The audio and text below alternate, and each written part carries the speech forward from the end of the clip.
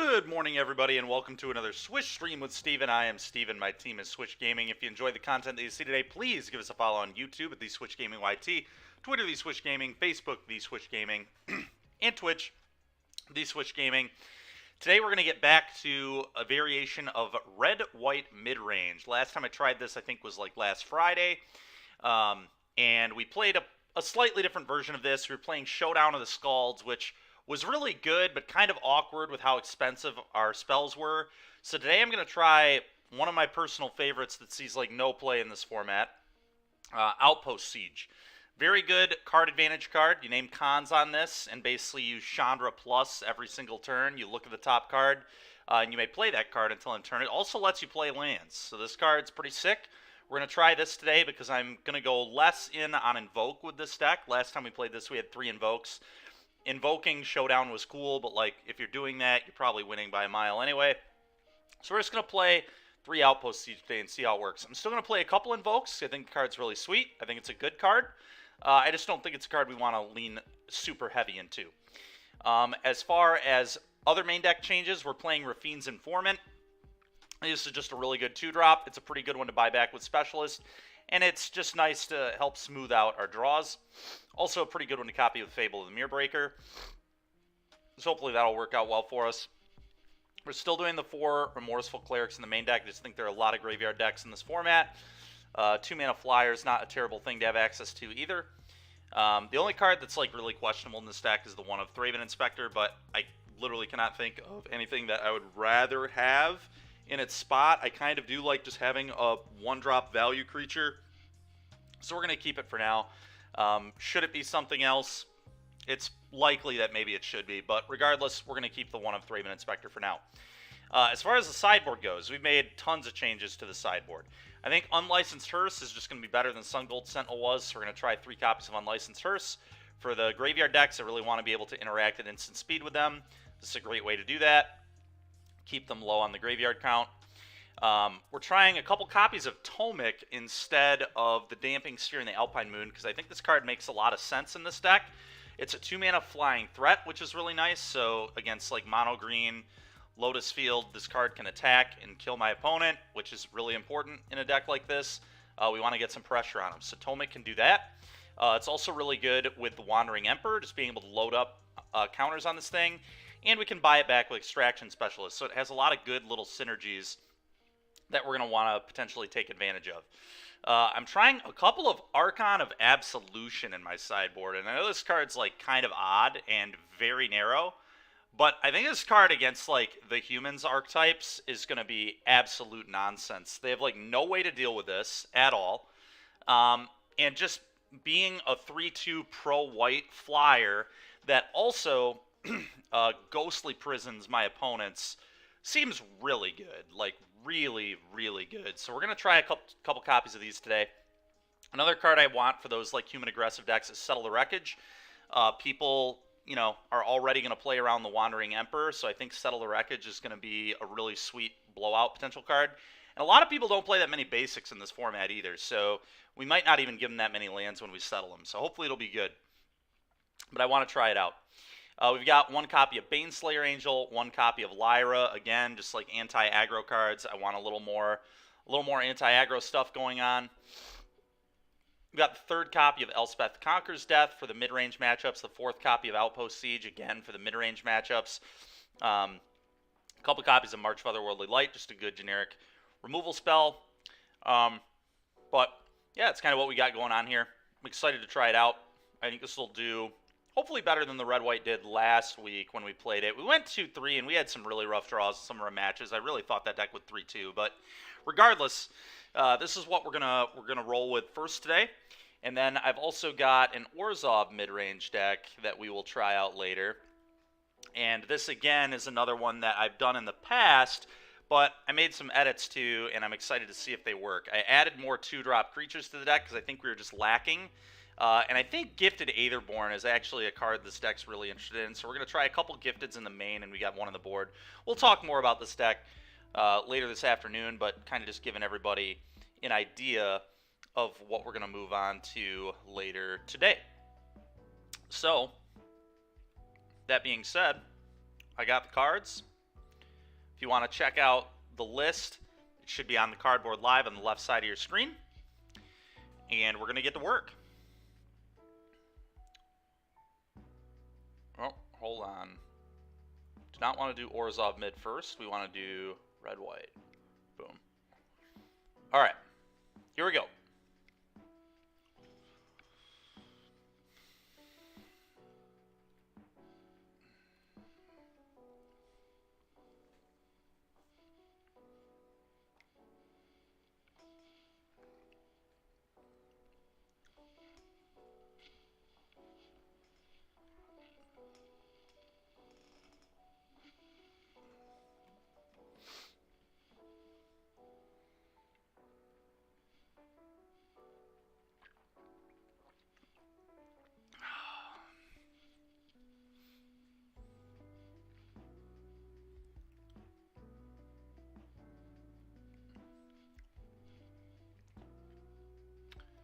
I am going to make Extraction Specialist good in a mid-range deck. If it's the last thing I do in this format, I'll tell you what.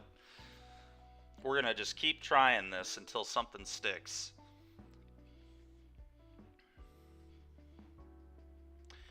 It's in a little bit of an awkward spot, honestly, because it's not particularly good against mono green, which is annoying. But it's good against pretty much everything else.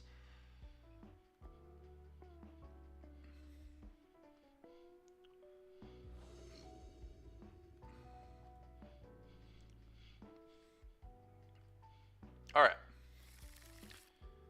Yeah, seems fine.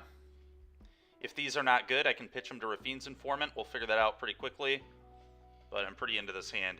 One thing I changed about this deck, too. Last time I played this deck, I had Inspiring Vantage in it. I don't think that card's necessary at all. And we also had man lands. I just don't want any of my lands entering tapped. So we're just, like, not playing any of those, which I know is, like, kind of odd, but... Alright, so they let on planes, so... This is interesting. I'm going to Rafine's Informant.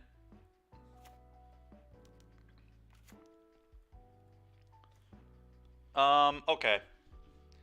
So, basic play... I mean, this just, like, feels like humans to me. I don't know. Maybe I'm wrong on that. But I really feel like we're getting humaned. Which almost makes me wonder if I should just pitch the other Informant.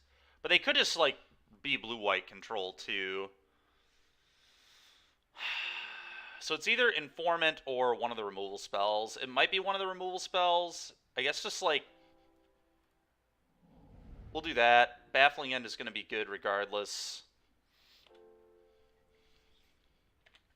If they're human... I guess, like, I don't necessarily need the Portable Hole. They are humans, though. Yeah. Okay. Huh. I'm going to Baffling End that and attack for 3.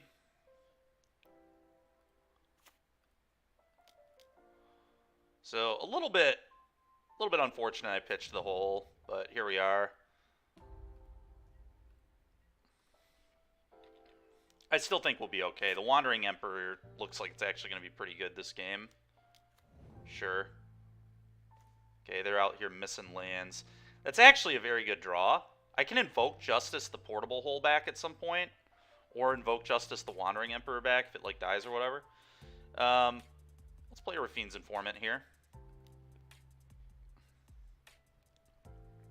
Can't flash this in on 4. Ooh, that's a card.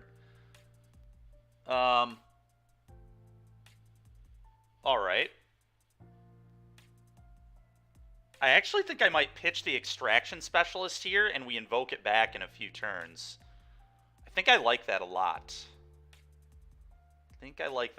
Let's try setting that up.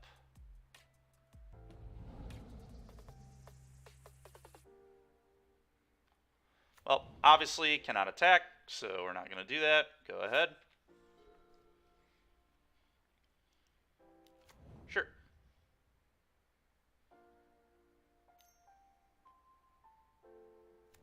Sure. All that's fine. Okay. I'm just going to pass the turn here, I think.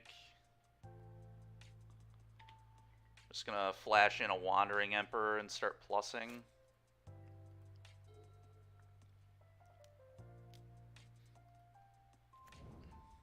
Oh, man. Will my opponent attack here? That'd be amazing. Okay.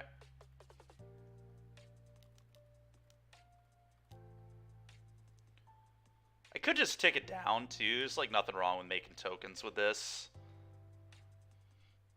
Yeah, I might actually just make tokens.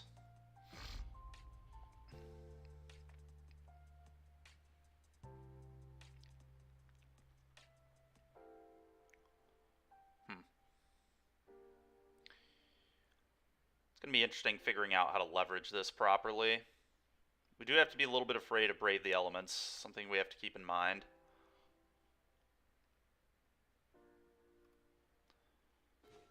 That's a really good draw. Okay. I guess this kind of insulates us from Brave the Elements, though, which is nice. So I'm probably just going to be channeling this at some point in the game. Question is, would I rather make another 2-2 or just plus? I guess plussing on the Vigilant creature is pretty good. Yeah, because it gives it first strike, right? So I can just, like, trade that with Thalia. Problem with that play is, like, if they have an extraction specialist, which is pretty likely considering they're missing lands, that'd be a little awkward. I could just, like, make a 2-2. I kind of like starting to attack my opponent, though. At some point, we've got to do that.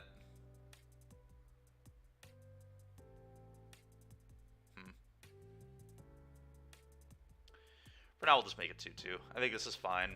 Next turn, I could make another 2-2 and then buy it back. A lot of options. I think we'll just play patiently. I feel like if we play patient, we're definitely going to beat the aggro deck, but we'll see. Could be misevaluating, but I don't think I am. Lieutenant number 2, sure.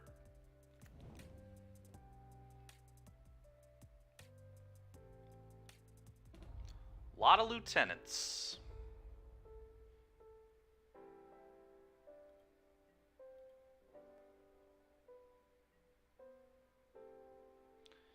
I think I'm just going to channel the Sokenzen right now. So let's do that.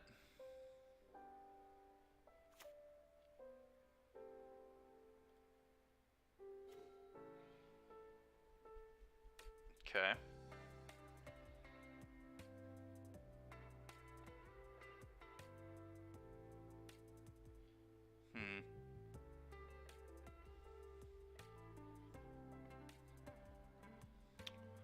Figure out the way to, like, get the most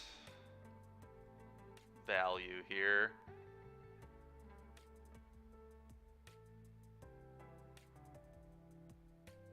I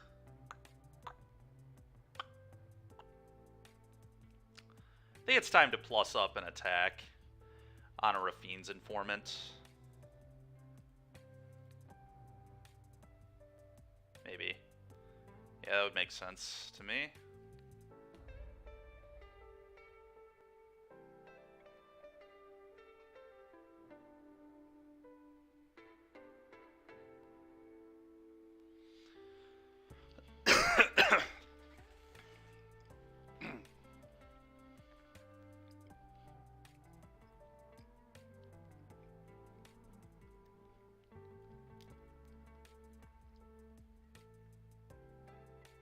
Okay.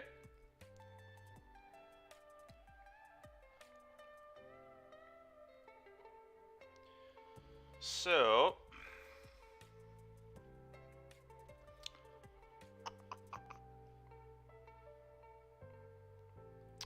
I'm just gonna play land and say go, honestly. I'm, like, very not afraid. I don't really want to invoke yet. He's not gonna block, so... Sure.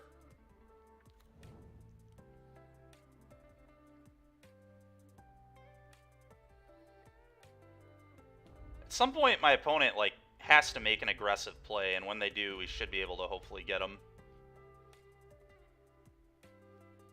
Flashing in another Wandering Emperor and eating a guy will just be huge.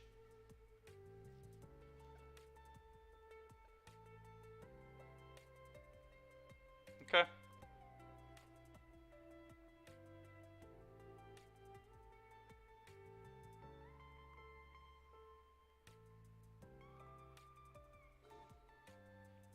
Ooh, that's a flyer, which is big. So we can start just killing him with a flyer, which I kind of like.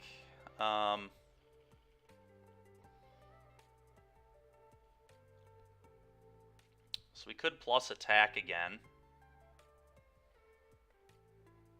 Or we could just minus and make it 2-2 and pass.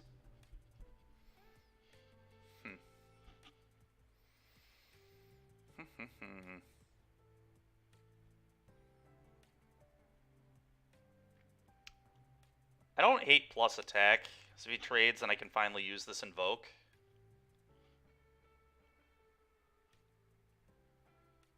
And get Specialist back. Which seems like pretty good. I'm a little worried about him, like... I mean, he would trade with the Thalia more than likely.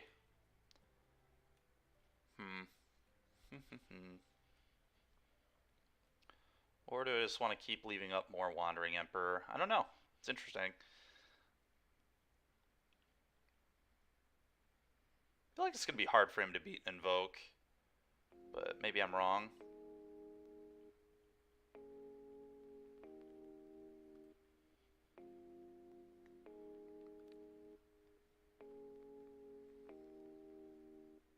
Put here, attack, see what he does.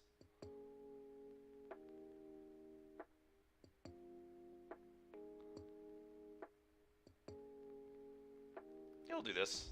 I like that. Crack for 5. See what opponent's up to here.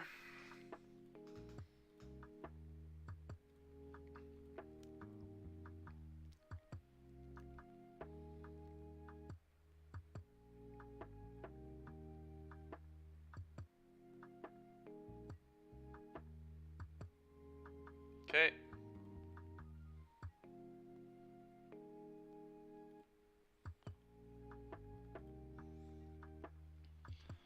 So what do I do now? I still don't think I'm in much danger of dying. Even if he, like, braves the elements and says white, I have 2 colorless things to block. So I almost wonder if I just put the Remorseful Cleric into play here. It's probably wrong. I probably just don't need to do that. But it's interesting to think about.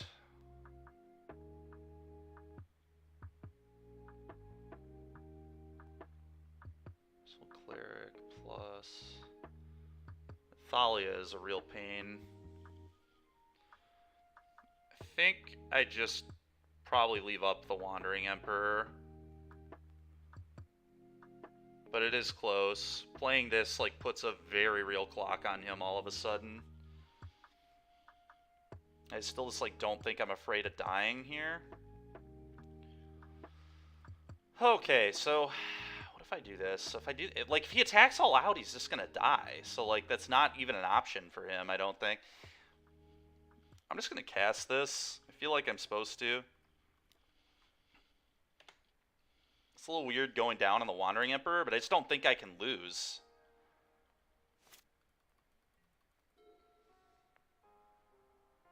From this position. We'll see.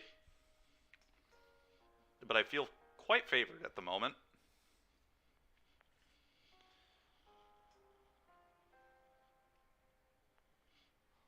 Opponent should absolutely not have let me just pop him for 9 damage the last 2 turns with this Informant. It's like so many...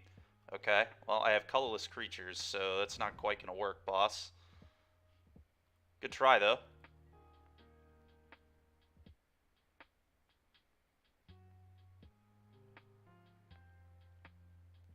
Just trying to do a double Brave the Elements, I guess.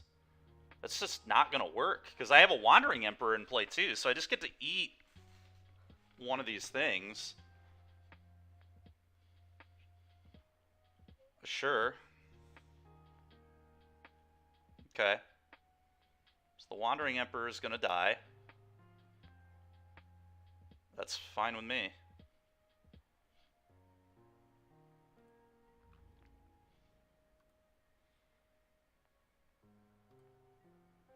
So the play now is going to be Invoke, get back Wandering Emperor, eat this, and put a bunch of counters here, I think. At least 2 counters go here. I might also put 2 counters here just to force... Very interesting.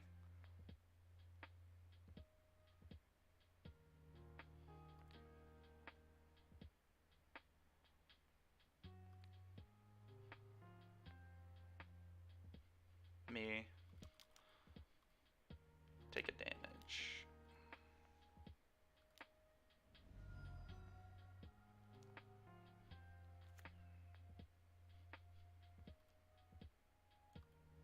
I'm gonna put at least 2 counters there. Do I want to put counters anywhere else? If I put 2 counters here, I force the bodyguard to die at least, which is kind of good. Oh, you know what? I just eat their giant killer, not their Thalia's lieutenant. That's the play here.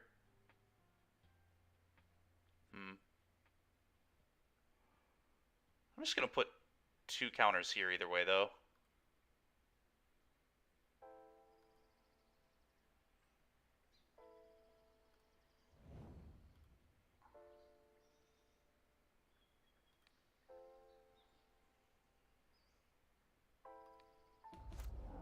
Alright, nice. Alrighty. Time to bring in our anti-mono white card here, an Archon of Absolution. Probably won't see that one coming. Baneslayer Angel, Lyra, both seem pretty reasonable here. Tomic is like kind of a good blocker, so I might bring it in on that basis. March is coming in. I am going to try Tomic. We got a lot of cards that can go. I think Invoke Justice is nonsense. Elspeth Conquers Death is nonsense.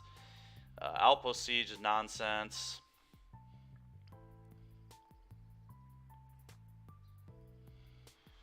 Alright, now what? 3 more cuts. Remorseful Cleric is pretty bad, and I kind of just upgraded it with Tomic, so let's cut a couple of these.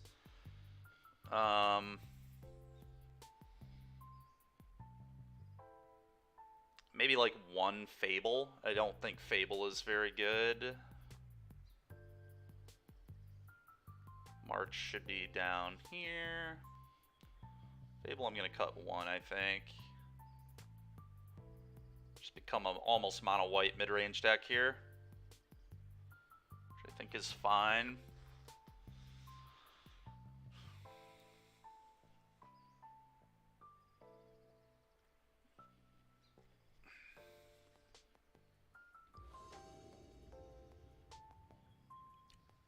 Is Trip, Portable Hole, Thraben Inspector good enough? It's actually a really interesting hand. It's going to be able to answer just infinity threats, which makes me kind of want to keep it. Even if we miss a land, we should be okay, unless we get Thalia'd. We get 2 looks for a 25 land deck. Fable will be very good with Thraben Inspector if we flip it. And I think against humans, it's pretty likely we would flip it. I might live a little dangerously here. I'm going to keep this.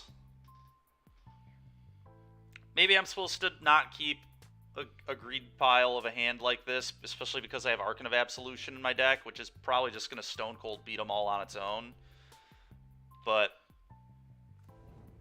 that's a not good draw. Portable Hole, you're idiot. But whatever. We'll see how good this is.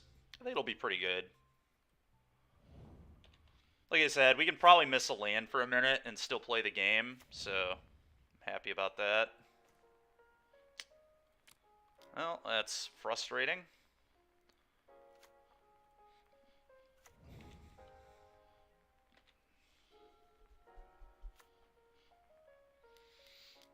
That's pretty bad, yep. I can't really beat that one. Alright, the center's tapped, but it's a play at least.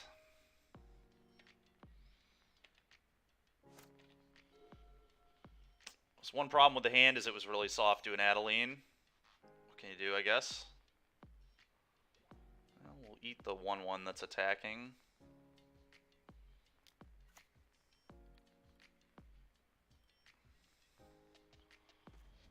Okay. It's really annoying that this doesn't tap either. I can just put a Tomic into play now. I could pop the Clue and try to hit a land. Hitting a land might be the best way to win this game, actually. If I play the Tomic, though, I have a blocker for the Mutavault, which means they can't really fire it up and attack with it very effectively. Yeah, I don't really have time to just pop the Clue, do I? It's probably not it. I think we just have to Tomic. Go.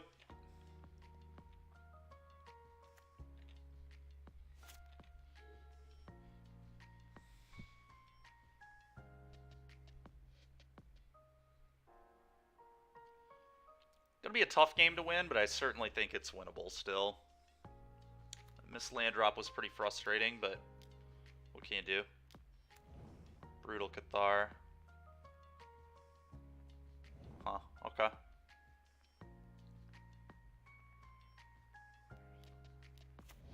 Okay. Yep, that makes sense. It's a good play from them. Yeah, eat this. Take 4.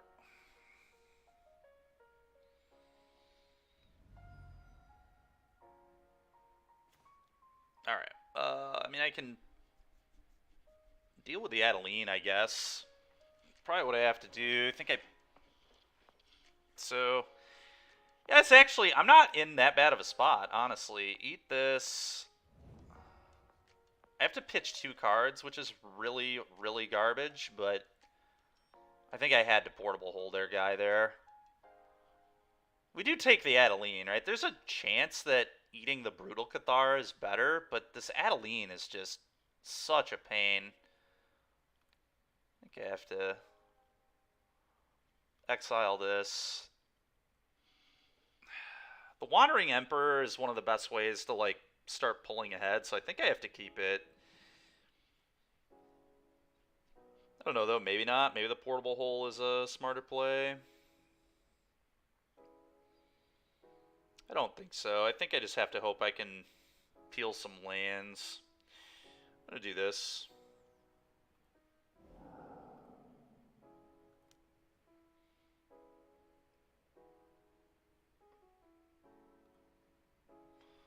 Go. Not in a good spot, but the game is winnable.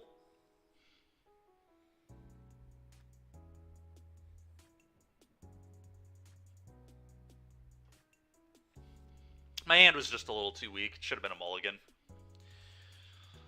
But wanted to try it out, see if it would work. Yeah, classic, of course. Of course, they have the second of 3 Adelines. But what are you going to do?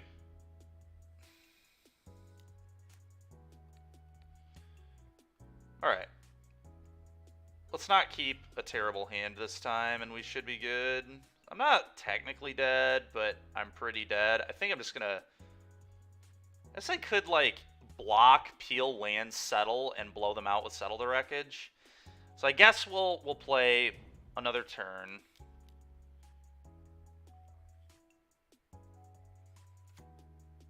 Because I have blockers. So I don't think I'm just stone dead.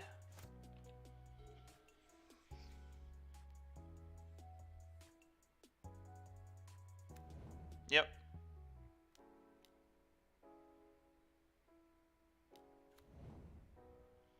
Cathar.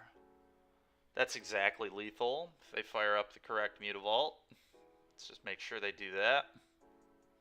It's funny because this card's like not even really very good against me, but I'm like surprised they're all in their deck, to be honest.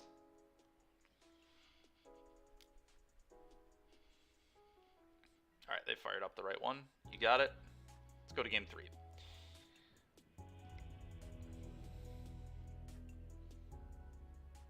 What they have in their deck, do we want to change anything? Is there a world where ECD is actually, like, okay against this deck?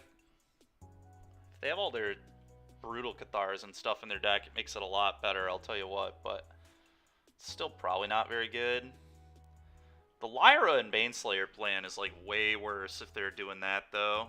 If they're, like, Brutal Catharing me. I still think these cards are just like so good. I want them in the deck, but it's a little bit annoying. Yeah, let's just run it back, I think. Let's just not keep a bad hand. We hopefully will be fine. Deck, come on. Give me more than one land in the opener. I shouldn't even have to make this decision. Just give me a reasonable hand. Alright, there we go. Sand plays magic.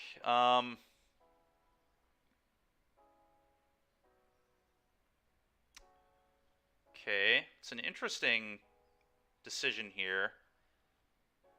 I think I want to get rid of the Wandering Emperor. It's the 4-drop. Let's get rid of the 4-drop here. Play this tapped. Go.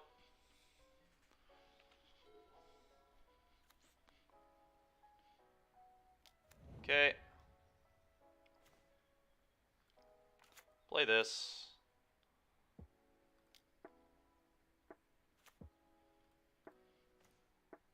Okay. Which card am I going to pitch? I kind of like the Baffling Ends, to be honest, but they're a little bit awkward into the Hopeful. So maybe I pitch one.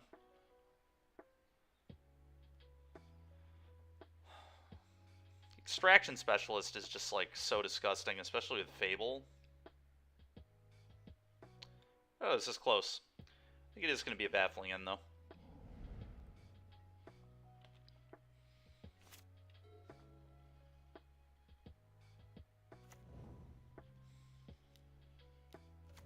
Okay, that's really annoying. Very good card against what I'm trying to do.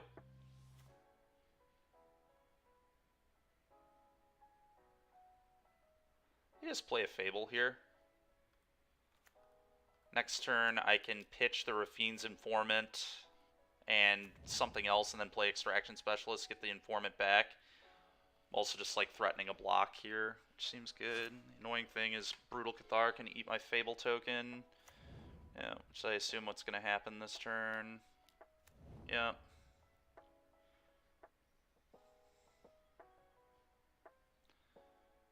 Okay. How about one of those Archon of Absolutions? Let's get one of those.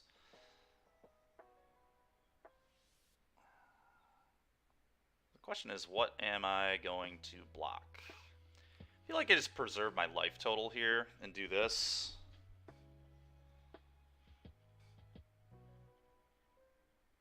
Yeah. Probably. Hopeful Initiate's a much better one for them to buy back with Extraction Specialist, so I think I do this. Alright, that's getting pitched. Just pitching these two here. I believe. I'm definitely pitching this. I think I'm pitching both. Okay. Let's play Extraction Specialist. Buyback Rafine's Informant. Trigger. Ooh, another Specialist, huh? Alright, well, I'm just going to get rid of the Pathway and play a tap land then. Pretty straightforward, I think. Go.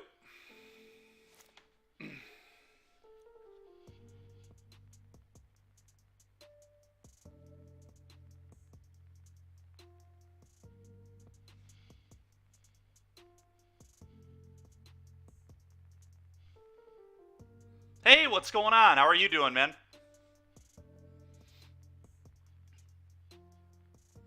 We're back to some red-white today.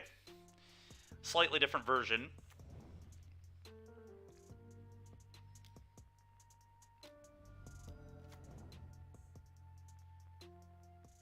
Persian eat my Fable. Okay. That's fine.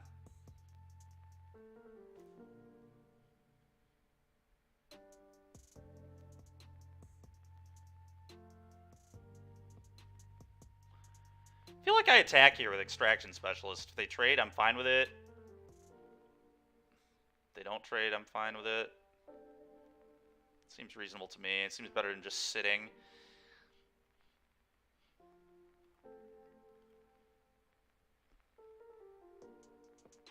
They would also just get annihilated by certain cards here. They're probably just not going to block. Yeah. Okay. I'll play another one. It's our first match, and we're in game 3, so we'll see how it ends up. That was actually a very good draw. I'm just going to throw that in a hole.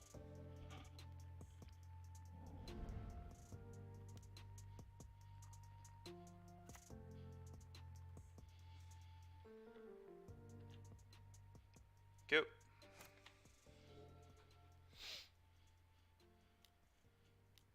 Sure.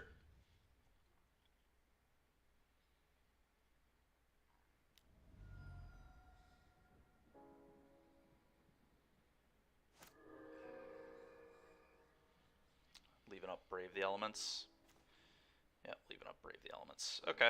I'm just going to hold this. I don't want to pitch this. I'm also going to hold this. I don't want to play into Brave the Elements here at all. So... yeah, just pass. We need to just draw the Archon of Absolution. And we draw that card. I put it in my sideboard like specifically for this deck. For the mono-white deck. We play against it. I've got 2 of them. Letting that flip may have been loose, but... whatever.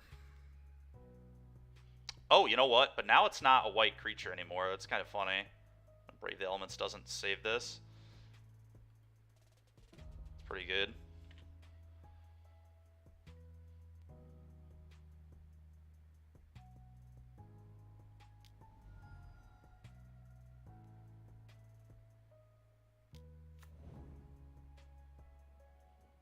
Yep.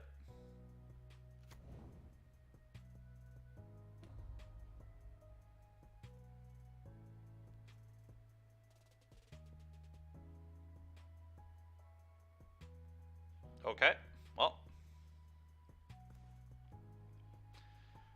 Now I just march their guy, get my specialist back, get the remorseful back, I guess. Would make sense. The problem is that stupid Dahlia, man. That Thalia's tax here is frustrating. Maybe I actually just... I can't... I don't know that I can Baffling End, because... Baffling End... Maybe it is Baffling End. It's... Then I don't have to... Because I would have to pitch a card, which seems heinous. So I guess I just Baffling End this. Get the Remorseful Cleric back, and save this for later.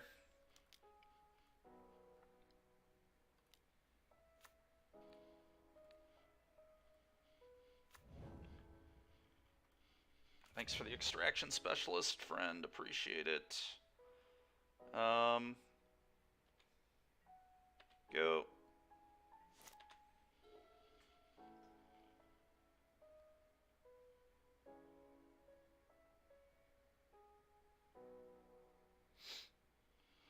What an interesting game.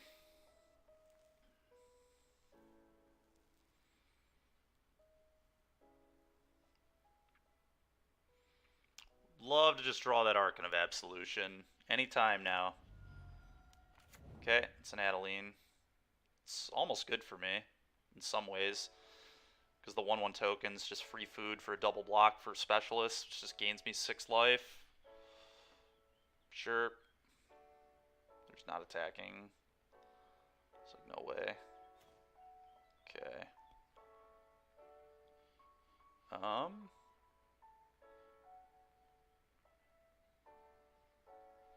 feel like I have to deal with the Hopeful Initiate.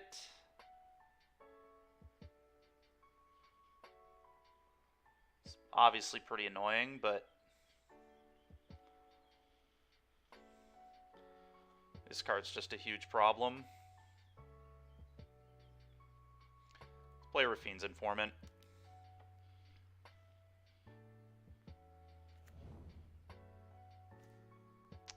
Okay, I'm definitely pitching the land. We'll draw another one of those eventually.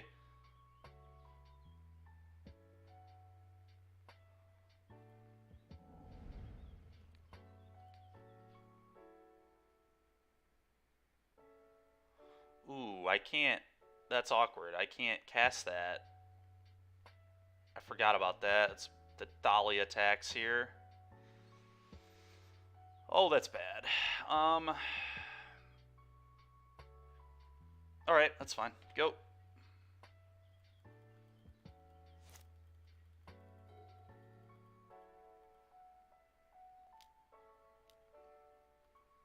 Yeah.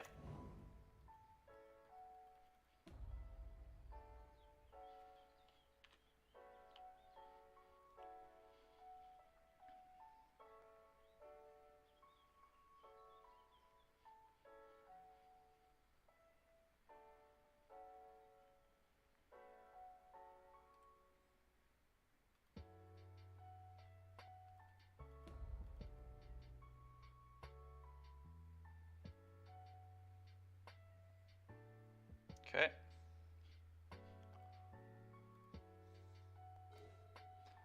Well, I think it is slam a Baneslayer Angel.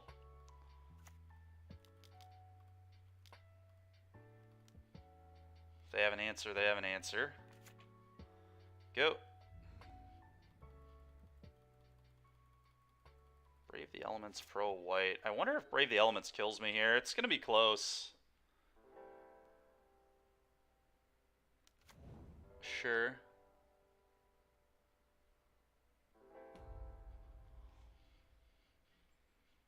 We're about to find out, aren't we?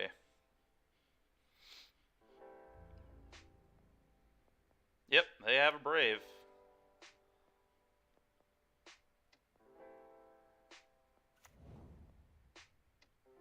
Question is that lethal? 4, 5. Yeah, it might be.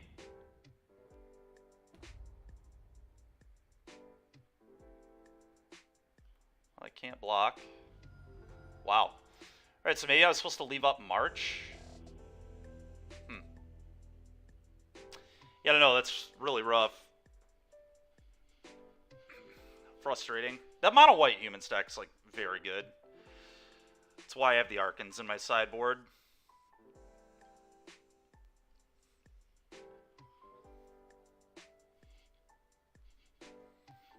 The Baneslayer and the Lyra are like good against red, but maybe they're just not good enough against other stuff. Maybe those sideboard slots should just be more Settle the Wreckage.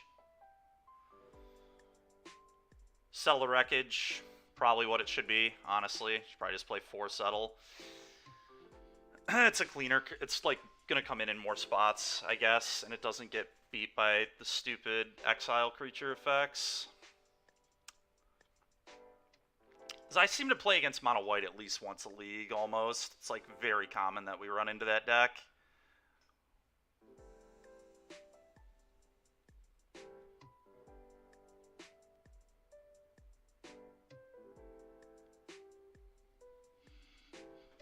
And I assume it probably has a pretty good green matchup, so it makes sense that we run into it a lot. Would imagine it's quite good against green. It might even be better than Bant. Who knows? The sand can never beat a Thoughtseize, so I think we have to mulligan this. Alright, this one plays. Let's just get rid of a land. It's going to be a Sacred Foundry.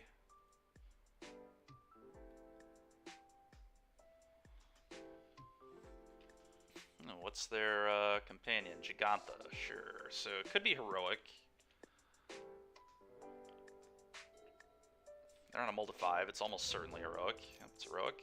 Alright, we're just going to eat that immediately. And play this on white. That was a really good draw. Portable hole. In the hole. Go.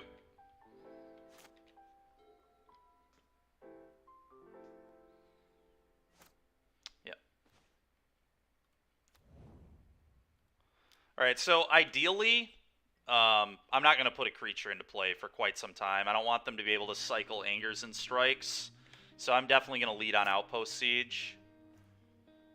Yeah, this is not getting cast. I would like another card, but giving them cycles on Defiant Strike does not seem like the play to me, so let's just be patient. Iganjo's nice because it's colorless. It's good answer stuff. Okay, Outpost Siege cons, go.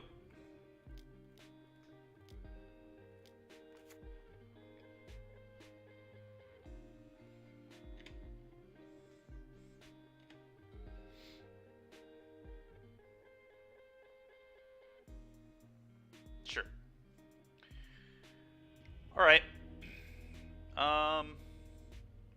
Settle the Wreckage is probably fine. March of Otherworldly Light is good. Lyra and Baneslayer are pretty reasonable here, I think. ECD is garbage. Outpost Siege is not really what I'm looking for, I don't think. No, let's get rid of those. Probably one Invoke. I'll leave an Invoke in my deck because it could end up being good, but it's honestly pretty bad. I wonder if I should just have an Outpost Siege in over Invoke. That might be better, honestly.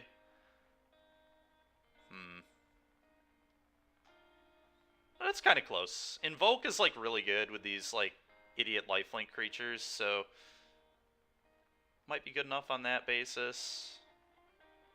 Remorseful Cleric is almost certainly worse than Tomic, so I'm going to bring a couple Tomics in. Archon of Absolution's interesting, but it dies to Reckless Rage, so probably not what I want to be doing. Although it's interesting, all they saw from me was just lands and an Outpost Siege, so they might not leave Reckless Rage in their deck. And Archon of Absolution is still, like, pretty okay if they don't have a Rage. You know what? Let's just try this. I'm fine with seeing if it works. Because I've got some real stinkers in here that we can cut super easily. Remorseful Cleric is awful in this matchup, so let's just get that out of the deck.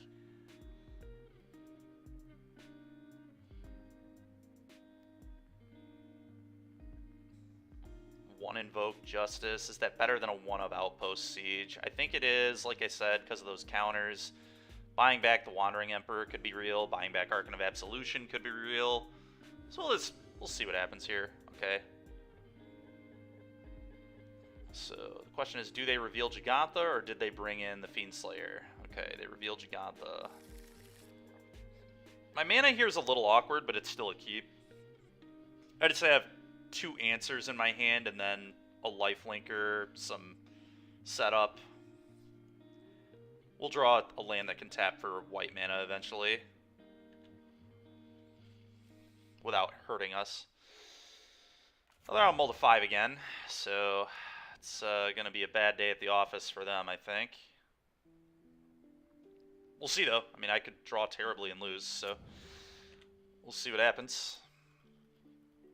Reformant, probably going to pitch other Informant. Oh, they're just tapping out. Okay, cool. Baffling it. Surprised they didn't, like, wait to draw another land, but who knows what their 3 cards look like. They're on a mull to 5 again, which is obviously pretty unlucky, but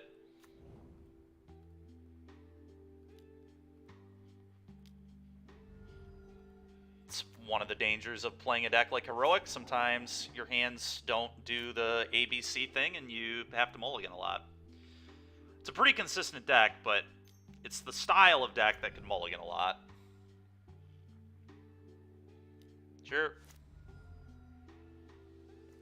Well, I am drawing terribly, so if there were ever a chance that they could win, it would be a game where I can't draw lands, which is just very fitting. It's a common theme of this channel, is me needing to draw lands and can't do it.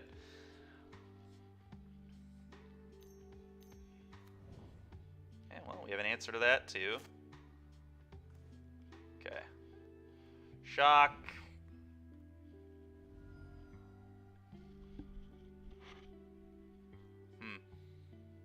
So,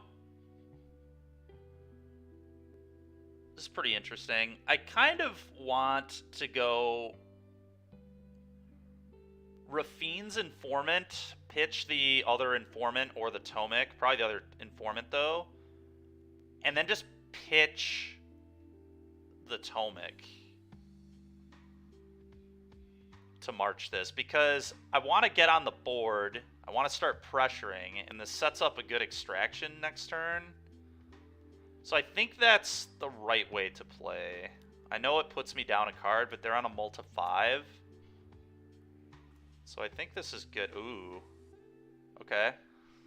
Like I said, we're pitching this.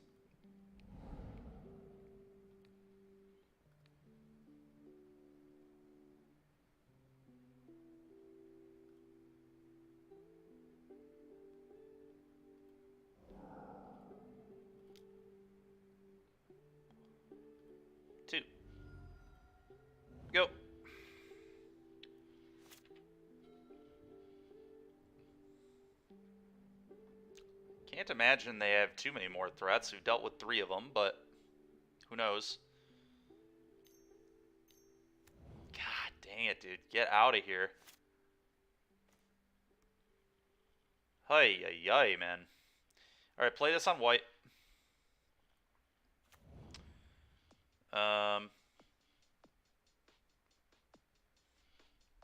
Probably want to leave this back to block, I guess. Play an extraction specialist, see if we can hit another portable hole with this informant. That'd be ideal. Okay, another Wandering Emperor. It's honestly likely better than the Lyra. The Lyra is not guaranteed castable anyway. I'm gonna pitch this. Combat. No attacks, I guess. I want to just sit back here. Hopefully they don't have a God's Willing for the Wandering Emperor, or the Vigilance spell would be a pretty big beating here too. I will block. Do what you will.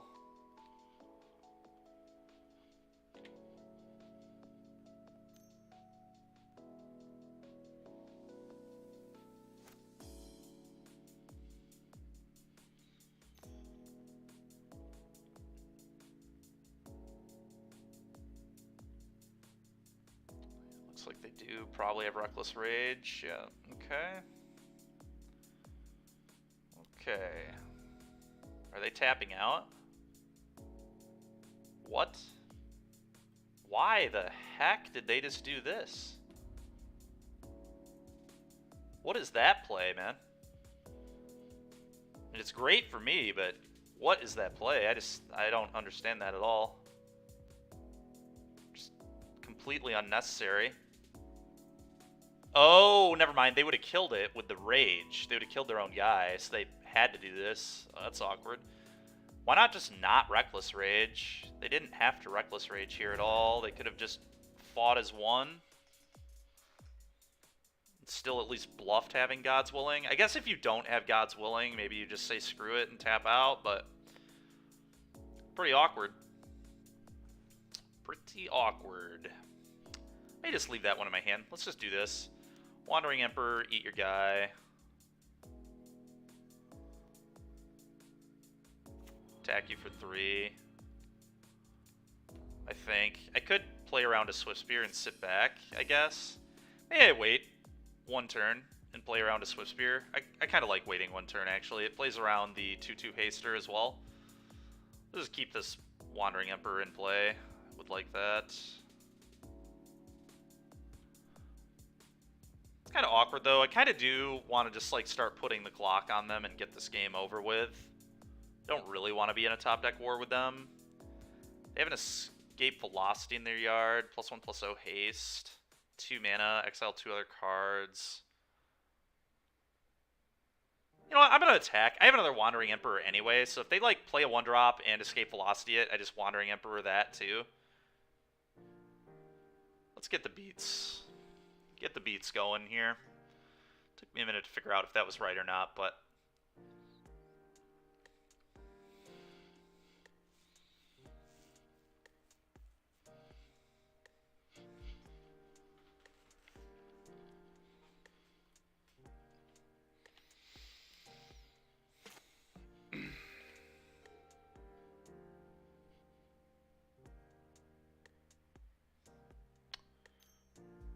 sure. A little bit annoying. Okay. Okay, sure. Now they kill my Emperor. This is like still a game. Pretty nuts. They've had quite the Moldify here. They've drawn 6 threats this game. Something along those lines. Alright, we'll play that one. I just don't attack, I guess. Let's just not attack.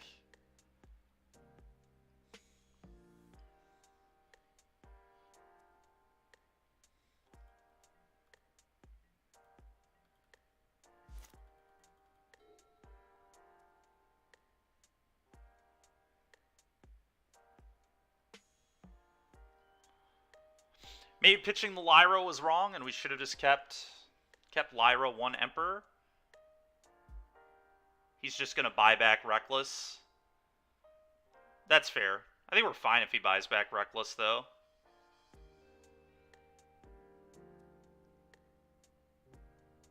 Yeah, you might be right.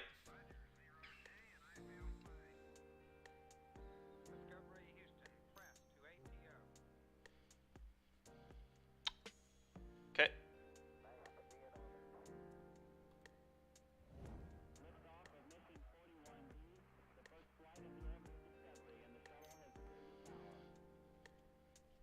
Yep. I mean, he might just flash back Anger with the way he's drawing here, right? If I'm in his position, I think I just flash back the Anger and try to win the game. Because it's actual lethal here, I think. And like, if I don't have anything, I would lose. And the only instant speed removal I have is the Wandering Emperor. We'll see what he does. I guess Anger still might not be lethal, so let's see what he does. He's targeting Reckless Rage. So you're right on that. Sure.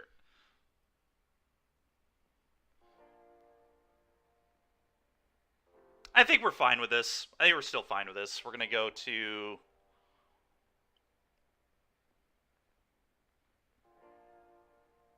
So I think I want to eat the Arcanist. I don't want him flashing back more spells at all.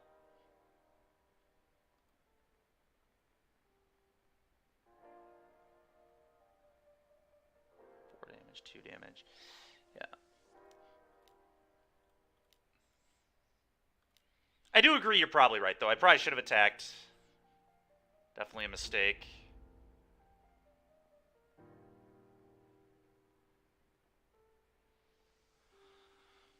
But I think I have to hit the Arcanist here.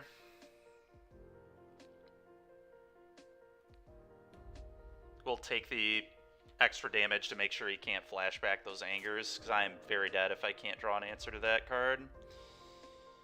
Alright. Take 9. At least they're Hellbent. We need a pretty big time draw here. We've got a lot of good ones. We've also got a lot of medium ones. Okay, that's a pretty good one. I think I just need to make a 2-2. Fairly certain I just need to make a 2-2 with this. Yeah, I agree we wait for Den. 100% agree we wait for Den. Unless they, like, go for a draw spell or something on their 1-drop, then we'll deal with the Swift Spear, but... If they attack, we just block, and then whatever they do, we just blow it out with March. Yeah, I'll block. I'll call.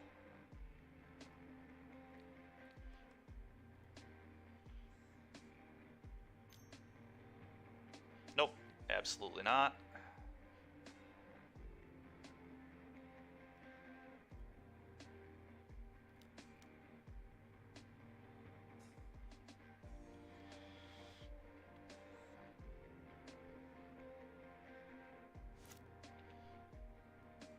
Sheesh, yeah, I agree. Thing is, though, we're not in great shape still. They still just are going to get Gigantha in their hand. Just classic Gigantha making up for one of those mulligan cards. We've seen this movie before. I've beaten a lot of people with Gigantha in Modern. Alright, that's a pretty sick draw, though. That is a pretty sick draw. That will deal with a lot of nonsense. Just going to hold the land in case we draw a Fable or an Informant. Or a Specialist to buy back Informant. Okay.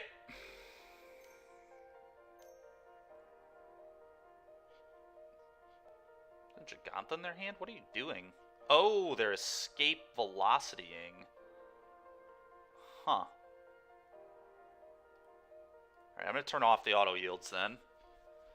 I wonder if they're going to pitch their Gigantha. That'd be so good for me.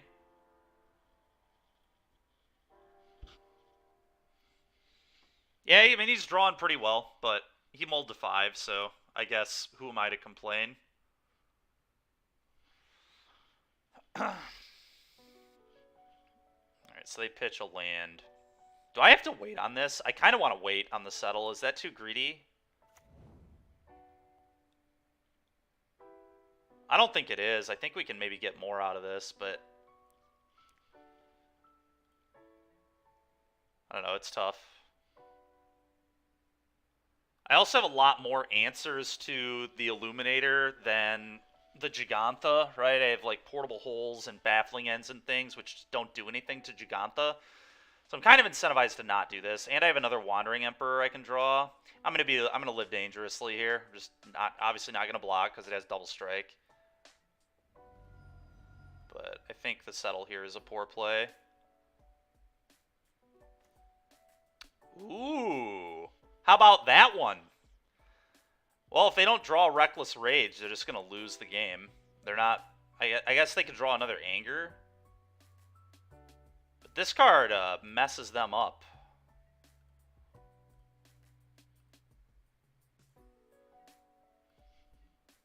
This deck list.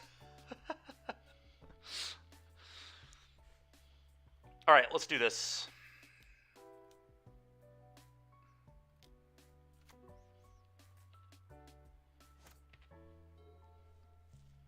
Alright, if you could not kill me off the top, that would be great.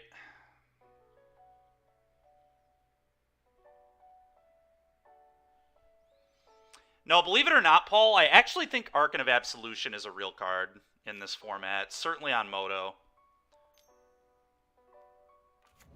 Okay. Well, they have to tap out to attack. Yep. And now we have Settle the Wreckage, so I think they're pretty screwed. Definitely attack with the Archon here. I think I attack with the Archon.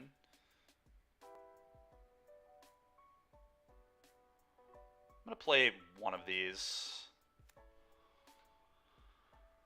Archon is a real card. Bro, with all the mono white and Bant humans running around, I legit think it's a real card. I'm not kidding.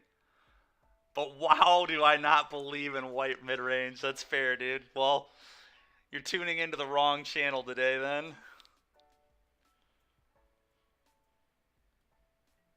think we can afford to attack.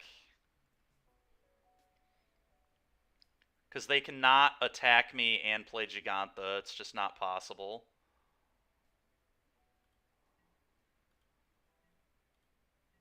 And this puts them on a clock.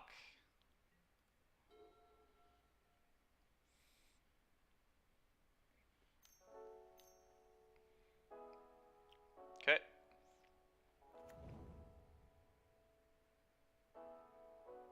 It's a little bit annoying. That blocks the 2/2.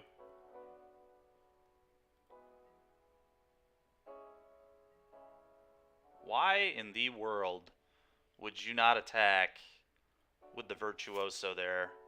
It doesn't make any sense. Alright, well, thank God they didn't attack.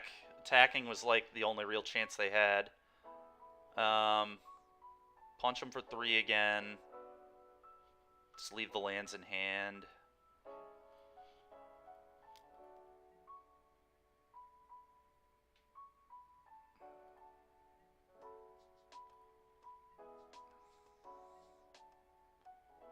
So, what's annoying here, I guess with the Arcanist trigger on the stack, I can settle them.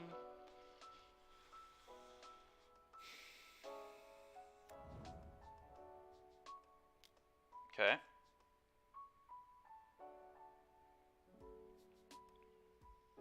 They're either going to target Anger or they're going to target Reckless Rage. I assume they target Anger and then just lose to Settle. Yeah, we have the 4th Siege in the board, Paul, but obviously you can see that, but I don't know. I think last time I built this deck, last Friday, I had too much card advantage. You have to figure Extraction Specialist is kind of card advantage too, right? Alright, they're paying their 2 mana.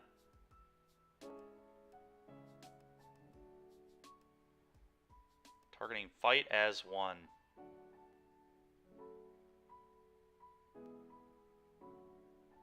Settle the Wreckage. You.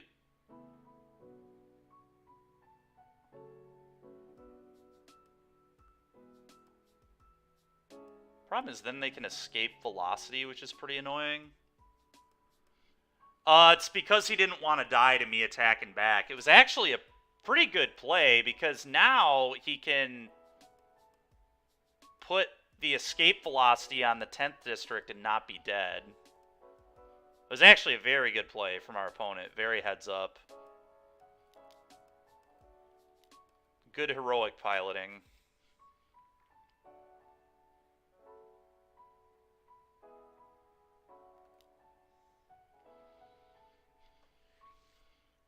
Played around, settle like a monster.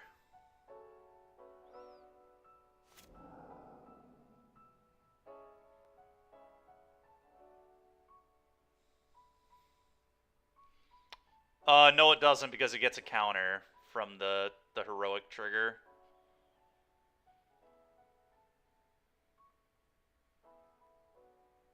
Oh, and he got interesting. I guess I should have waited for him to. Should I have waited for him to target? Then he gets a connive. I generally don't know if a connive or a scry is worse for me there. Probably. Yeah, who knows? They kind of just I don't know. Maybe they had the read that we had settle. It's kind of weird because like nobody plays settle at all, but whatever, I guess.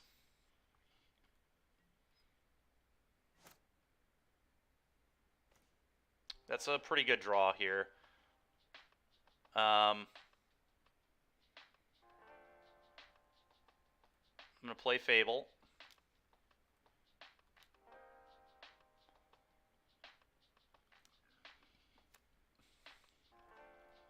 And I believe I just attack for 3.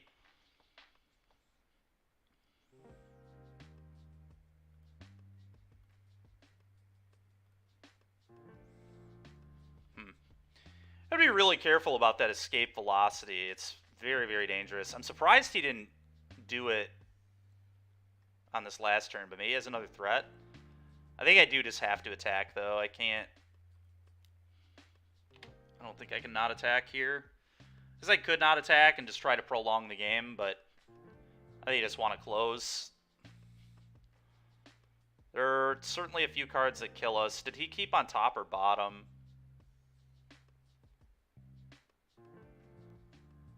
Bottom? Okay. So I like the attack even more if he bottomed. If he would have topped, I probably should have thought about it more. Should have gone and looked and see if he kept on top, but... Oh...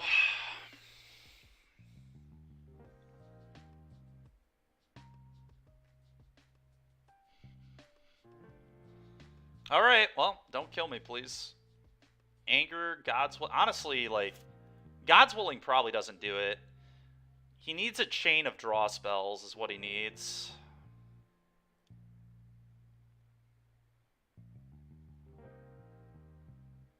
I have no idea. Like, I get not doing the velocity last turn, but I think you just had to for the extra scry. I don't really... And the mana efficiency, because you're already taxed 1 mana to attack me at all.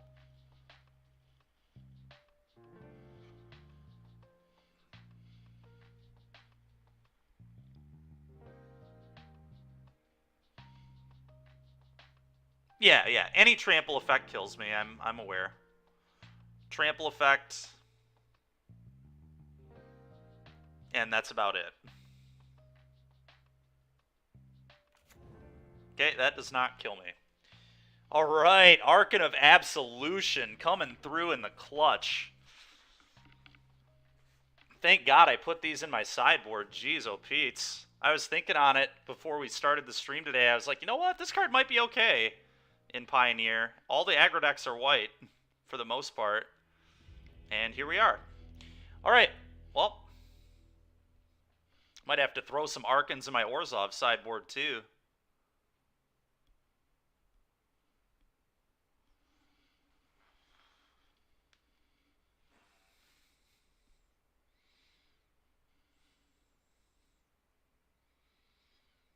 Yeah, it's definitely a house when, like, one of the best aggro decks in the format is just a mono-white human deck, that's for sure.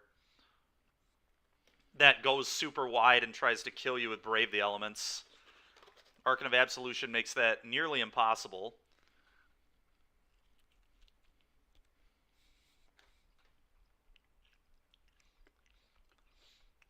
Thanks a lot, Golem. Appreciate it.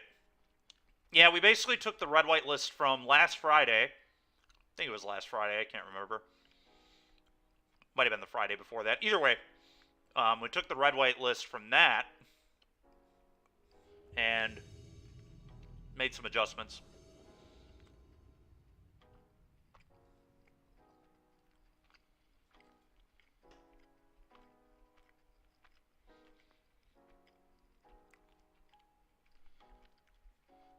Oh my god. Oh, we're playing against Golem, chat. Let's go.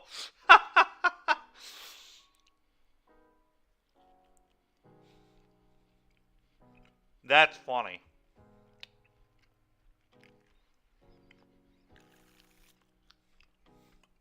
That is really funny. All right, well, I would not keep this in the dark. I also know what, well, I probably know what Golem's playing. Oh god, did I just hit keep? Oh god dang it. I hit keep, didn't I? Uh-oh. I was going to say, I'm pretty sure I did say I shouldn't keep this, and here we are.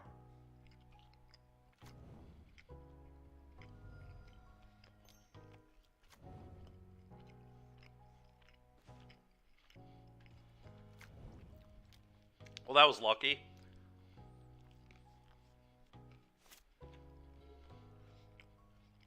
Just give me more of these. More of these and more lands.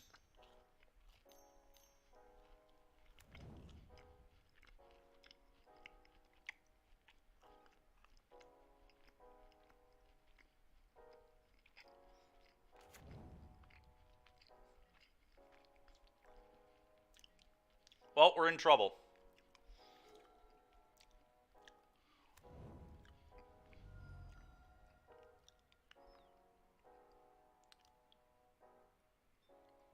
Sure, I could buy that, Paul. What about Karn?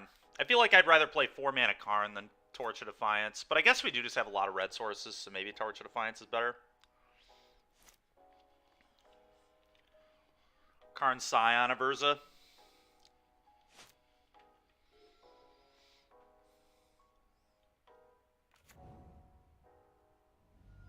We do.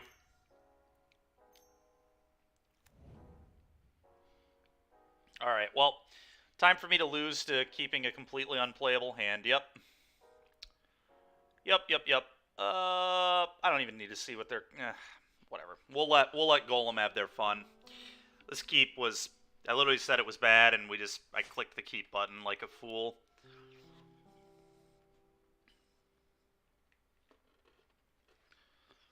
Too much focusing on chat, not enough focusing on clicking buttons.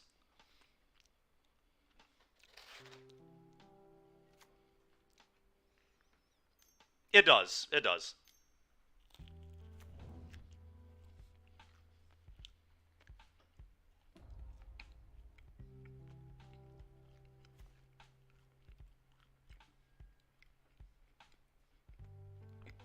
All right.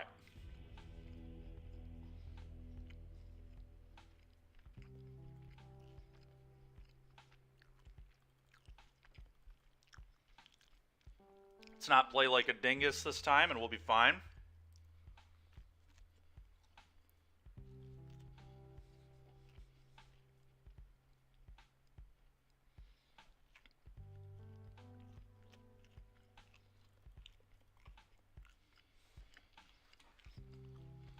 Wonder if I like the Angels here. They're kind of medium, but...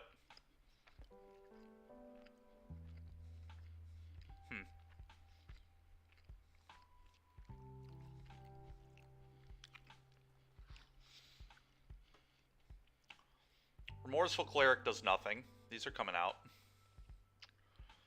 I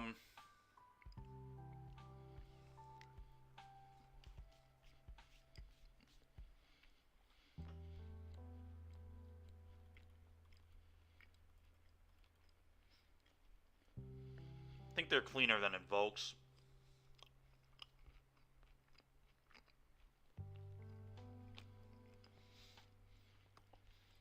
That's fair, Paul. I thought 25 with Informant would be reasonable, but maybe it's not.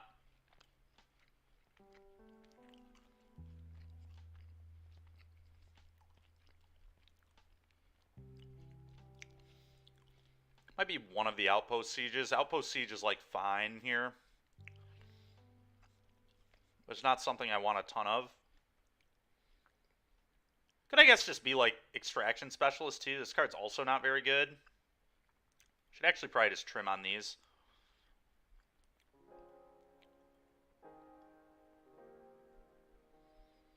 Maybe I actually want all the Outpost Siege, thinking about it more. I kind of just want to function as a control deck in this matchup, so I think that lets me do that.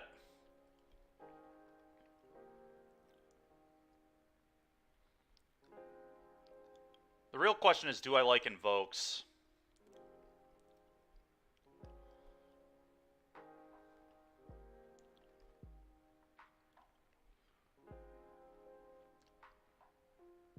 Don't know.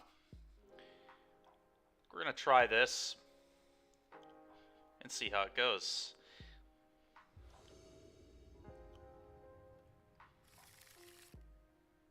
We'll keep this. Not amazing, but we're going to keep it.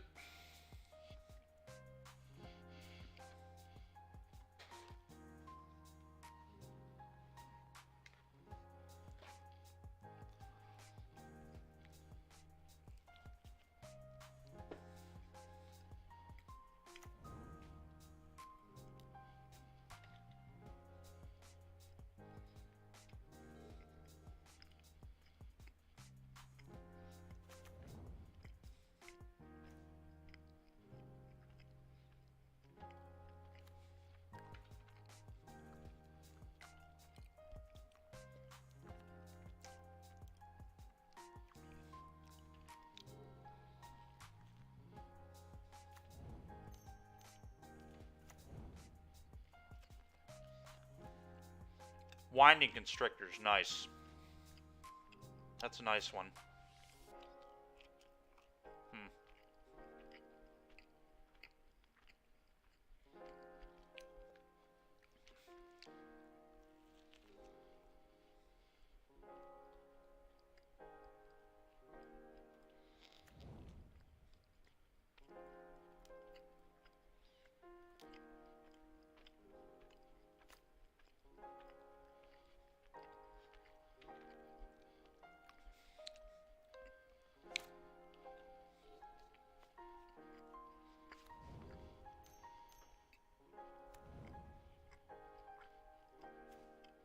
Okay.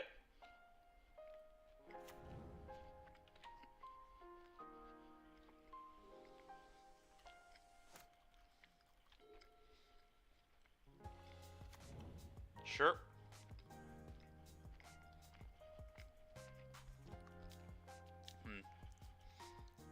I think it is Wandering Emperor and make a 2/2.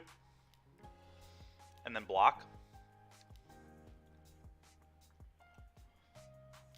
Yeah, no creatures in the graveyard. Pretty sure that's the play.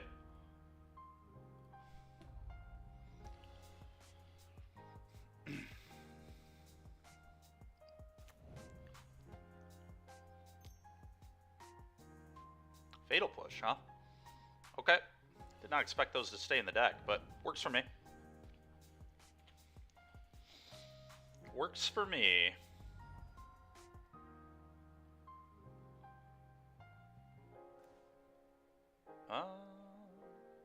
Definitely playing Lyra here.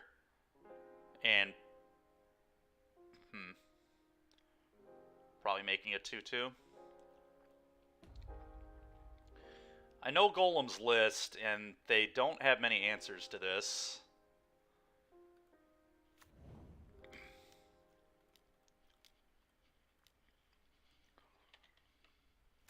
Go.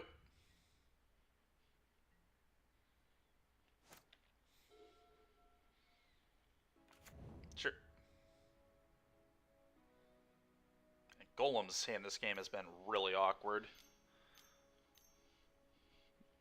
God dang it. You have the... Oh, okay. Trying up Lukranos. I get behind that.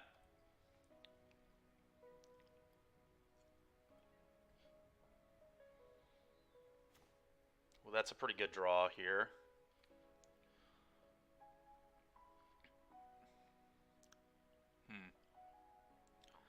So if I put the counter... I think I put the counter on the 2-2. Pelucranos is going to fight here. Fight the Lyra, kill the Lyra. So I probably just want to put the counter here, then play Outpost Siege Thraben Inspector.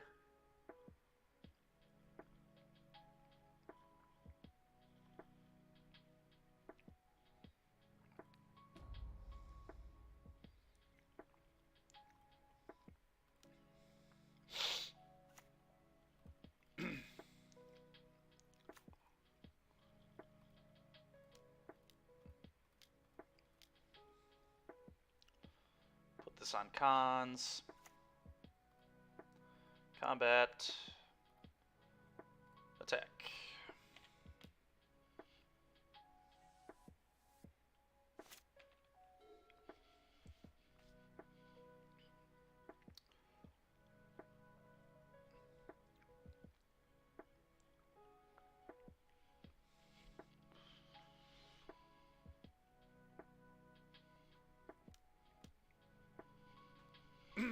Yeah, that makes sense, Paul. Maybe we could, like, play Maze Mind's Tome as more card advantage, I guess. Yep.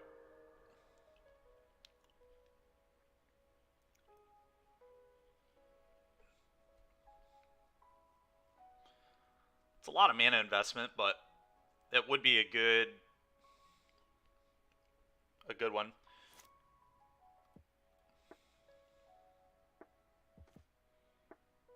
Okay.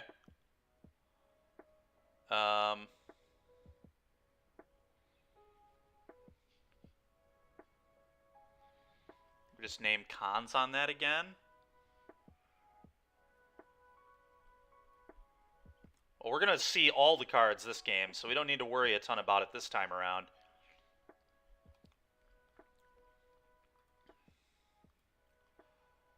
I think we just keep loading up on the Samurai. Putting a counter on Thraben would make some amount of sense, but I just don't think we need to do that.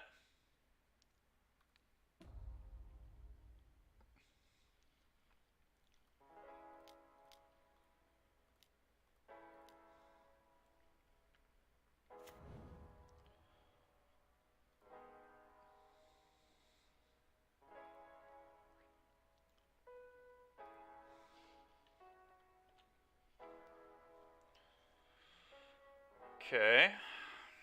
Sure.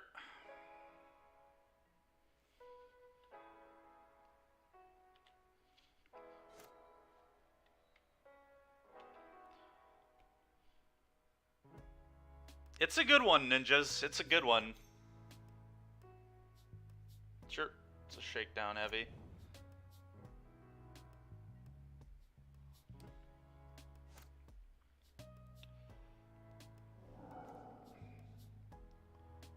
Okay. That was all very good.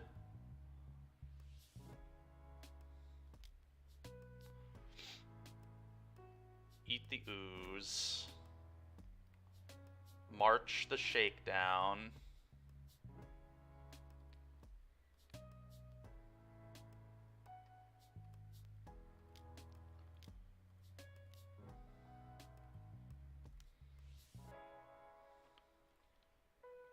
Don't want any fight rigging shenanigans or Great Hen shenanigans to occur. Want a minus here or plus on Thraben? Probably plus on Thraben because then they can't kill my Wandering Emperor with the Hive. I don't think that matters too much, but I think it does matter, so.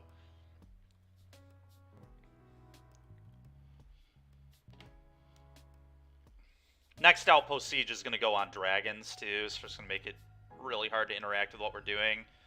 We're drawing more than enough cards per turn now.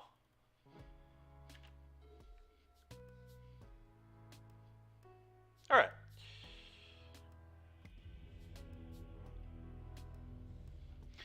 Alright, so because Golem has shown me the Scavenging Oozes, kind of don't want the extraction specialist anymore either, but at the same time, like, what am I replacing it with? It would be like Invoke Justice, and that doesn't do very much.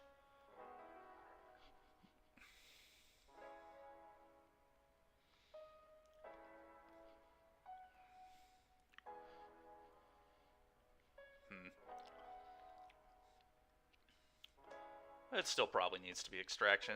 A couple extractions, I guess that's fine. We have plenty of answers to ooze.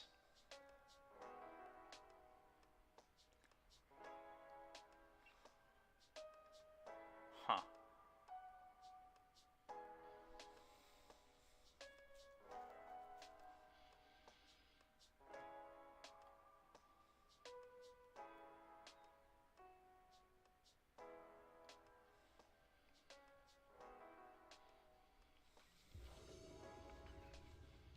I will keep.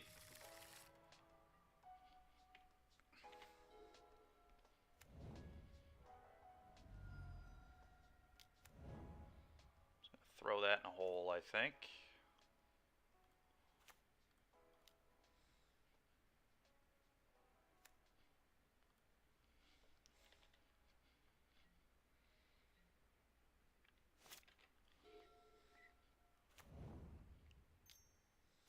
Sure.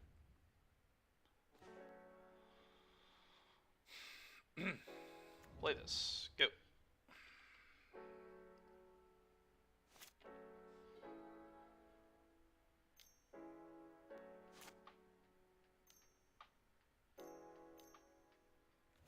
Fight rigging. Okay.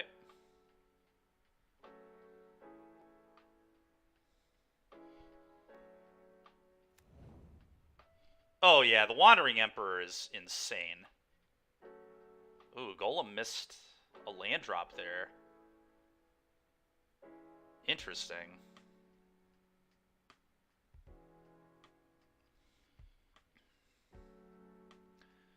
We're definitely playing this.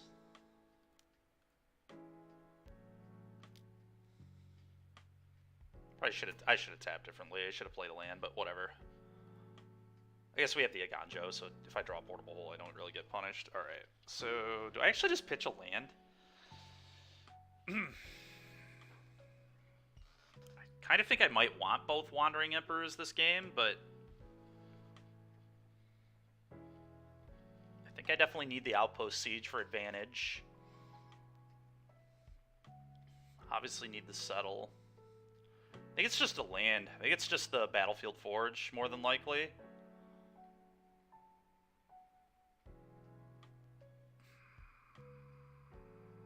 It's what I'm going to go with. Don't really need 2 red mana, so let's just do this. Go.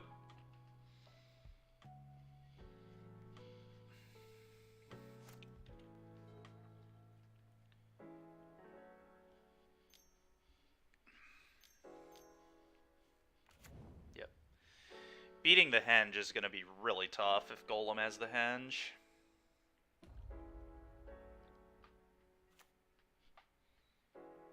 Whoa. Alright, that's annoying as hell. Alright, I just have to Outpost Siege.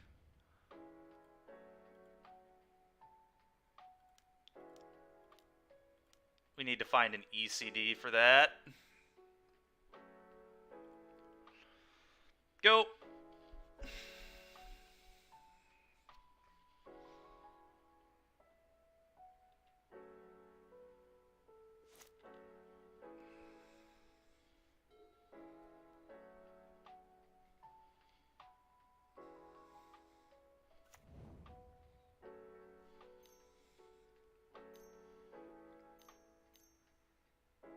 So, yeah, I was about to say, paid too much mana.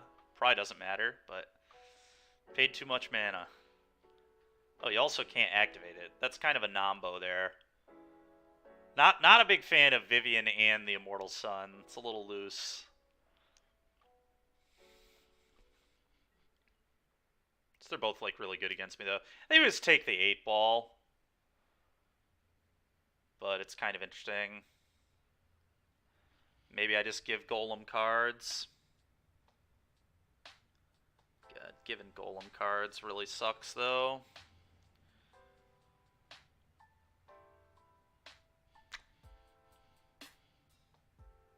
I think I'm just going to take the 8-ball. Oh.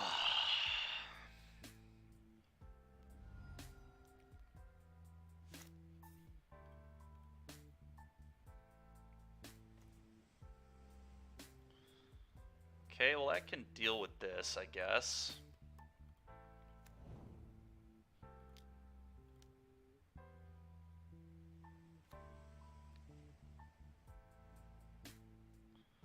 Probably deals with this at least. I think so. I would imagine. And then Fable and attack the Vivian here. Want that to be dead next turn.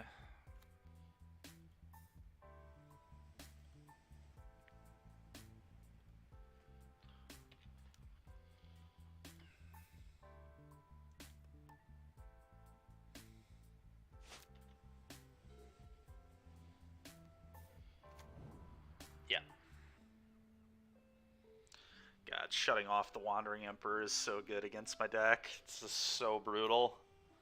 It's like the best removal spell I have by a mile. We just need to find an Elspeth Conquers Death. We have 3 of them. It's very important that we can find that. Sure. Or Elf. Yeah.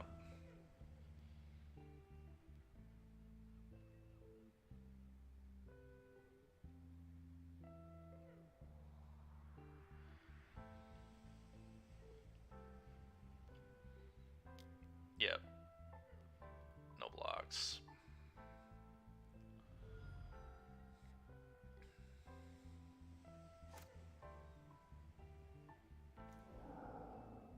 A March. So I can technically deal with the Immortal Sun.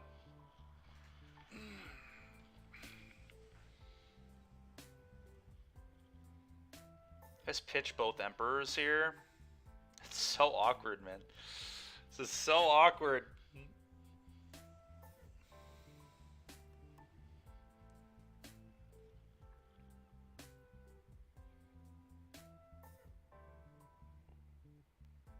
Raffine's Informant. This is a very scary situation.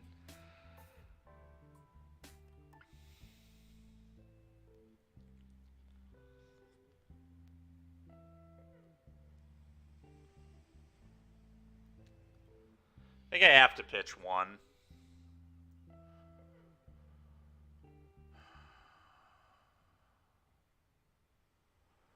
At least one. So how am I winning this game? Marching the frickin' Immortal Sun is just not... It's just not very good, for being honest with ourselves.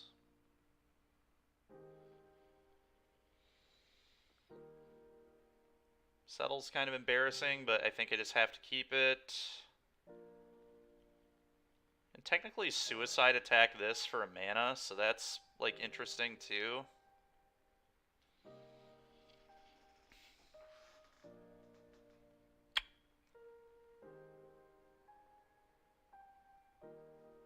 God dang it, man. This turn is ridiculous.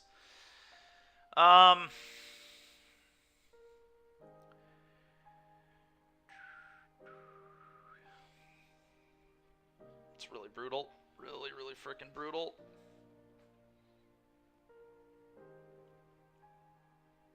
I think it's just got to be one. I don't know. I don't think I can pitch the other one. God dang it, man. I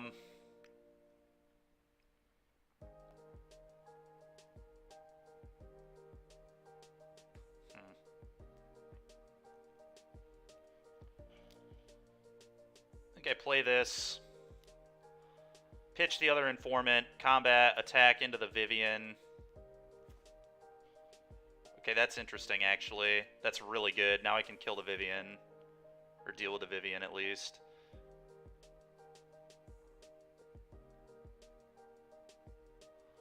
Let's actually change how I play this. This is very... very tough. Really, really tough. Lead the one informant back in theory and attack both there. I think it's still this, and then I can portable hole the snake.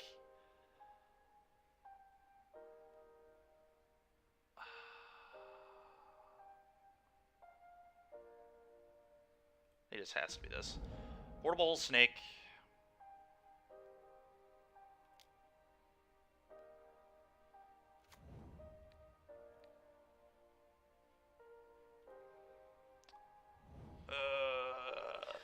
Question is, do I send just Goblin Shaman at the Vivian?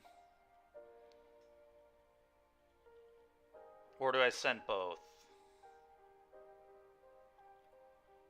Guarantee that the Vivian dies, but then Golem just won't block, but maybe I'm okay with that. That goes at Vivian. Maybe Golem might not block anyway, but that's just giving me mana extra turns, so that seems poor.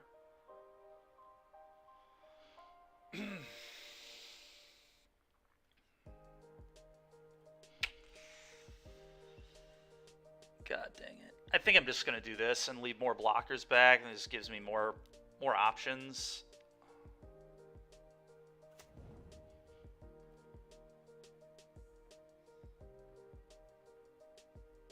Okay.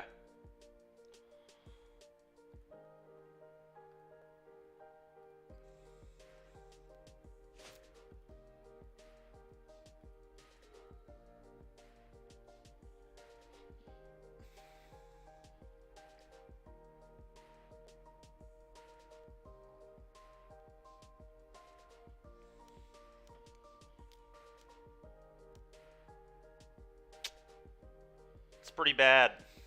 Pretty bad.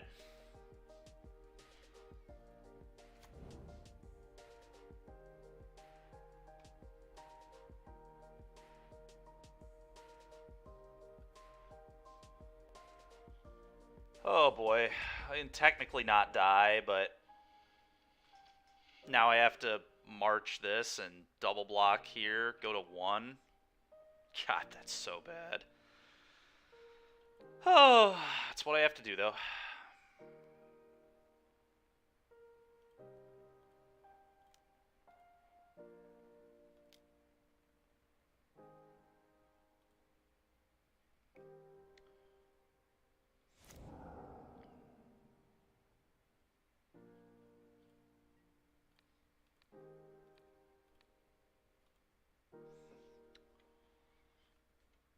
Go to basically dead.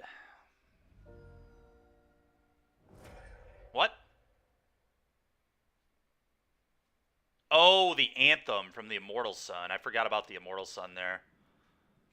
So I guess I had to pitch both these and deal with the Vorinclex. We're like not winning that game, but I forgot about the anthem on the Immortal Sun.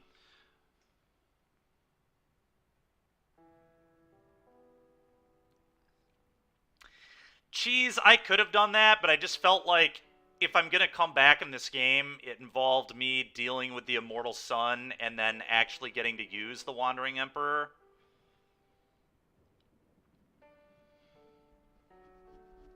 I don't know, though. Maybe I was just, like, digging to Elspeth Conquers Death.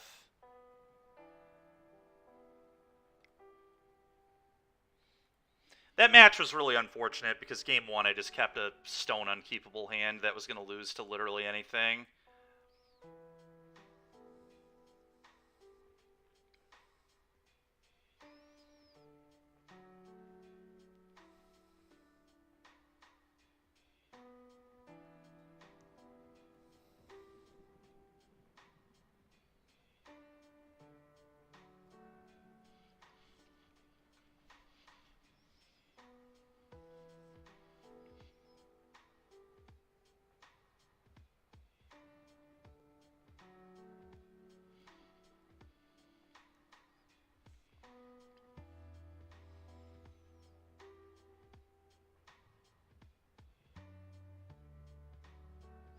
Yeah, Golem, it's funny. You obviously left before I said this, but I was talking about how my hand was unkeepable, and then I hit the keep button, so game 1 was over as soon as I clicked keep.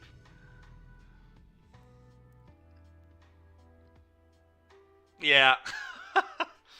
I was like really focused on chat and just was a moron.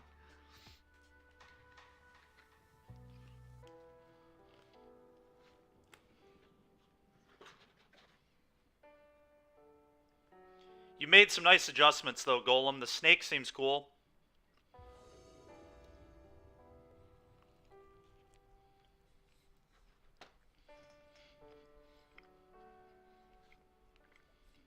Yeah.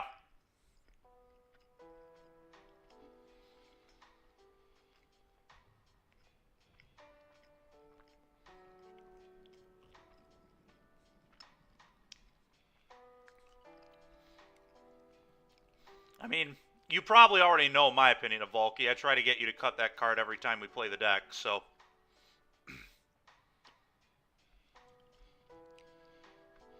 You know I'm happy with cutting Valky. Don't need to sell me on that. I have always thought that was nonsense in that deck.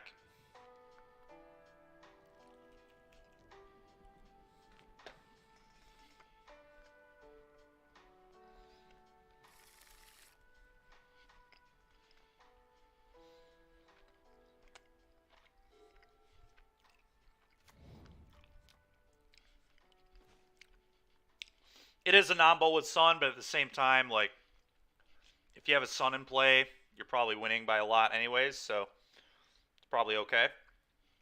Alright, probably Blue-Red Phoenix here, I would imagine.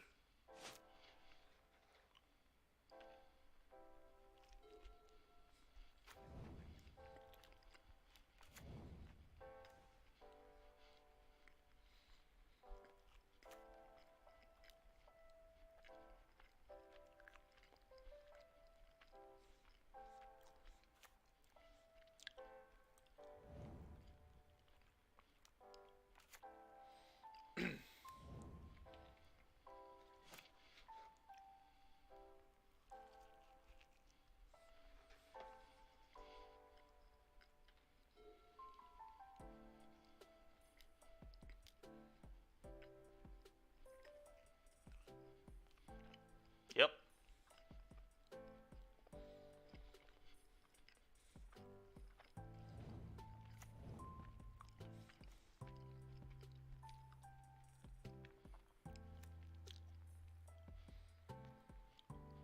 Won you.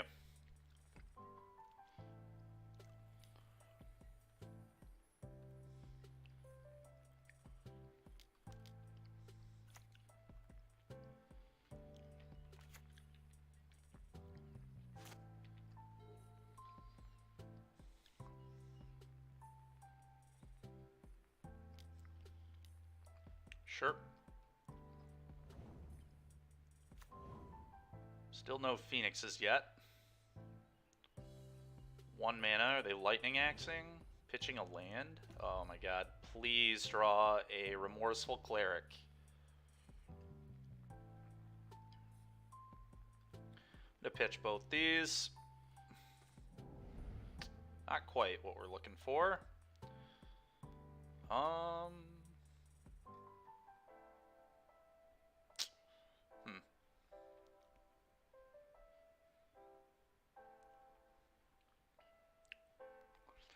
Probably just leave the Wandering Emperor up here.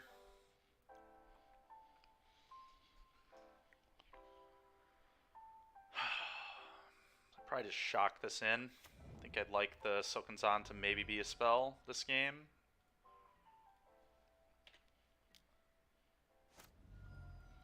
Awkward thing about not playing the Emperor right there is, like, now they can spell pierce it, but I think I just need to leave it up to respect the bird here, which apparently my opponent just doesn't draw those, but jeez, okay. They've already played their land, they've already played both their spells. I'm just going to do this right now, plus on my Thraben Inspector, probably.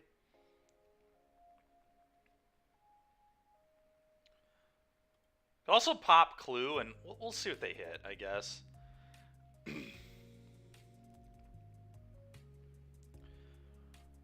Also pop Clue and just try to find a Remorseful Cleric. We play 4.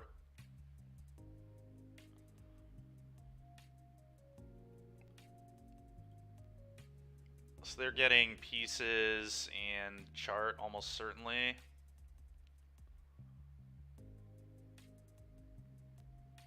Let's pull up the game log. They put strangle in pieces, sure. Alright, so they have strangle in pieces in their hand. They have a bird in the yard. I kind of think... I don't know. This is interesting.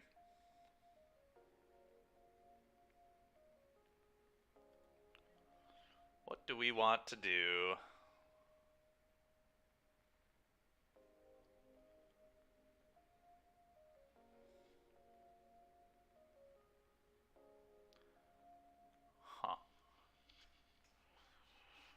Huh. I feel like I'm supposed to do the Emperor, but I'm not sure what it is supposed to do. Could just go minus, I guess. And then they can strangle the Emperor off, but that's whatever. They'd probably just kill a token, honestly, and then just attack it with the Phoenix. Could also go, like, ++. Dig to the Cleric. I think I'm going to do this. It's very possible that digging to Cleric is what I should be doing, but I guess we can still do that this turn. It's just like overloading their answers is reasonable. I could even channel this and just get super aggressive here. Because they're not going to have like... They're not going to have an anger effect in game 1, I can't imagine.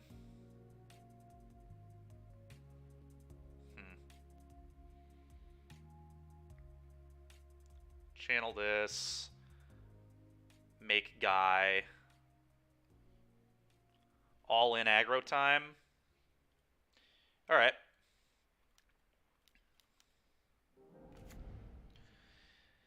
I actually think I may plus this, too, to be completely honest, because they're not going to want to attack with their Phoenix, and if they're strangling this, I think that's a win for me, because then they're not strangling Reflection.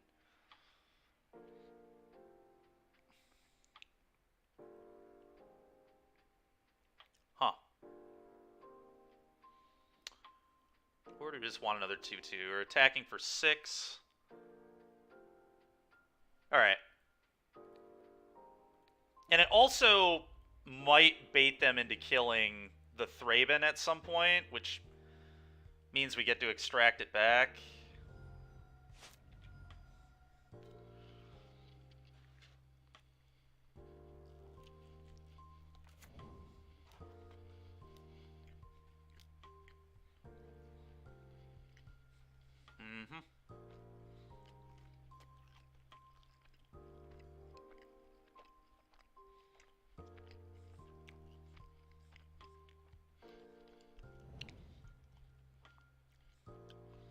Pretty medium pieces, all things considered. Treasure Cruise. Oh, more strangles, sure. Bird's back. Yep. It's annoying. Play this. If I draw a land, I'll play Extraction Specialist. Alright, that's actually really good. That's really, really, really good. So now I just pitch this. I attack, and then we're going to Remorseful Cleric the crap out of them. Not quite the timing I wanted on it, but I liked it a turn ago. But here we are.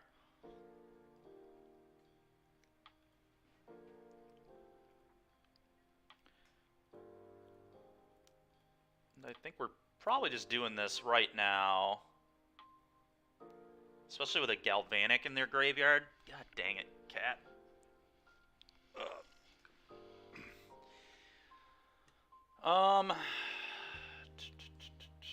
Eat your yard. Just don't want them to be able to cast those delve spells. Or that iteration. All that seems annoying. So, combat, let's attack again.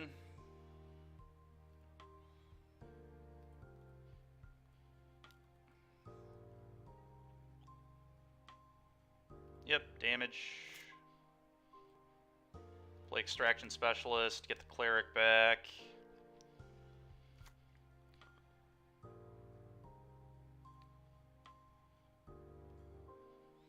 And we'll use that if we need to. If we don't need to, I won't use it. Pretty simple stuff.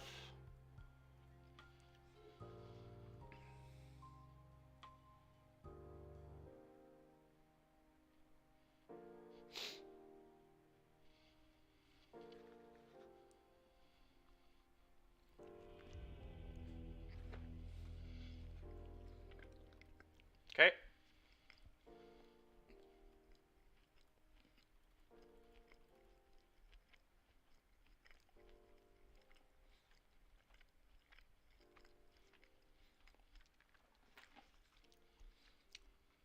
They're probably not beating Lyra or Baneslayer if we can, like, get in a spot for that to work, but I don't know if that will actually work out. Either way, I think Invoke Justice is pretty weak here. Cut those. Invoke's, like, fine, but I just don't think it's as good as some of the other stuff we've got going on. Thraven Inspector, probably unnecessary. I think Fable's a little weak against them, too. ECD, I want to leave, like, at least one copy in. I think I'm going to go to 1.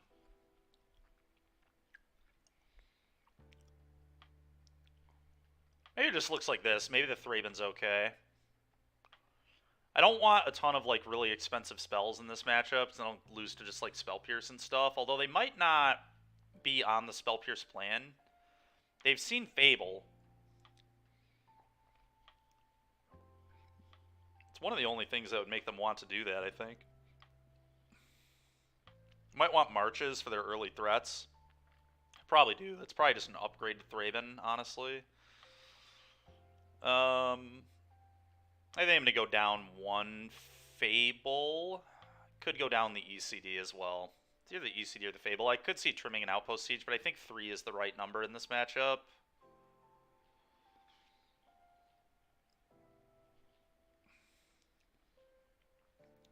I just want all the answers on the draws. They're probably going to bring in, like, Young Peasy and stuff.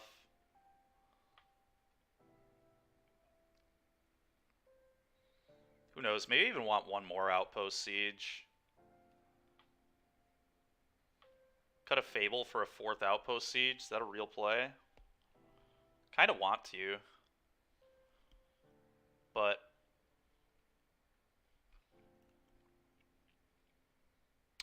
probably wrong. Fable is just going to put so much pressure on them to do so many things.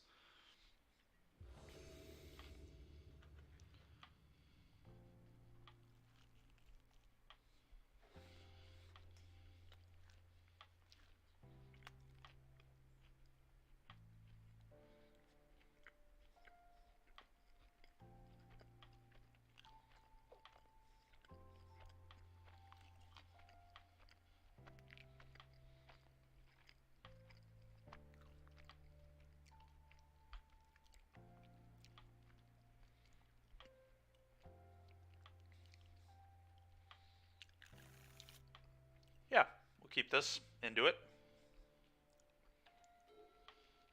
No removal's a little awkward, but kind of counts. The good news is we have the combo. We can Informant, pitch Informant, and then Extraction Specialist, Informant back. Pretty good.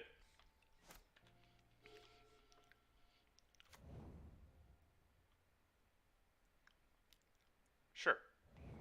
They kept a slower hand. That's nice, too.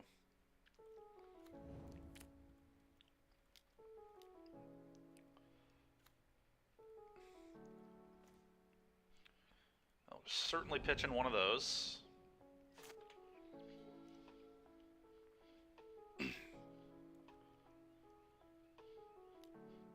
Opt. Okay.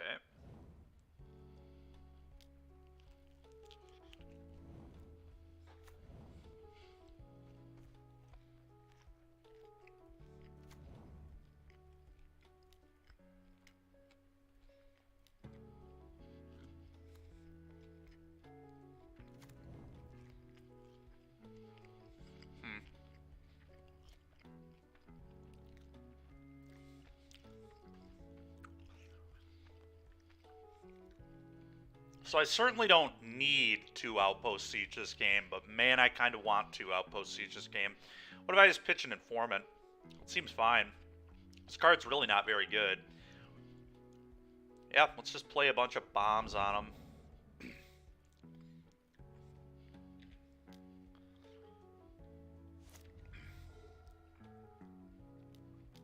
Sure.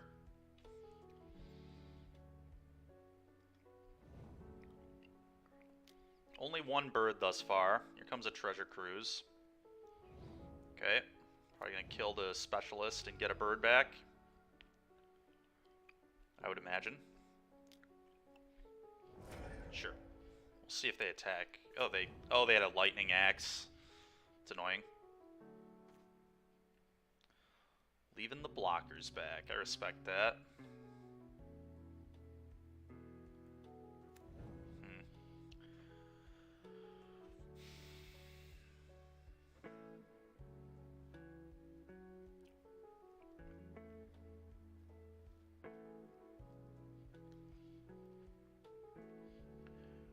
Definitely in some trouble here. Could attack with 1 Informant, and then if they block, I just Wandering Emperor plus. Can obviously just get the bird right back, though, so that doesn't even seem good. I'm just going to play this on cons.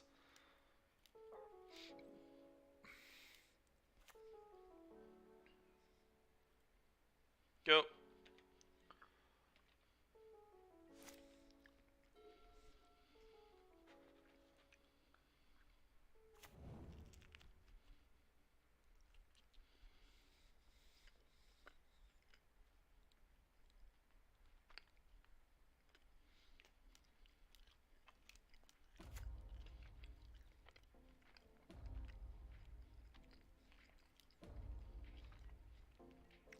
Okay. Lots of rude stuff going on here from my opponent.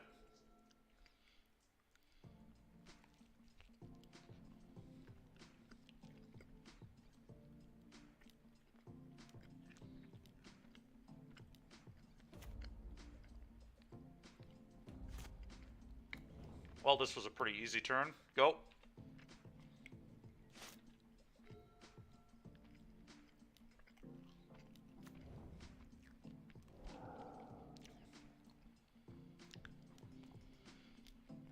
Okay.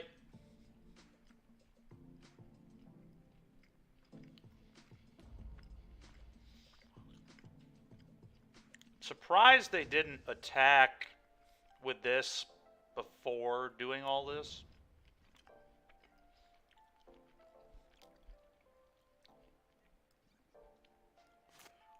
Okay, always yield to this.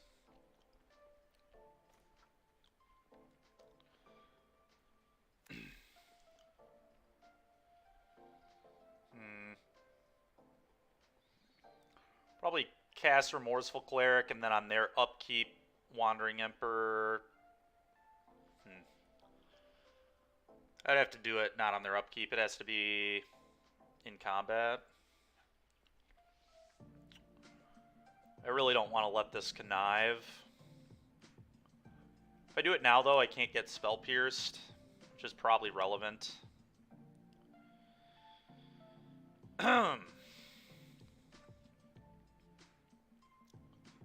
Alright, whatever. You can have a connive.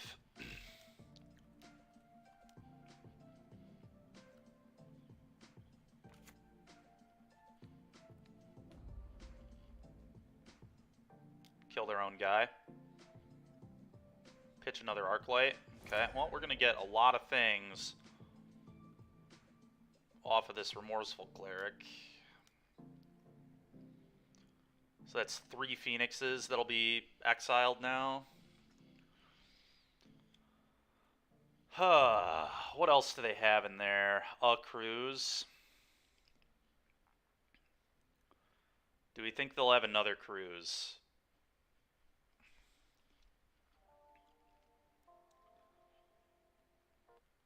Question is, do I pop the Cleric now or do I wait? I think it's very close. Very, very close.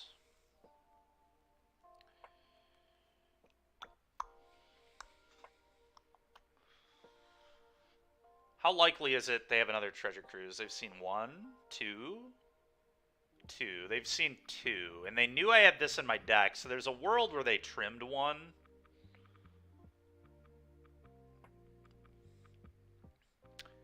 Feel like I'd really like to be able to block. I'm going to risk them having a third treasure cruise. If they have 3 in the top 29, good for them, I guess. We'll be exiling the top there. Spire Bluff, I'll take 2.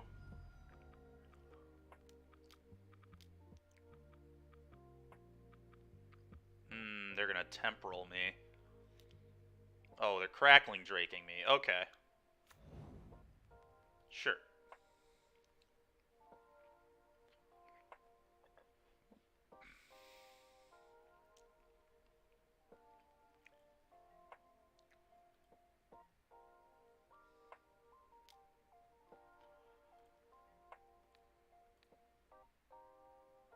I think I just have to block sack.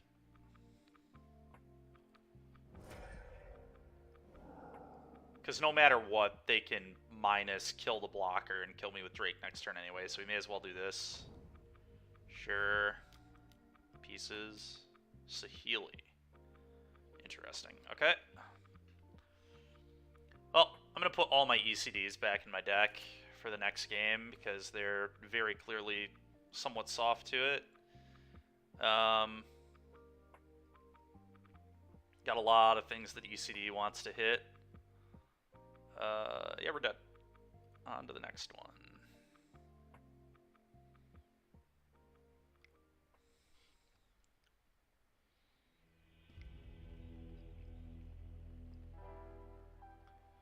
So, I think we just get really big in this matchup, I guess. Want these. I may want the Angels.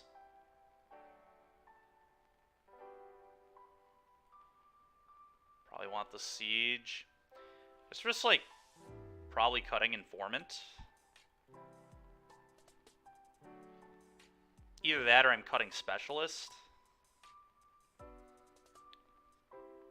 Like I said before, too, I could see cutting Fable in this matchup.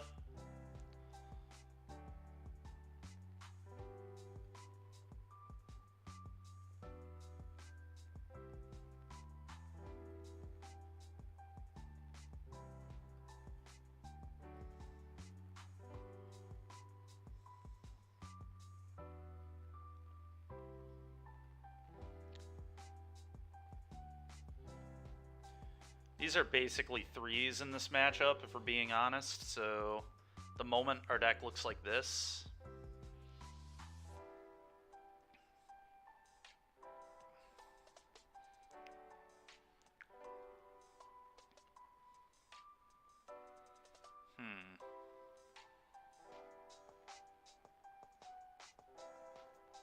Feel like maybe it's this.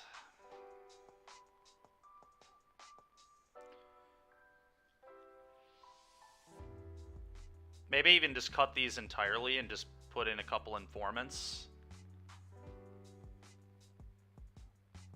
We only have 4 creatures that actually do anything with this, so it's kind of bad.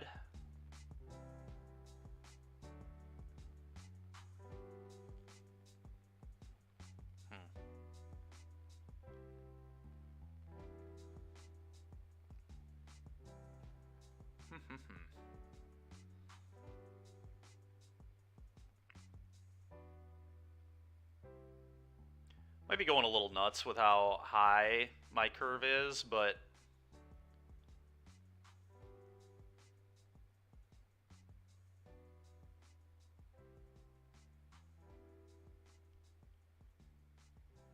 don't know.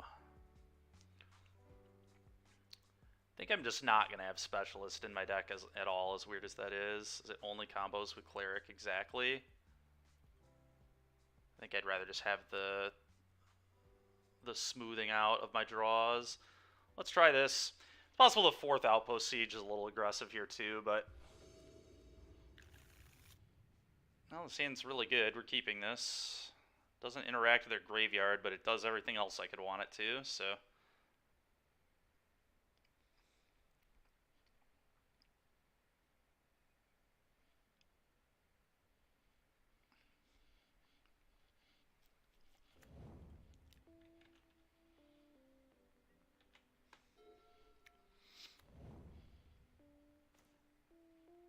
That's a nice draw. 6. Yep.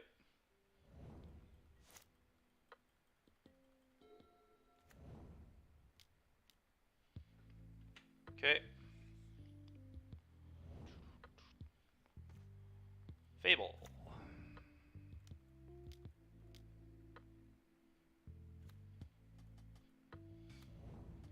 Go.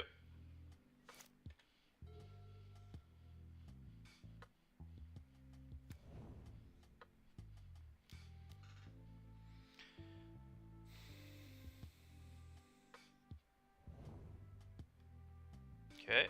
Sure.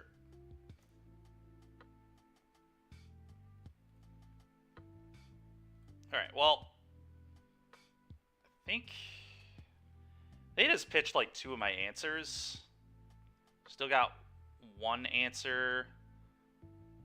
Probably just pitch both baffling ends, honestly. Portable hole's probably better. It's more efficient.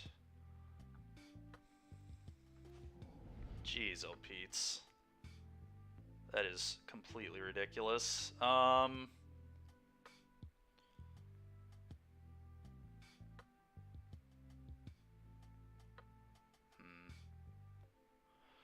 that really sucks. Play...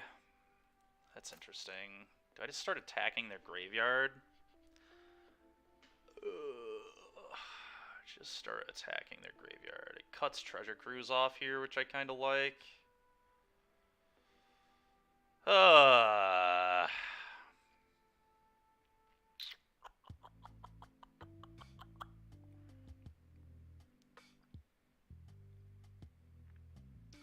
Probably supposed to Fable again. Need to definitely pitch one of these outpost sieges. 2 is too many.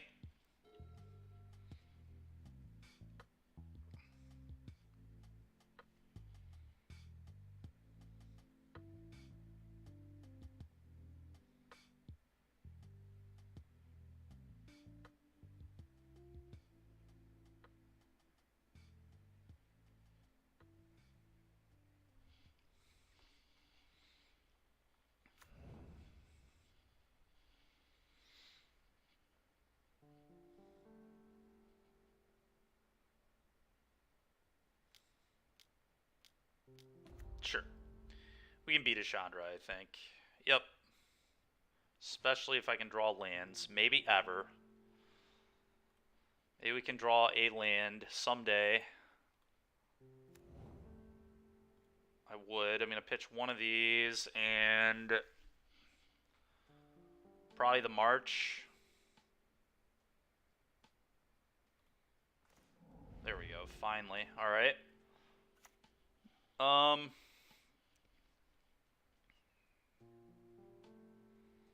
Just go Hearse Informant. That puts the most pressure on the Chandra and also starts attacking that yard a little bit, which I kind of like.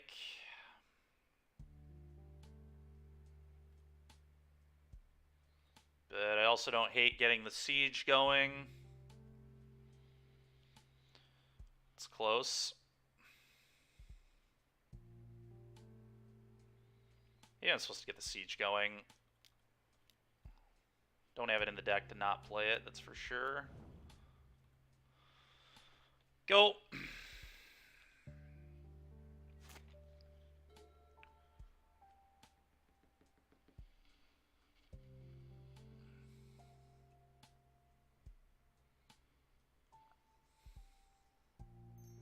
Sure.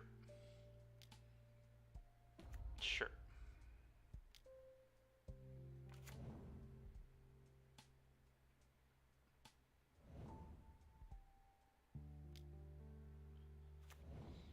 Yep.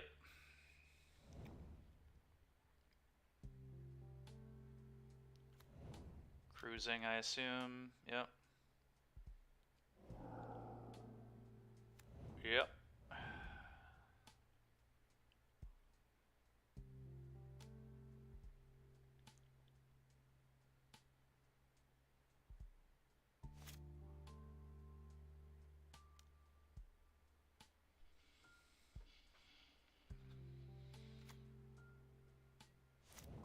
Yeah. Yield to this. Yield to this. Maybe made us have to play a Lyra here and pray. We gotta, like, pressure these walkers down. Could obviously go Fable Hearse as well, but that doesn't seem particularly good to me.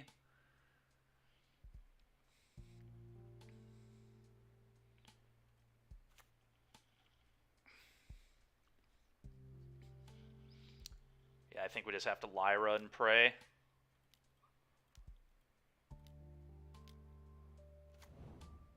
Hope they don't have another Lightning Axe. They probably do, but gotta get the walkers dead.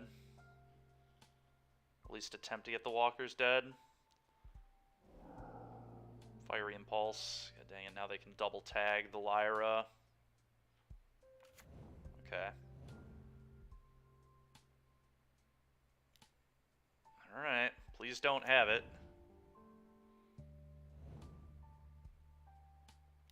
It's gonna be hard to beat them from this point anyway, to be honest. Yeah, they had it.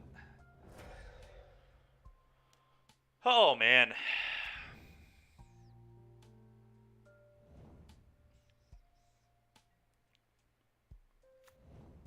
Pretty gross.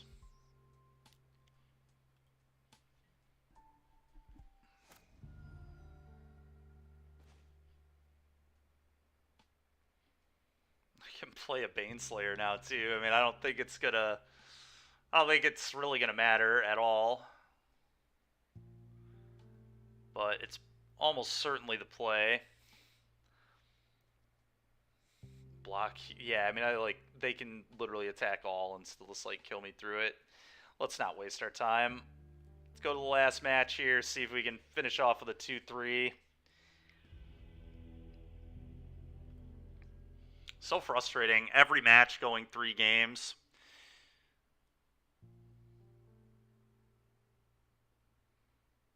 I feel like that's close. It just, I don't know, maybe I didn't have a good board plan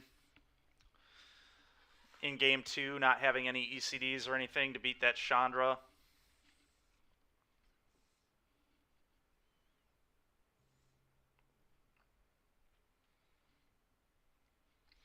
It's tough. The deck just feels like a little clunky. That's how it felt last time, too.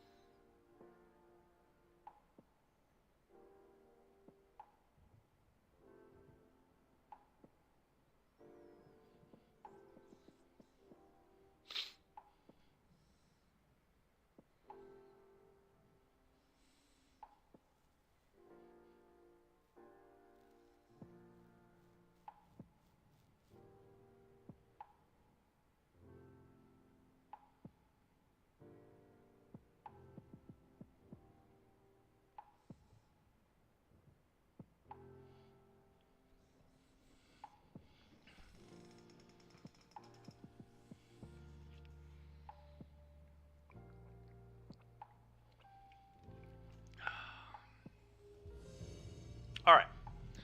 Let's see what we can do here.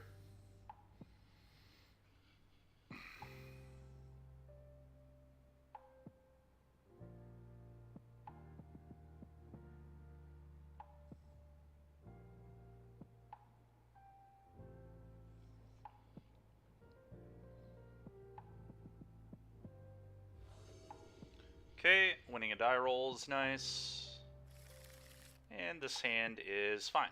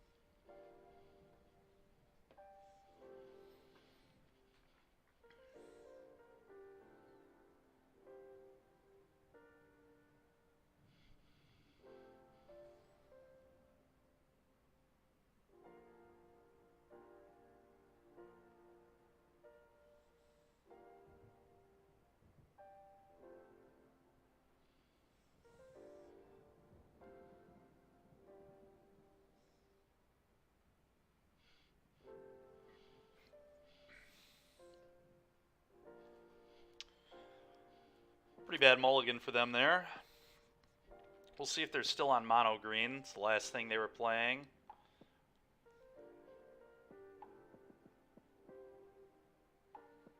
Your hand's like pretty good against green, but we'll see.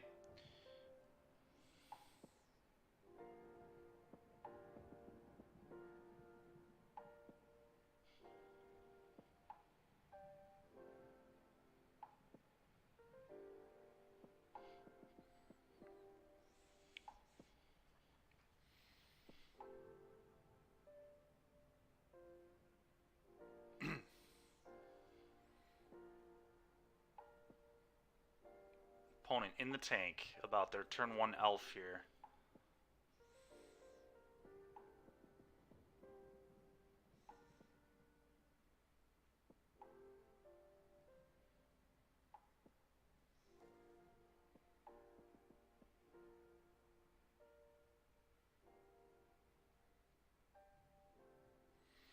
Deep in the tank about their turn 1 elf. My god.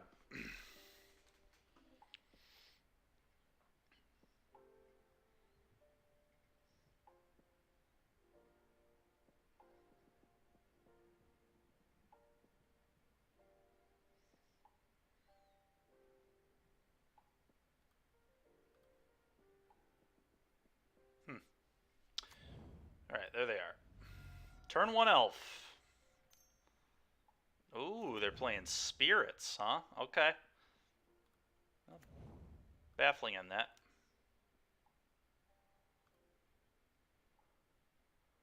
Probably. We could just save the baffling in for a lord, but... So maybe better? Maybe better on waiting on the baffling end? I don't think so, because I'm just going to go like 2, 3, 4 here, so... It's just baffling end it, it's fine. Go!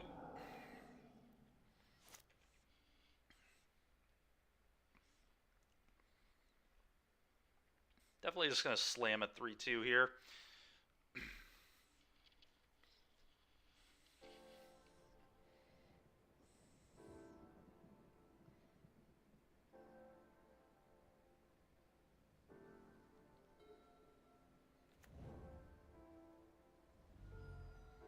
Sure. Sure.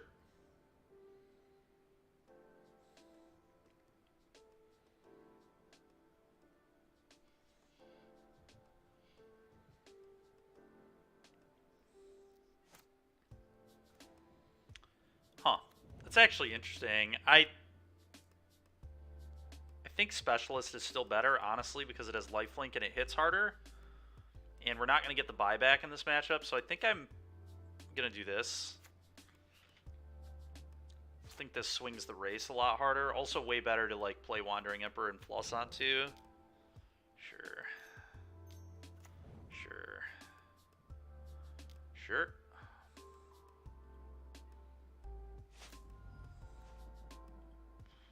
Combat.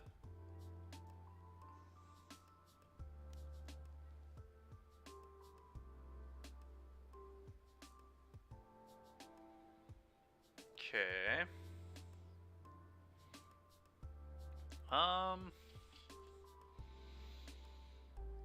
Alright, this is an interesting turn for us. I think we just let this happen and then we'll Wandering Emperor them on their turn. I don't like letting them get a Queller off. That's the only downside to this. So maybe I actually just Fable? Fable puts them under a lot of pressure. Actually might Fable. Thinking about it more, Fable seems pretty darn good.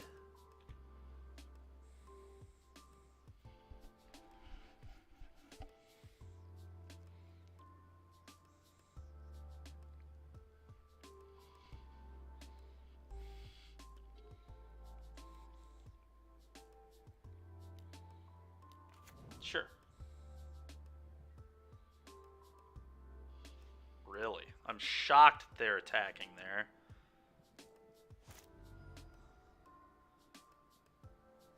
Well, now we have 5 mana, which doesn't matter that much because the ECD is not good here at the moment, but That's a good draw.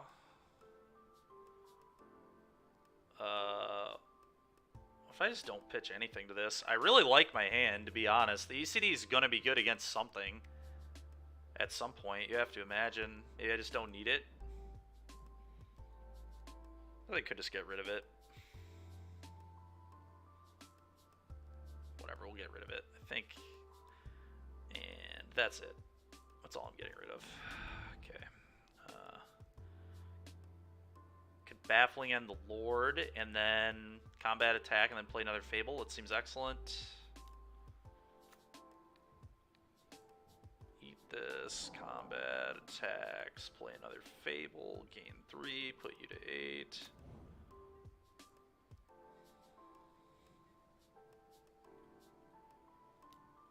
Opponent definitely should not have attacked this turn. Had they left both these back, we couldn't even really attack effectively because they could double block and then sack to give Indestructible to the other one, but they did not do that, so that's nice. Okay, now it's time for a Coco. Oh, no Coco. Okay. And they're still just sending it right on in there. Interesting philosophy from our opponent. Classic, wish I had the ECD back. But I still think we're in good shape, so. I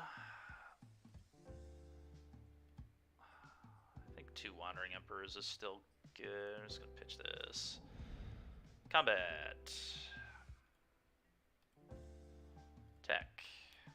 I'm just going to Wandering Emperor and plus on whatever he blocks.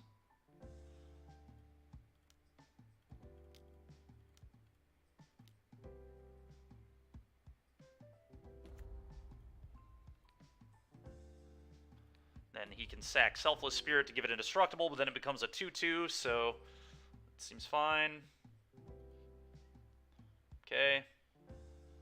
Apparently they just don't want to use their Selfless Spirits. Kind of wild. Second main. I think we just play this, honestly. Not a very good card here, but it's a threat with them at 3 life.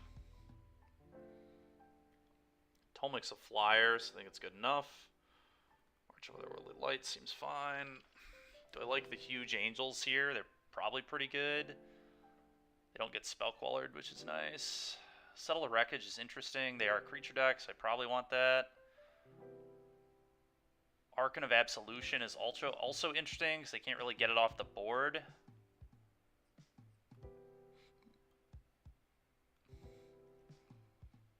So obviously Specialist worked that game, but is it actually a good card? It does just have lifelink. This is nonsense. This is nonsense. This is nonsense. Okay. What are the 3 worst cards here? I feel like I still want Fable for the loots. But maybe not.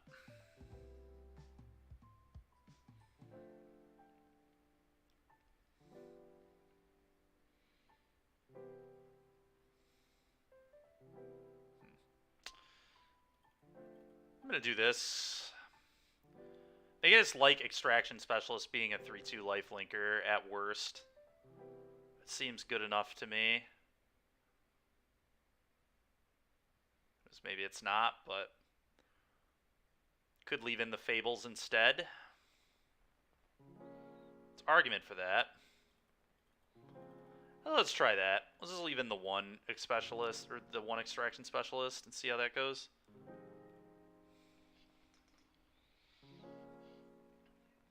Curious how good Archon will be against them, but I think it's pretty good. They have a good amount of white creatures. Taxing their mana will be nice. And pretty much all their removal is white-based. They can, like, tap it with the blue spirit or whatever, but it's still doing what I want it to and just taxing their combat, which seems really good. Yeah, this hand's fine.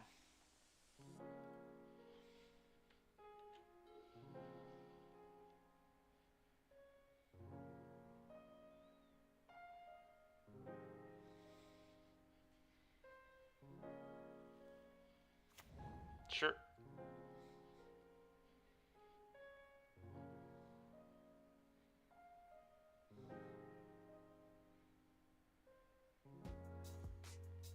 Okay. Well, we're about to find out how good it is, that's for sure.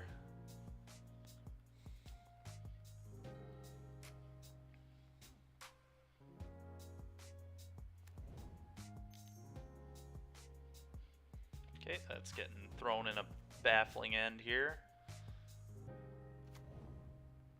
Probably. I guess I could portable hole it instead. It's less mana efficient. I do need to deal with this. Maybe I just throw it in a hole so I can deal with a 3-mana lord too. Let's throw it in a hole. I can also baffling end a spell queller later if they quell the informant.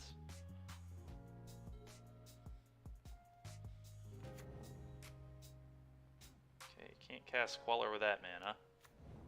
Oh. Let me look at the top card of library anytime. Interesting. Do I just want a baffling in that?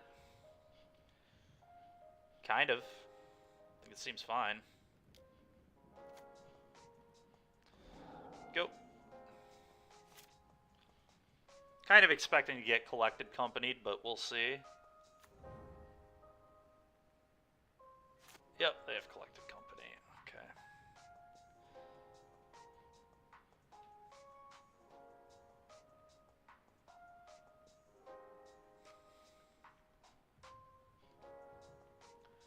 Would love a land.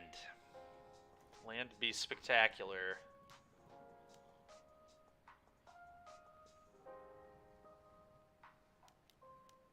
Okay. It's annoying, but whatever. Gotta get them out at some point. Sure. Sure.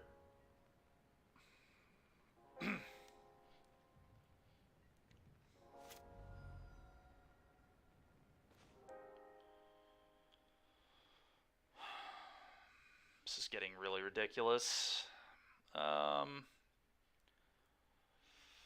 I wonder if I just deal with this spell queller and get that informant back.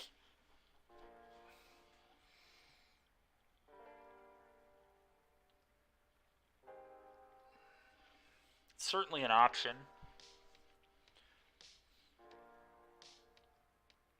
Could pitch one card, so probably would pitch a remorseful cleric. Just leave the phantom alone here. Could also pitch 2 cards, pitch 2 remorseful clerics probably. I could just deal with all his stuff. He only has 2 cards left. I think that's actually what I'm gonna do.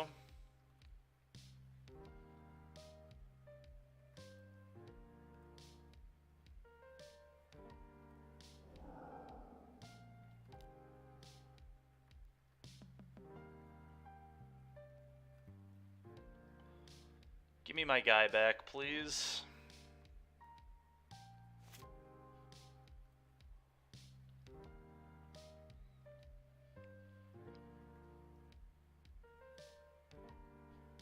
Cast this. Probably pitching Settle to the Wreckage, but we'll see.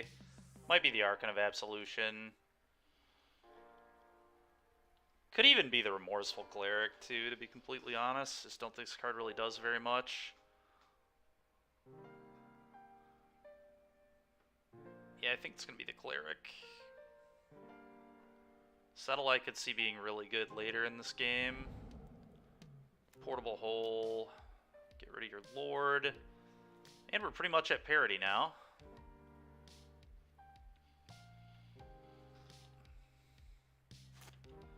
Not an appealing play, having to 3-for-1 myself on that March, but sometimes you just gotta 3-for-1 yourself, I guess. Sure.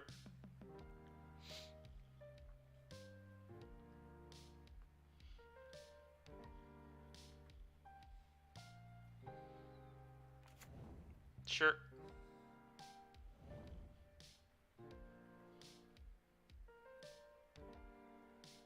hitting a portable hole. Yep, for sure. So we really need to draw a land here. We did. Alright, so the question is, do we leave up Settle or do we play the Archon?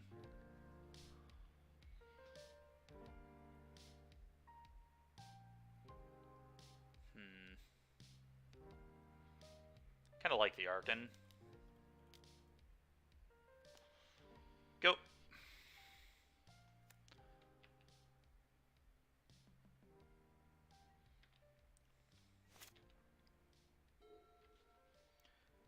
Feel like this keeps me pretty safe from dying here.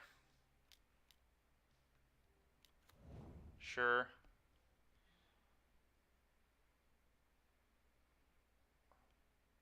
Okay, I will block with my pro-white creature.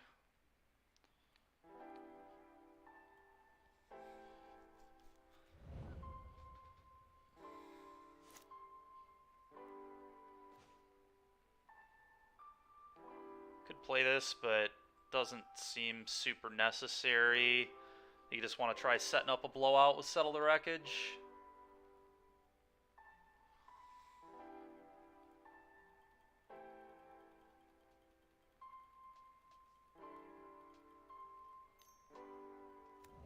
That's really annoying.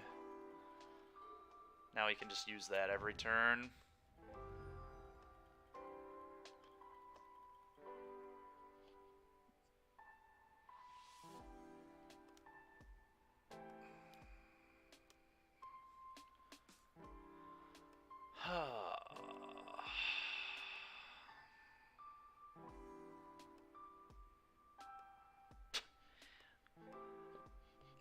Why is everybody just randomly playing around Settle the Wreckage today? It's so stupid. This attack is so bad if I have the Wandering Emperor. It's just heinous. It's an awful attack. Except against exactly Settle. Like, how can you even... Ugh. I think I have to settle them, too, is the stupid thing. I don't think I can wait on this. Like, this card's way too good to leave in play. And this is a Lord.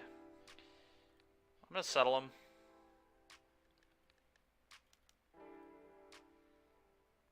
Just frickin' nonsense.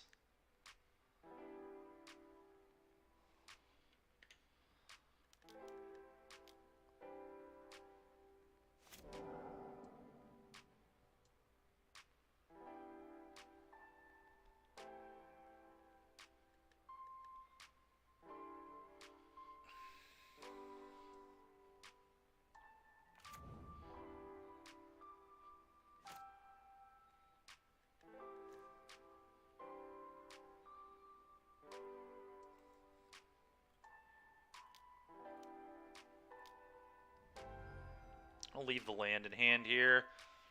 Pass it over.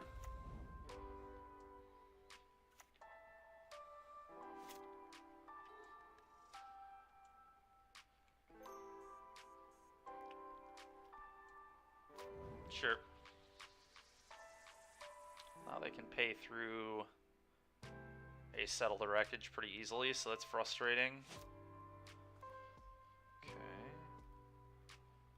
I don't really think I like either of these.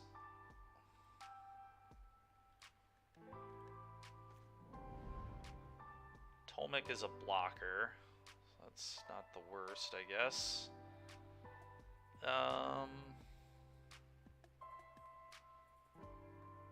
Yeah, play it. Go.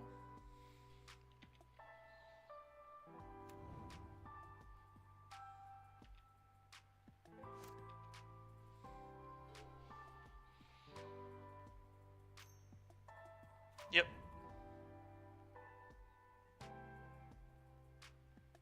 I just have to let that hit, I think. Yeah, no blocks.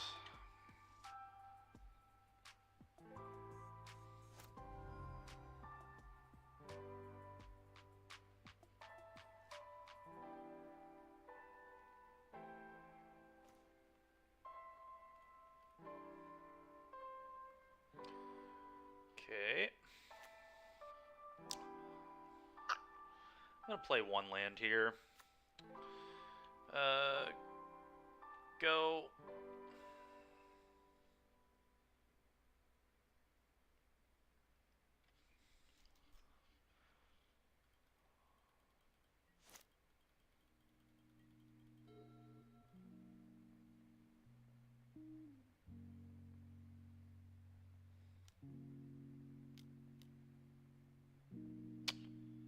That's gonna kill me. Yep. Okay, pretty annoying.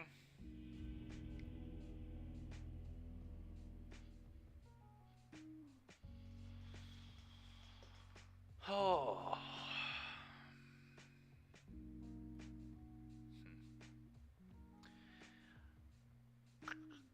I feel like just playing little blockers is not going to win me this matchup. Is there a better way we can approach this?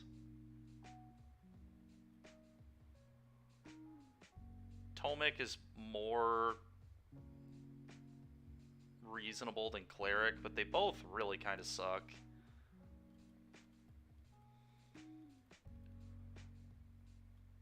I'm just going to bring Extraction Specialist back in to attack.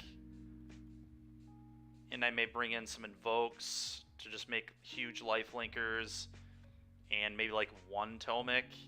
The Outpost Siege doesn't seem right. Alright, let's try this.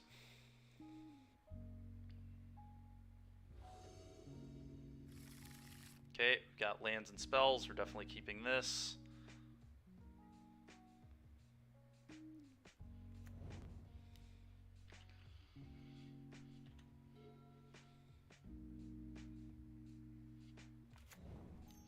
Okay. Sure. Just gonna leave that alone. Just gonna play Rafine's Informant here for sure. Pitching up Battlefield. Go.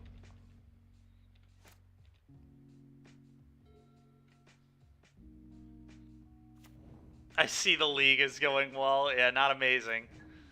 We're in game 3 right now against Spirits.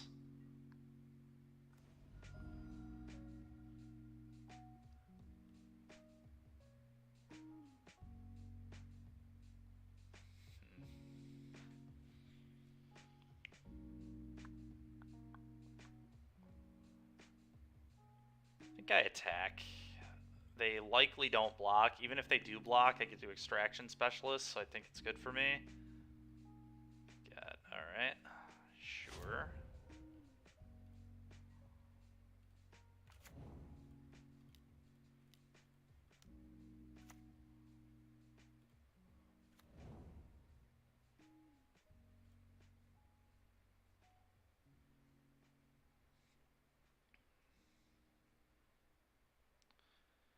Probably pitching a land here again. Definitely pitching a land here again. Alright, go ahead.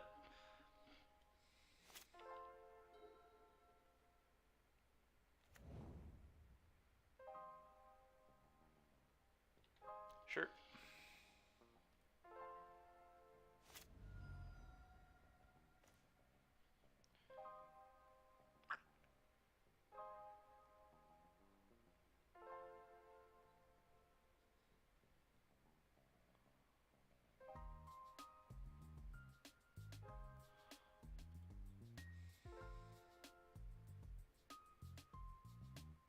Three.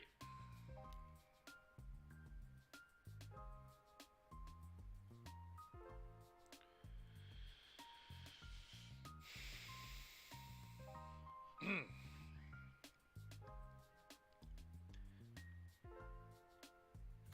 really hate playing into their cards here, but I don't know that I can just do nothing. I guess just doing nothing is really awkward. I just don't want to get rattle chainsed. Everything else is fine. The rattle chains will be such a blowout. But I guess the longer I wait, the more likely it is they have it. Although at the moment, I'm ahead on board is the funny thing, so I just like wait for them to do something, I guess. Go ahead. I'm not going to let them get me with rattle chains here. I just don't think I can reasonably do that.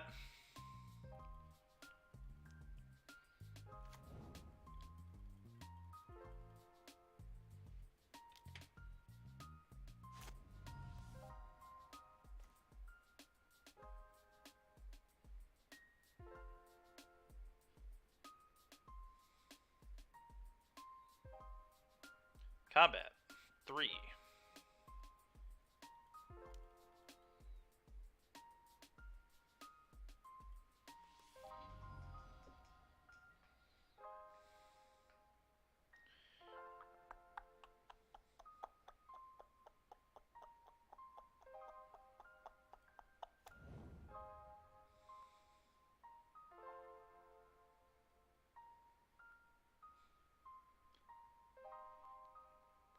Instant speed removal. Oh, Mana Tithe? Yeah, Mana Tithe would be something.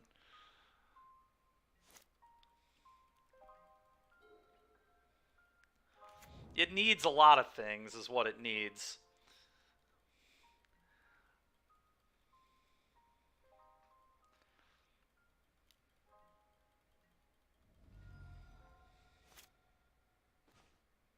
There we go. There's an instant speed removal spell. That's nice. I guess I'll play this on white. Combat, attack. Well, probably play... Actually, I don't need to play that at all. Combat, attack for 3.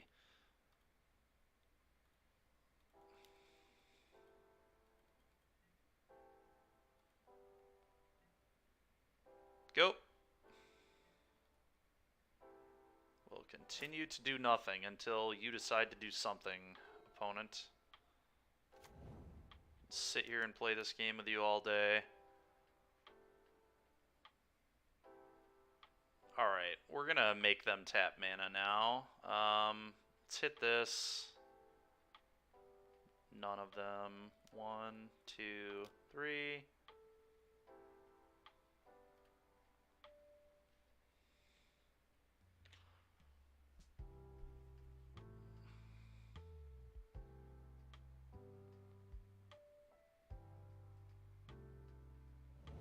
Okay.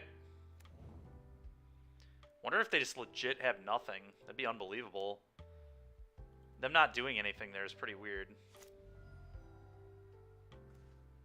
That's a good draw.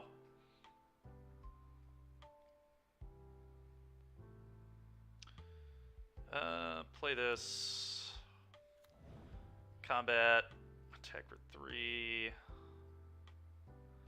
Seems to me like they don't have Queller or Rattle Chains. I think they would have used it, although maybe they're playing around like a sweeper, but I don't think that makes a lot of sense.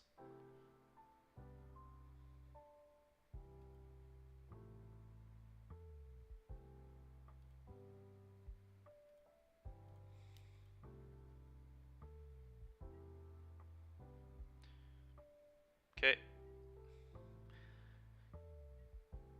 Either way, I think I'm pretty comfortable still just doing nothing. I might throw this in a hole, I guess. Not a huge reason to not throw the Wanderer in a hole, I don't think. Okay, go.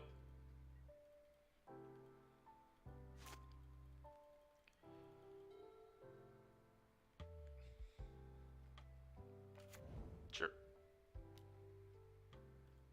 Opponent just like flooding like crazy, I assume, is what's going on right now. Yep. I'm gonna flash in the Wandering Emperor and see what they do. Very likely just gonna like put a counter on the Specialist. Sure, finally got that out of him. Now I can go Baffling in that, minus Wandering Emperor on the Eagle. Should be in very good shape now.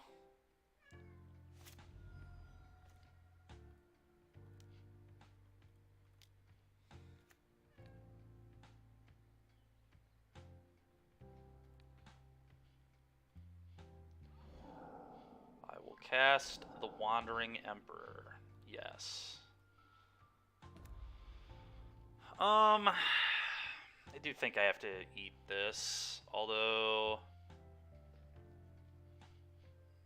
I could just plus, but then that doesn't seem good enough. Eat your guy. Combat. Tech.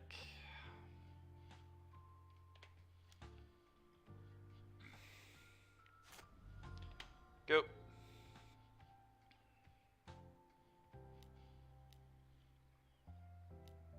Sure.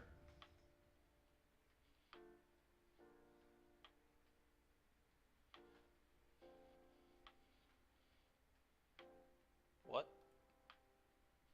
Chose to hit nothing? That's an interesting... I guess it makes sense. He's just trying to trade it with the specialist.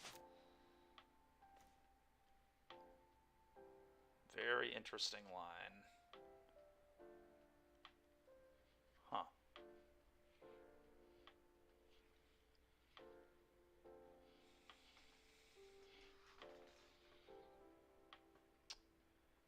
I should cast this here, I think.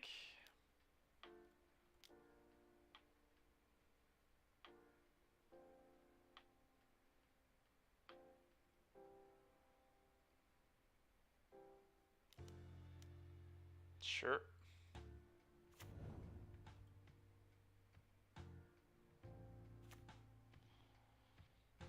Go.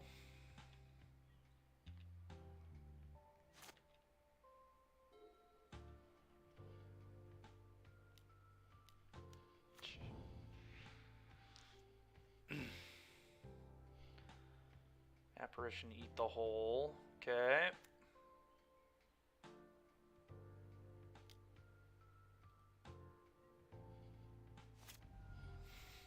My cat wants to join the stream, apparently.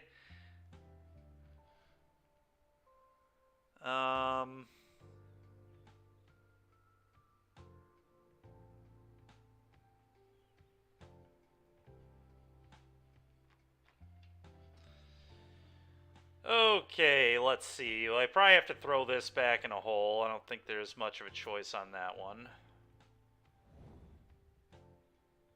Yeah, trading this with Apparition seems so bad, but I think it might just be what I have to do at this point. Probably is.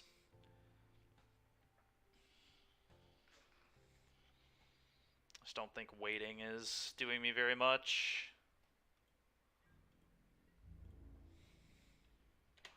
If I wait too long, then he just draws like more lords, and these become actual threats. So let's just get it off the table. Sure.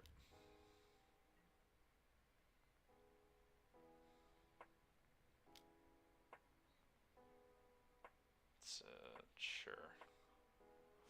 Definitely a sign of weakness. Their last card's a land, I think. That's a really good draw, actually. Just a free creature.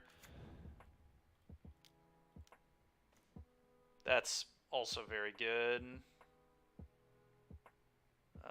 So I just attack, let them block, and then play Extraction Specialist again. Okay.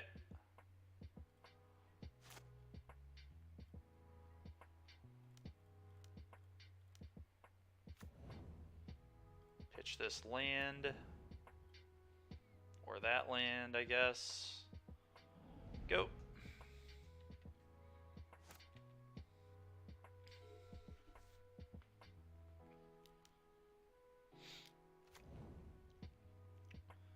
Yep.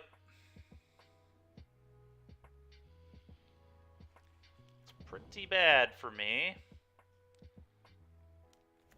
Yeah, now they can just play a bunch of creatures off the top of their deck.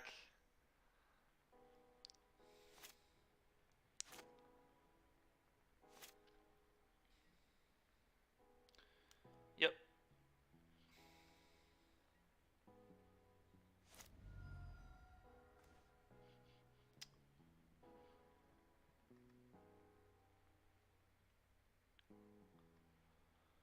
Huh. I'm pretty screwed here. Alright. Been trying to make red-white mid-range work. We're close. I mean, we forced everybody to game threes. We just couldn't win our matches. Let's go ahead and look at Orzhov now. This one I actually know is pretty reasonable. We had good success a few weeks ago when we played this deck, so let's try and do it again. Out of here. Alright, let's see. Pioneer Collection. About to swap over to Orzhov Midrange. Real quick before we get started, let's go ahead and give a shout out to our patrons. Thank you so much for those that support the Swish Gaming Patreon. Really appreciate all of you. For $1 a month, you get access to deck lists, articles, things of that nature. Our higher tier content get access, or higher tier patrons get access to more exclusive content, sideboard guides, videos, things of that nature. Really appreciate everybody who supports the Patreon and who's hanging out watching the stream. Thank you all so much. Alright. Now, we're going to get into some Orzhov. Last time we played this deck, I think I had a couple of 3-2s, maybe a 4-1 and a 3-2, but one thing I really noticed with the deck before is we struggled with the hyper-aggressive stuff, like the mono-white deck. So, to try and help with that, I'm playing some copies of Gifted Aetherborn. I think Gifted AB kind of makes sense in this deck anyway. I want double black because of Sign in Blood, and it just kind of gains us some life back, so it seems pretty good. I got a little lower on the curve than before because, again, the aggro decks felt kind of hard for us, so I'm just going to board the ECDs rather than main deck them. Obsidian's still insane. Rakdos just cannot beat this card, so that's what the deal with the Obsidians is. And then, I'm not going to lie, after that last league, I'm kind of in to play Arkan in multiple white decks. The Arkan does seem to buy a lot of time, but maybe that's just not as good as Yahenni's expertise. I don't know. No Mana Tithe 0 out of 5. It's not a legal card in Pioneer, is it? I don't think it is.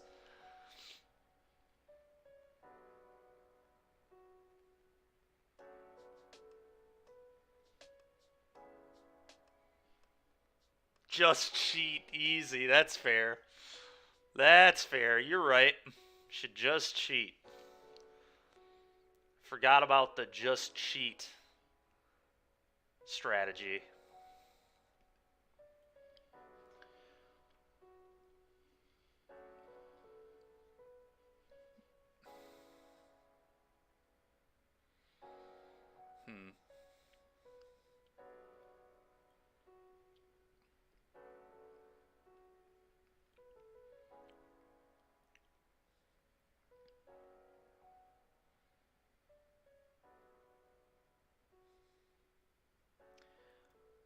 Kind of would still like one ECD in the main deck of this, but I think we'll try this and see how it goes.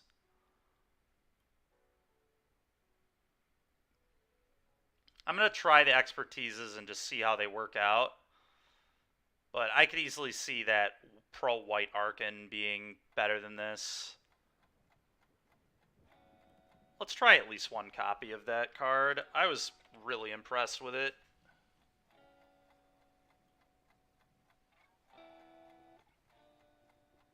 Wouldn't hate a second copy. What if I just don't play Yahenni's Expertise? Expertise is kind of a nombo with the Gifted ABs and things of that nature, but I like being able to sweep those decks. I think it's pretty important.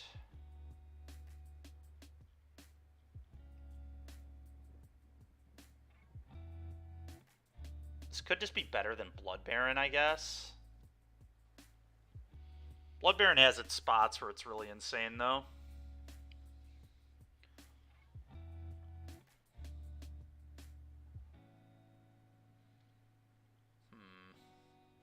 It's probably between the third Gifted and the second Arkan.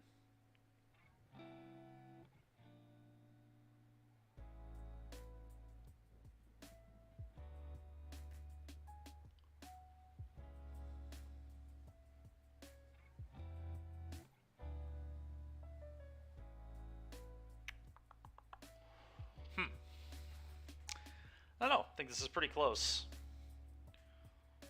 Pretty Pretty darn close.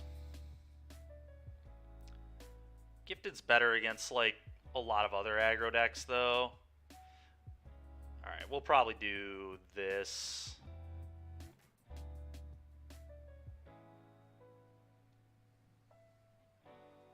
Yeah. Let's try this. And let's real quick adjust our deck on Cardboard Live.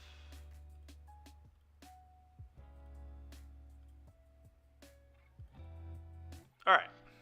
Trying out Orzhov Midrange again.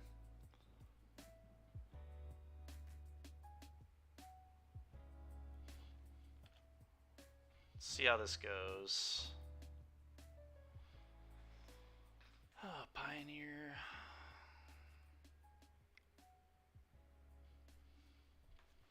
Alright.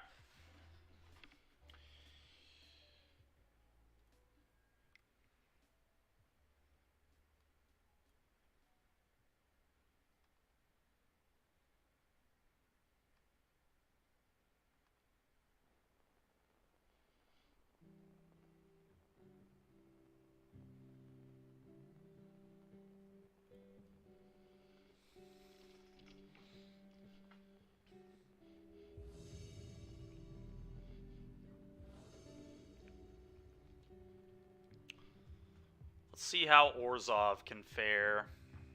Oh, that's annoying. Have to mulligan that. Okay, this hand is keepable. Kind of want to just bottom a caves here. I think that makes the most sense.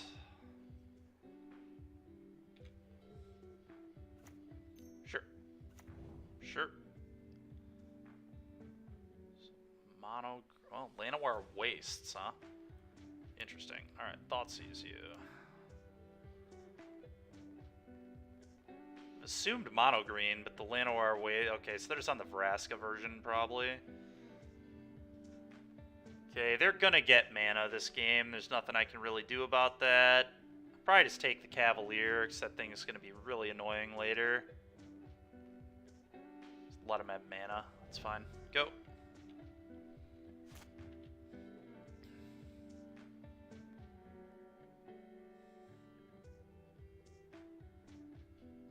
This guy's going to do a good job of just pressuring their life total for a minute, which is good. Yep. Okay, play this on white. Play this. Go.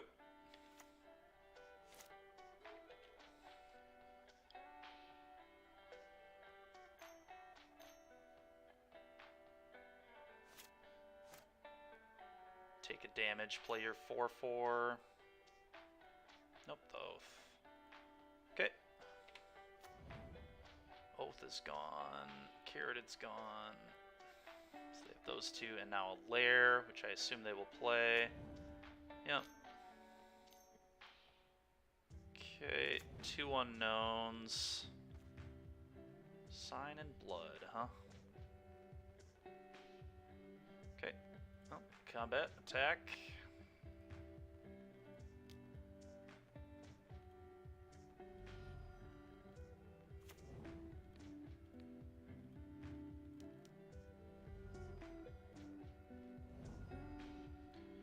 Good lord. Alright, go.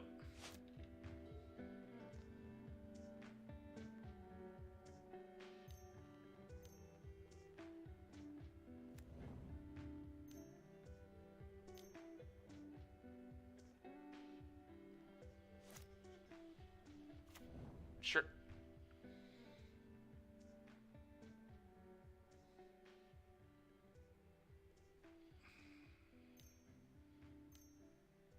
Play their guy. Sure.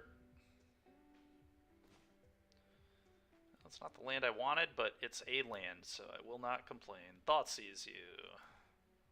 Take your Karn. Probably just vanishing, versing this. And attacking for 3.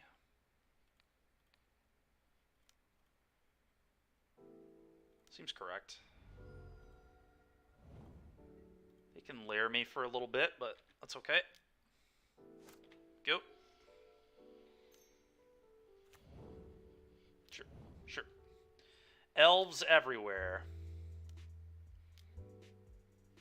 Yep.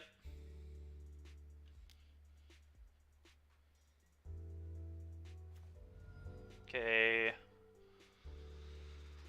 How do I want to do this? So if they top deck and Nykthos, how much mana would they have? Nykthos would be 1, 2, 3, 4, 5, 6. 6, 7, 8, 9, 10, 11 mana. They'd have 11 mana. They make this quite large, but I think attacking and playing Obsidian is the best route to victory here. It's awkward. I also have to take a damage, so I'm going to go to 11.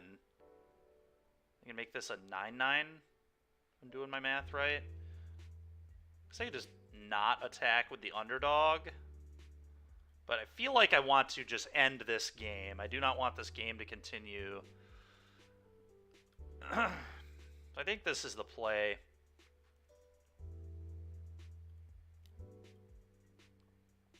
Could just leave up the Wandering Emperor too, I guess. But as long as I'm not dead, I feel like this is the play. It just starts getting damage rolling much quicker. And they would have to top deck like exactly a Nykthos to be able to do this to me. And it still wouldn't be lethal. So I think I'm fine. 1, 2, 3, 4, 5, 6, 6, 7, 8, 9, 10, 11. 11 mana. They made it 10-10, so they could put me to 1.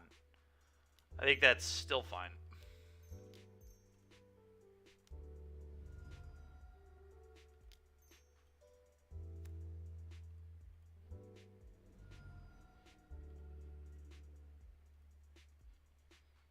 Yield and yes. Okay.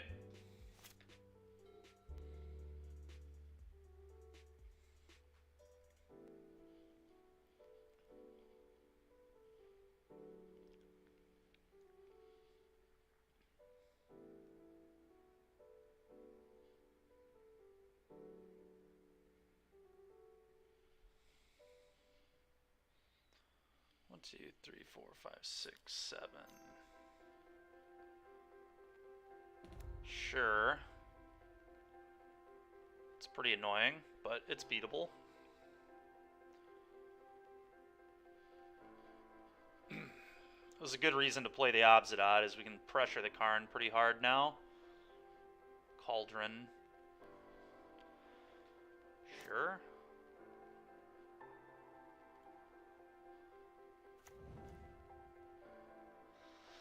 Okay, that's interesting.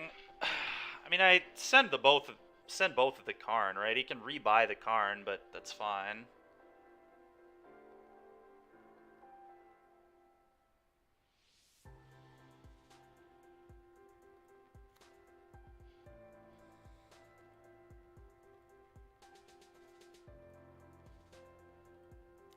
Yeah, I'm going at the Karn.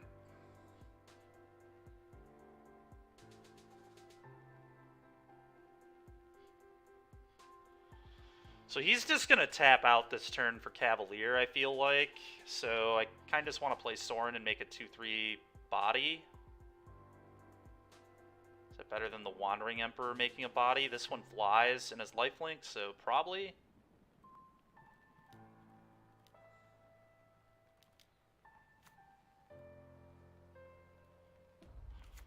And we'll flicker out the Obsidian.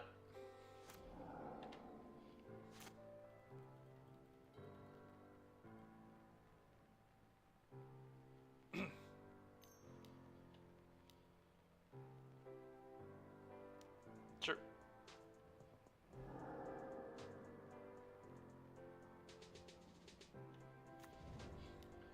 Sure.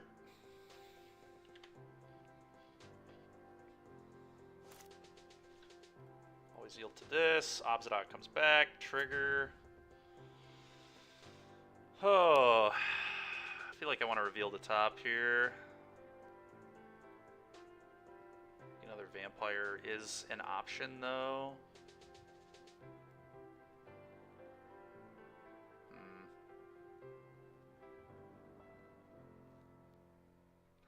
good news is he has to start blocking now. I'm just going to look at the top card of my deck. Okay. Yes. It's actually a good one. Now I can kill the elf. And he's going to have to block with Carroted.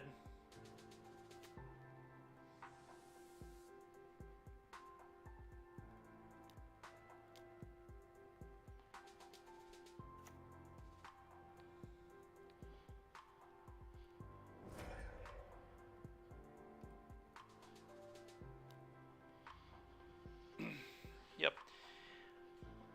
I wonder if there's any world where I just Wandering Emperor, eat his Mystic too, and just really cut him off mana. Probably unnecessary.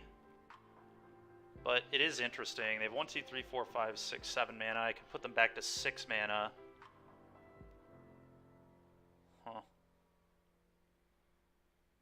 I feel like making it a 2/2 is probably better.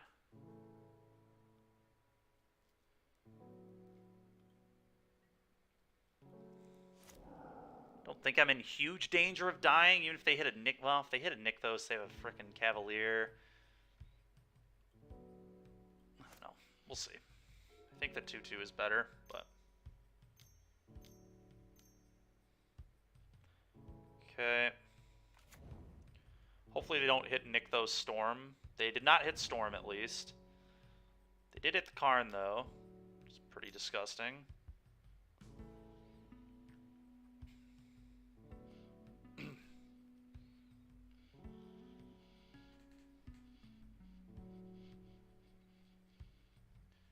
Sure. I don't think they can get out of this, though. Sure. I just have way too many threats. I have an Obsidian coming back, putting them to 2. Heart of Kieran, yeah, it's like all they can do. It gives them a second blocker, but it's not going to be good enough. No way. Play this, minus. Yeah. Alright, cool. So against green, I want these. I want these. Maybe I want Duress. Gifted AB ain't it. Graveyard Trespasser is pretty bad too, although... This is the problem with Orzhov against Mono Green, is you need threats. You can't kill them if you don't have things to attack. So maybe Gifted AB is actually okay. Just as a 2-mana thing. I feel like Trespasser is just absolutely awful. It's like fine, but probably worse than AB. It does, you know, it can hit a storm or whatever, but I think it's overall pretty bad.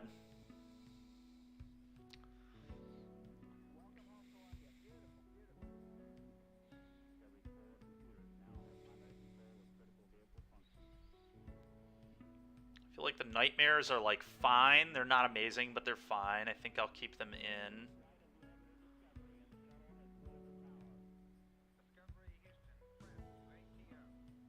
I think a Sorin. I don't usually like Sorin very much.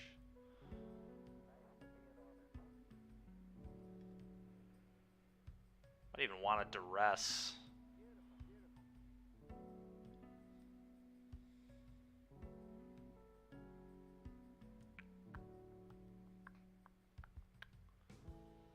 Don't usually love Obsidian against them either, but honestly, it was like pretty impressive that game. So maybe I was underestimating how good it is. We have to win the game somehow, and Obsidian's a very good way to do it. It's another thing this deck can't kill it either. It's just going to keep flickering out every turn. And that adds up eventually. Pretty good attacker if they don't have a Cavalier in play too, so that's not nothing. I don't want to do a one of Duress. Let's try a Duress. I feel like we're probably going to do this. Not certain on Gifted Aetherborn, but I just need plays that can pressure in the early game. This hand is very good. Gonna keep it.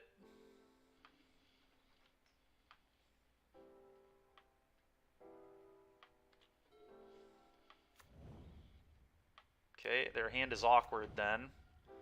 They would never lead on this if they had any other option. Alright, so I can just play this on black easily with this hand. Push your guy. Go.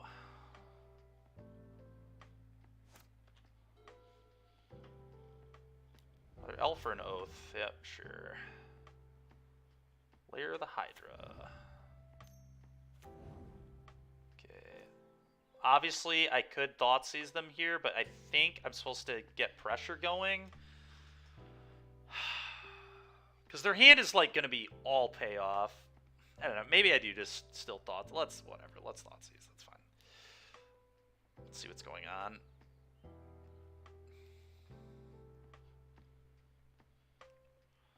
Gives me a turn to get the Vent into play, too, I guess. So, it's not the worst. Llanowar Elves, Vraska, Storm the Festival, huh? Gotta take Vraska. But all these Llanowar Elves scare me. They have to top deck 2 mana sources to play Storm, though, so... There's no way I can leave Vraska in their hand, I don't think. Especially with no answer to it. Makes all my pushes and stuff really good draws here, too. Go. Love to draw one of those Elspeth's Nightmares here. That would be the dream.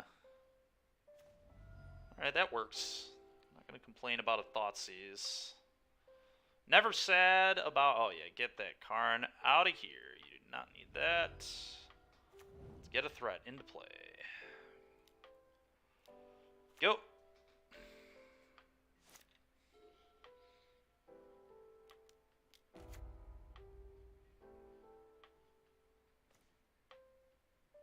That was okay. Pretty good in all honesty.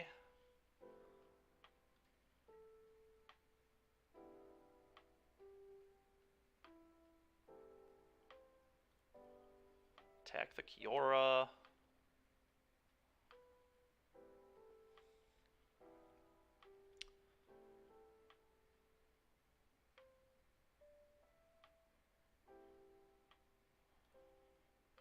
I think I actually might Wandering Emperor and eat their Llanowar Elves here.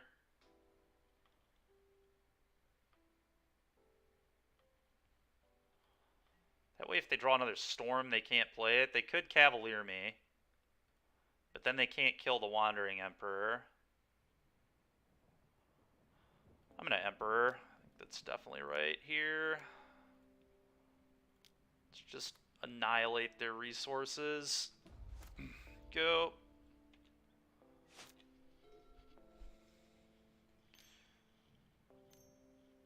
Sure.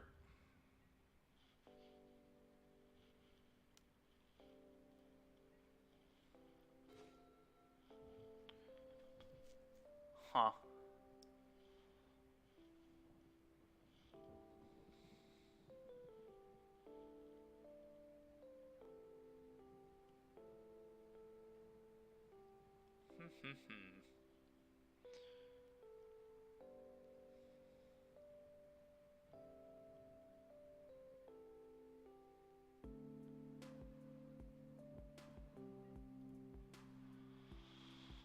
Oh, attack your Kiora.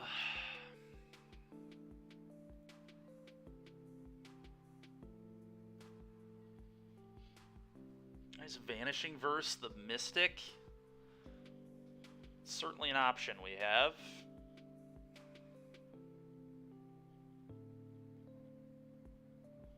I kind of like it, to be honest. Puts them back to 4 mana. Maximum 4 mana. And I still don't even think I used the Thoughtseize yet. So we obviously know they have Storm, but I'd rather just make them think that that's a thing they can do. Like, if they drew a Cavalier here, for example, I'd much rather Thoughtseize that.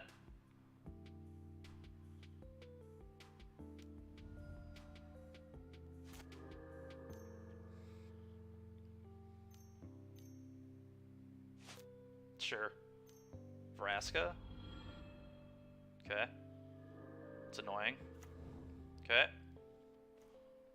Oh, I can blitz this, kill Vraska. Seems insane. Blitz.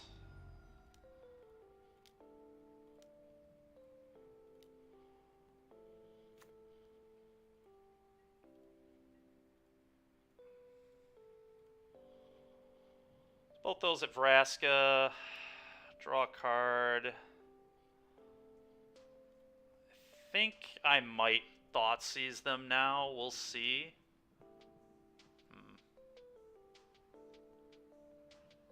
Probably do. Yeah, I think I do. Get out of there. Alright, end step. Draw a card. Go. It's an interesting spot for them to be in. Alright, well, Blitz.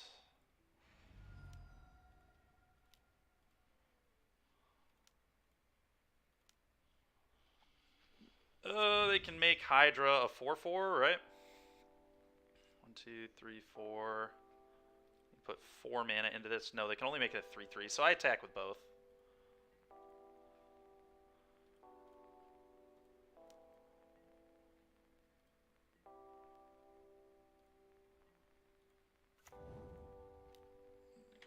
Go. Okay.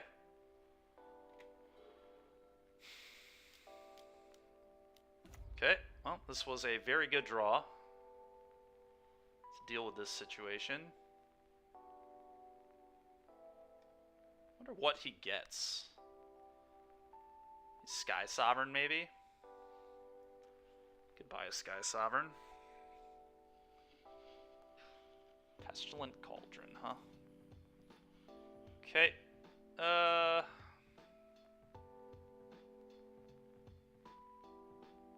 just gonna...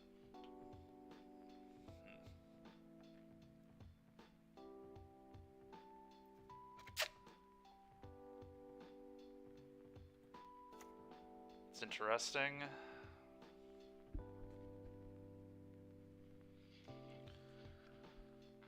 Hey, lol, how's it going, man? Sorry, I just saw that. I was pretty focused on this. And Confidant, did it pull up the right deck? It should have. I think we've made it so now this... Nope, god dang it. It should be on the left side of your screen. If it's... Sorry, it's not coming up in the link there. I need to figure out how to go in and edit that myself. I know one of my mods knows how to do it, because he did it the last time we were playing on Friday, but... Alright, so what do we need to do here? This turn is kind of interesting. The ECD... Alright, sounds good. I might just go ECD this turn. ECD, hit your Karn.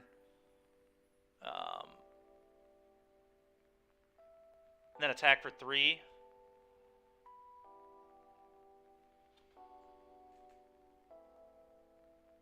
Why don't we attack? Maybe I just attack with Tenacious Underdog and then flight. You know what? That's the play. Let's do this. This is going to get a lot more pressure on him in the long run. Let's attack Karn. I'm going to save the ECD because he may very well top deck a Cavalier. He's seen 0 so far, and we really want ECD for Cavalier specifically. So let's do this.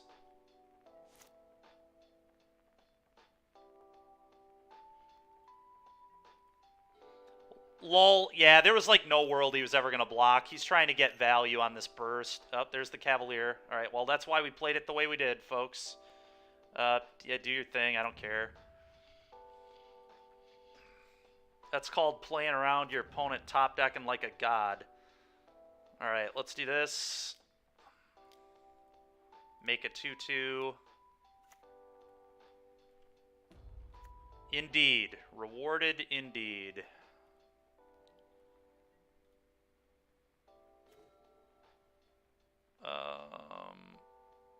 May as well play this, I guess. ECDU.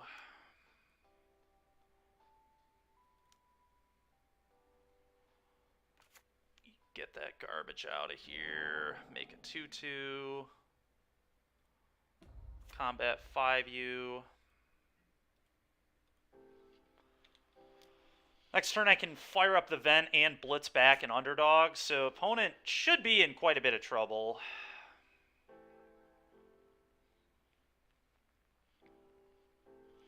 Because if they burst here, the ECD is going to make all their stuff 2 more mana next turn too, which seems really bad for them.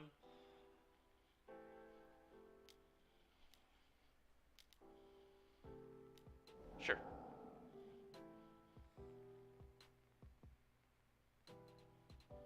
What did they get back? Don't know what they got back, but either way, they've agreed they're dead. All right. Orzhov midrange, folks. Yeah, making Vent a 3-4 was almost certainly what I was going to do. Probably. What's interesting is if I go like minus, and then next turn I get another Wandering Emperor back because of the 3rd chapter of ECD, so minusing still may have been better than plussing there. But it's close. Just going wide.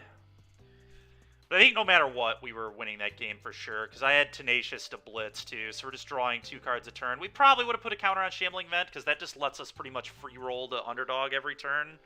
We're just gaining more life than we're losing.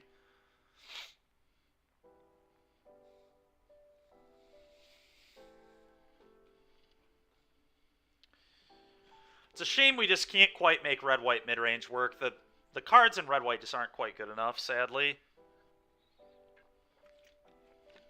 Honestly, the fact that Orzhov midrange works isn't really that surprising. You're just playing Thoughtseize and Fatal Push, and those carry just insane amounts of weight. Yeah, Sand's good. Keep...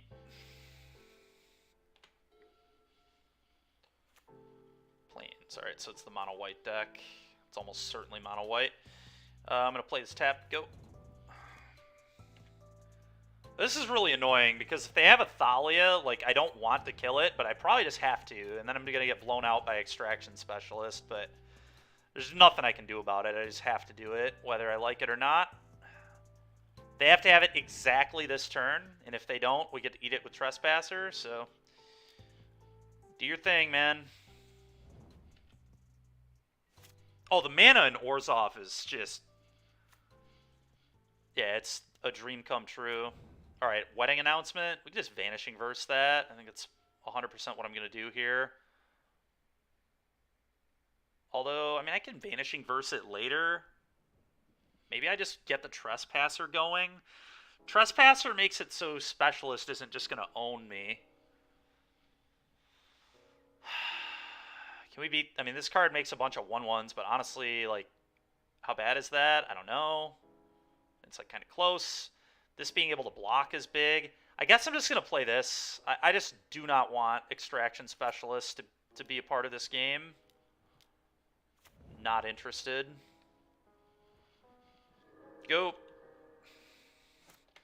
Next turn will be interesting as to what we want to do. Adeline. Yep. All right. Well, I think I played this really well. I think we're in good shape. Now, does that count as attacking with 2 creatures? I would assume it does, so he's probably going to draw a card and not get a token here. He gets a token still. Okay. Alright, so how do we want to play from here? Game gets, like, really interesting now. God. Brave the Elements is such an annoying card. Just cannot even begin to express how annoying that card is against these removal spell decks, man. It's just like such a beating. Now you have to just like play a tap land, leave up verse push here. It's likely what I'm going to do, and then this gets to flip into a 4/4, so I can at least threaten the trade on Adeline. And then can Vanishing Verse this. Okay, yeah, that's almost certainly right. Let's do it.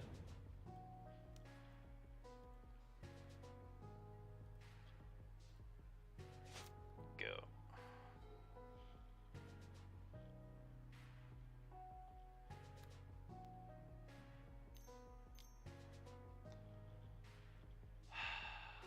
Alia's Lieutenant, huh?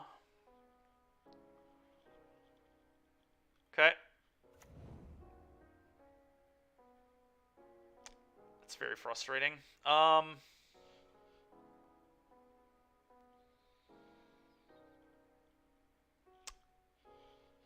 Yeah, I mean, there's not much I can do about that, so, yeah.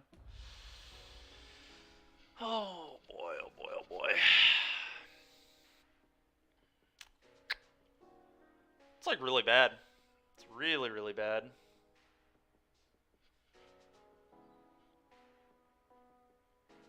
Because I think I have to verse this. This is an anthem, and it's a card. Like, and if I hit this and they have Brave the Elements, I just, like, lose the game on the spot. There's, like, no way I can win from there, I don't think. Alright. I think we're just doing this.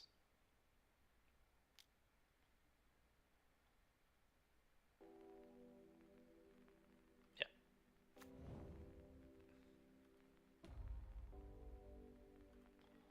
Block. Here.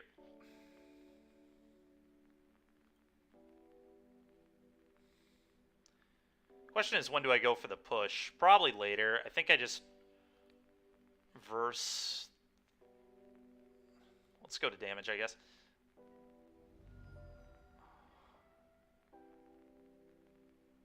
Verse this. Just cannot let that happen. No way.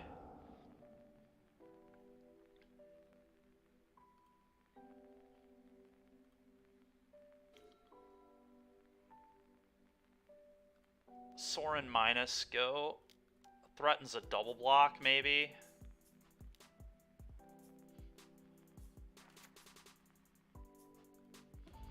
Go. God, Adeline is such a disgusting card. This card is so strong. Mini Hero of Blade Hold. Turns out Mini Hero of Blade Hold is good. Who knew?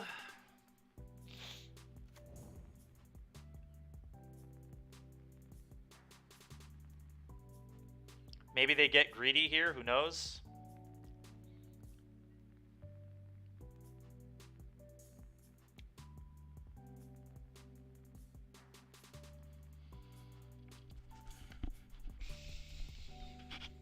It's been a really interesting game. I think there's...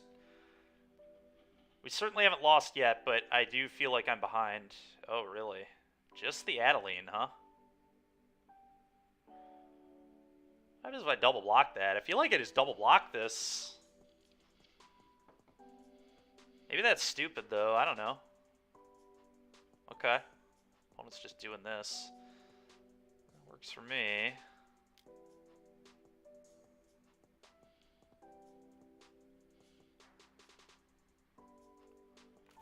Okay.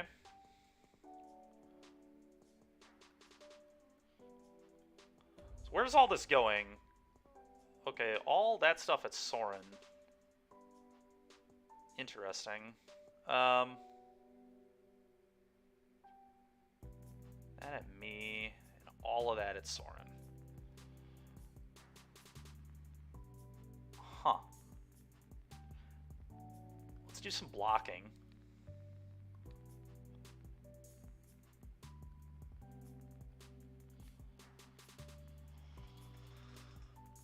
The question is, do I go for Fatal Push? I certainly do this. I guess if I do that... Do I go for Fatal Push? That's the question. I think I do. Because I really want to keep this Soren. Very nice, Golem. Very nice. I think I am going to go for the Fatal Push here. If they want to save their guy, they can go for it. And if they don't, that's fine too. Okay. Kind of felt like they didn't have Brave, so that all makes sense. Gifted AB is a pretty great draw there. Let's see what's on top of the deck. I'll put that in my hand. I'll play that for turn.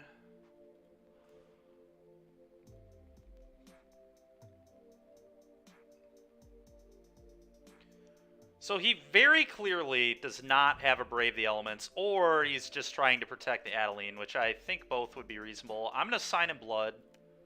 We're not going to win if I don't cast this card. Very unlikely, at least. Let's try and find an answer to this Adeline. That's pretty annoying. Well. Play this. Do I actually attack with the Vampire token here? He makes a 1/1. He can Anthem the board. I'm just dead if he has Brave. There's nothing I can do about it, so I'm going to attack. I don't think sitting back wins me the game. And if I can buffer my life total just a little bit, we might be able to beat a Brave off the top.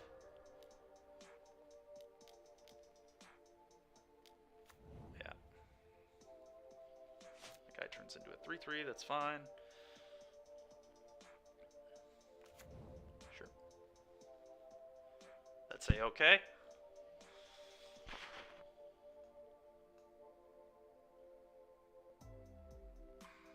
Alright, we have survived the onslaught. Alright, now I get to Nightmare this. Do I want to make another 2/3 or do I want to keep plussing? I don't think I need to keep plussing because I have a castle. So, I'm going to play Swamp. I'm going to play Nightmare. I'm going to give our opponent some bad dreams here.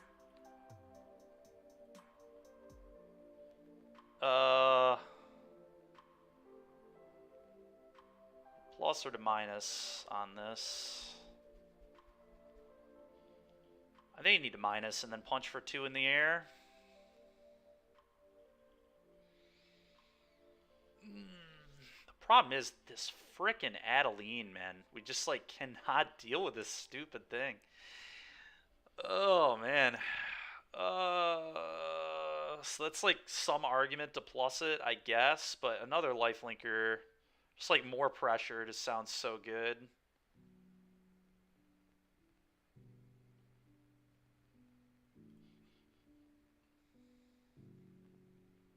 I'm going to make a lifelinker. I think I have to start activating Castle, more than likely.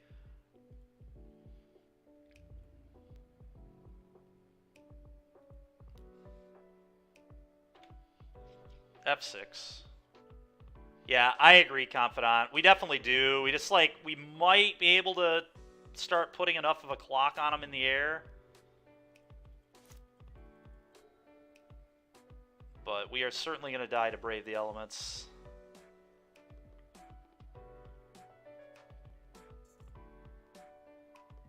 Okay, they don't have it yet. I have to activate Castle every turn, too, now. It's just, we have to find an answer.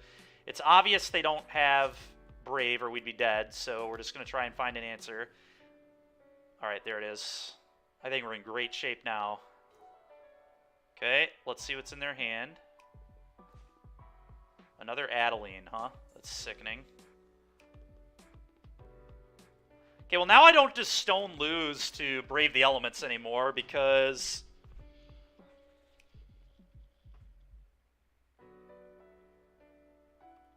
Okay. Because I can just kill this whenever I want.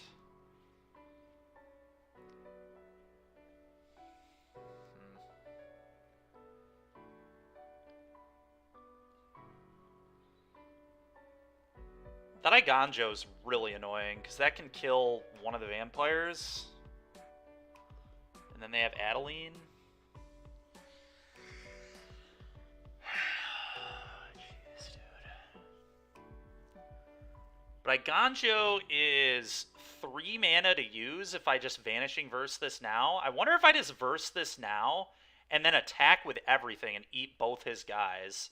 Just really put the pressure on here. I think that's how I have to play this game. I don't think I'm going to win if I don't play that way. That's going to gain me a lot of life. And if they kill one of these, that means they're not activating Castle Ardenvale, and you can't activate Chef of Dunes at instant speed, so we don't have to worry about that. I am going to do it this way. I think it's very likely correct. The other Adeline is going to be annoying, but... Do I sign in blood myself first? The 2 damage to their face could matter. Probably doesn't, but it could. Me taking 2 is awkward, but I am going to gain 8. I think I'm going to sign in blood myself. Just get a little more knowledge of what's going on. Thoughtseize Fatal Push. Alright, that's actually insane.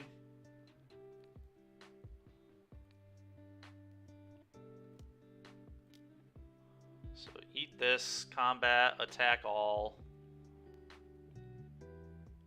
Just like have to get aggressive, I think.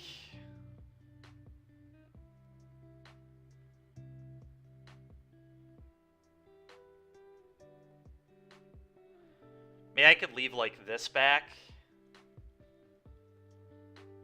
Leaving this back might be right. Just attacking with these, but then they Iganjo this. If they Iganjo, they're not making another 1/1. They take presumably 8 total. Leave this back to block. I think leaving this back to block is actually right, thinking about it more. So tough. So tough. They take 2, 4, 8, 9, 10. I think this is the right play. What an interesting game. Just game 1 here against the mono white aggro deck. But and you pay 3 mana for that. Yeah. I think they're realizing. Yeah. I mean, they're just making the play they have to make. There's no way they can not make that. I wonder if I Thoughtseize the Adeline.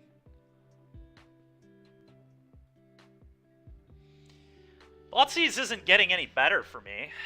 It does flip the Glutton back. It's annoying, but might be right to do it this way. I think it is probably right to do it this way. Like I said, it's just not getting any better.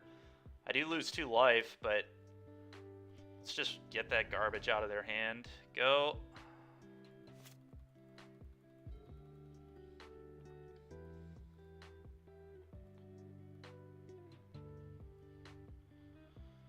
Holy smokes. Alright, what a battle. What a battle. Alright, time for Blood Barons, time for an Archon of Absolution, time for another Gifted Aetherborn, some Yahenni's Expertise. I don't think Kaya is very good against them. I'm probably not going to bring it in. Alright. So what is bad? Sign in Blood is pretty medium. I think we want to cut all these. A little awkward, though, because Sign in Blood was, like, an important reason we won.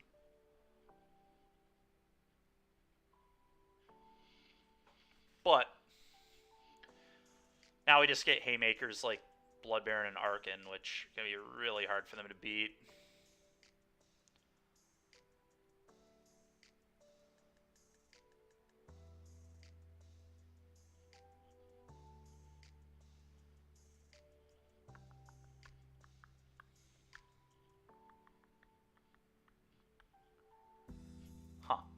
I'm going to go down 1 Obsidian, but I am going to keep the 1.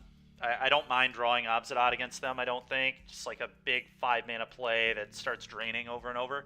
What's up, Ill Will? How's it going, man?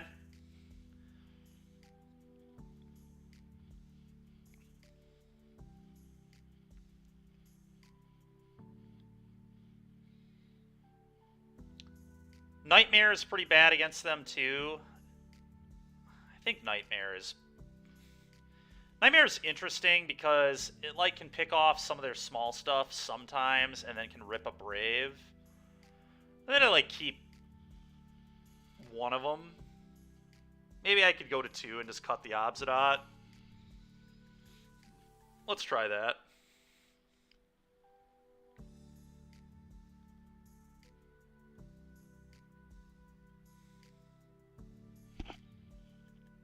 Another Black X mid-range deck. Yeah, sorry, man. We tried Red-White earlier and went 1-4, and I went back to Black X. At least it's still kind of interesting, right? We're playing Orzhov. That's different than what most people are doing. Well, we're keeping this.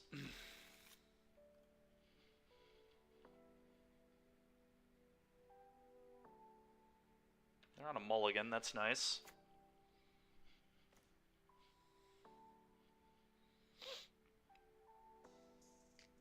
Kind of want to Thoughtseize them and see what's going on.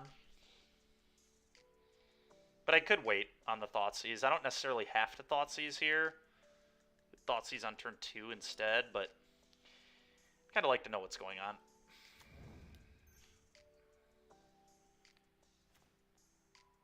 Thalia, Aspirant, Wedding Announcement. Wedding Announcement's going to be a problem. But so, I mean, Thalia actually is not going to be a problem. I have a kill spell. I have Yahenni's expertise too. I wonder if I just take the announcement. The announcement seems very annoying.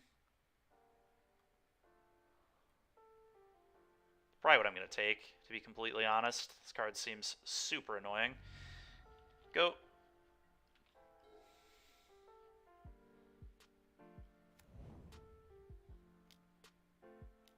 Sure.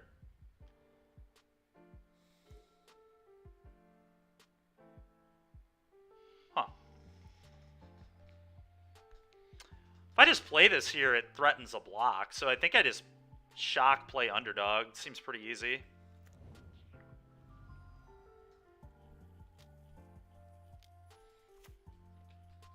And I don't even care about killing it to expertise. I think it's like good for me, to be completely honest, so. Oh my god, get out of here, dude.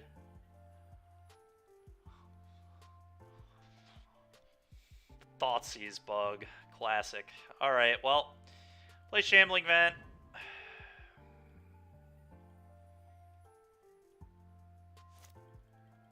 Kill their Thalia and then expertise, I guess. Sure.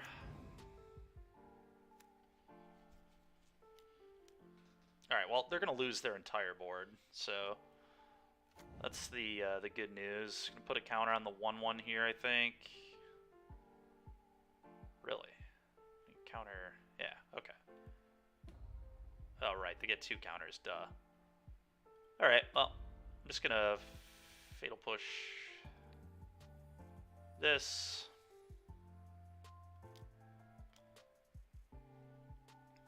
You can do whatever you'd like.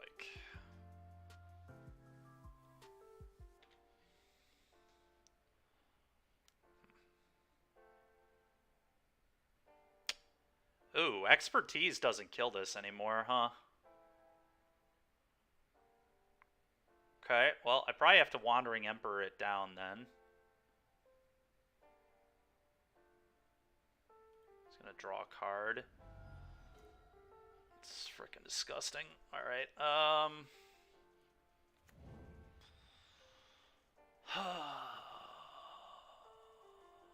Wandering Emperor gives me a lot of options, but I can't let them get 2 counters out of this card. I have to Wandering Emperor now. I also can't let them Brave the Elements.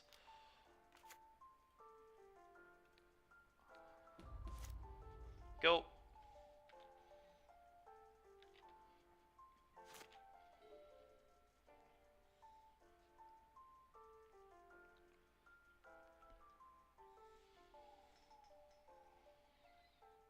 We love Black X. Oh yeah, man. I sure do. It's like my favorite thing to do, pretty much. Attacking my Wandering Emperor with both. I mean, there's really no reason to block if that's their play. Sure.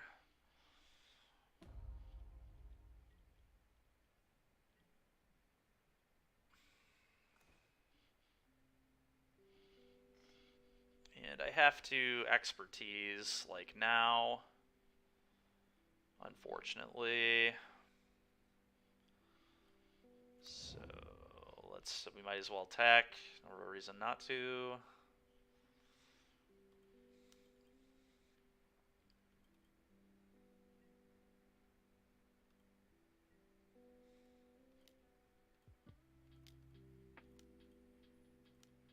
Yeah, I'm just not going to be able to beat Castle Ardenvale. The fact that they just, like, peeled a second one of these off the top is so ridiculous.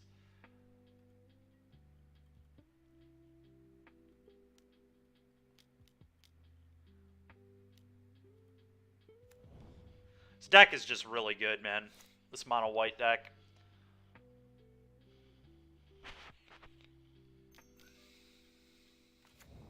Yep. We need a Blood Baron or an Archon immediately. Either one will do.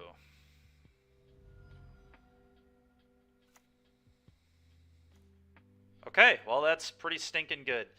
Play this, go. Opponent's probably going to be like, are you kidding me? I'd certainly be like, are you kidding me? If I were playing mono white and my opponent just slammed a standard sideboard card on me, that's what this was.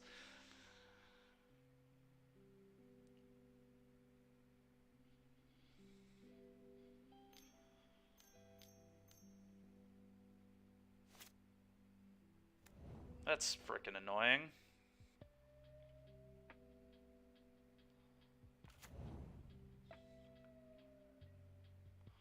Alright, now we need a Blood Baron too.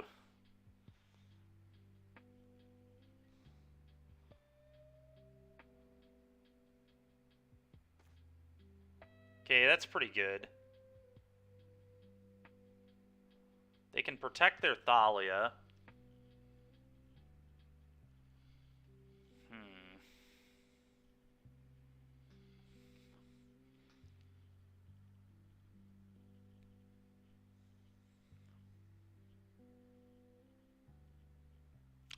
Probably have to kill the aspirant so they can't outscale me with their creatures. And then just play the land and start activating the castle.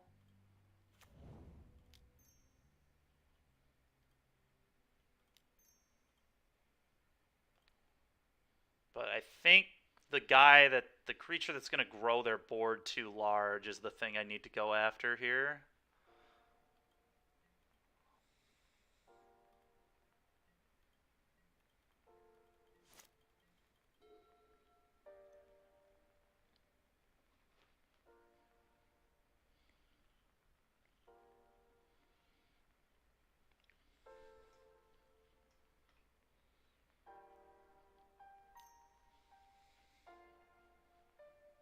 Okay.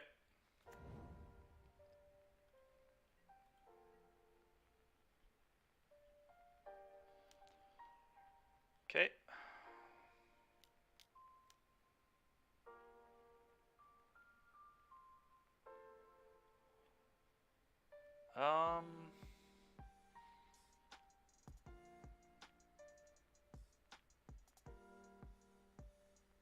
That's really interesting. The question is it better to activate castle?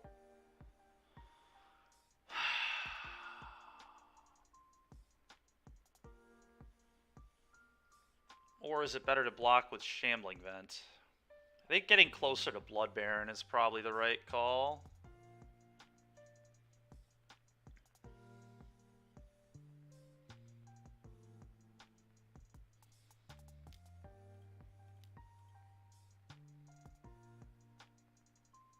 It's close, though.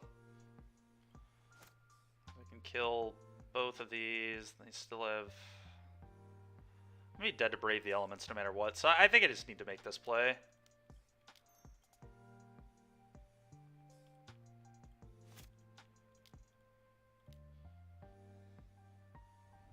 Okay, well.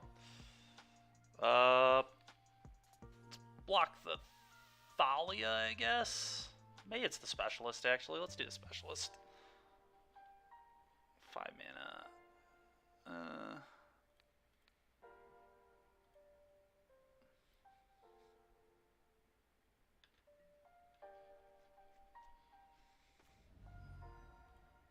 Blood Baron, go.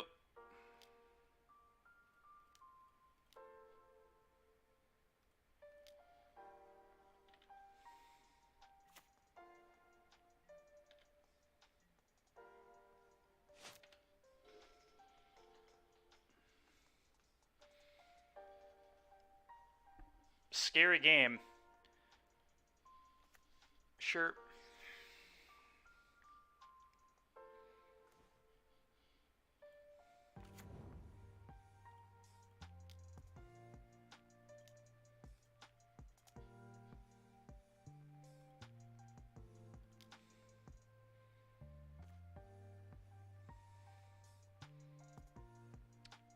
I just have to... If I attack... Yeah, if I attack, I'm dead, right? I have 2 blockers of the Shambling Vent. He can send all 4 of these. Pay 4 mana to do that. I don't know, maybe I... You can actually send 5 guys. Fire this up. 2/2 blocker. Yeah, I can't attack. I literally cannot attack this turn. I need more than what I have to make an attack.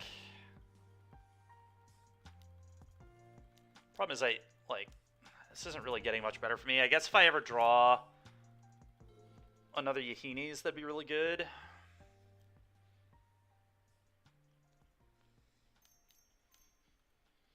Sure. I'm getting really sick of him having that card.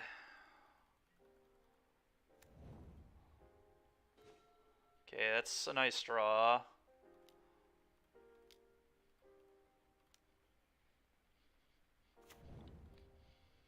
Eat the aspirant, gain a life.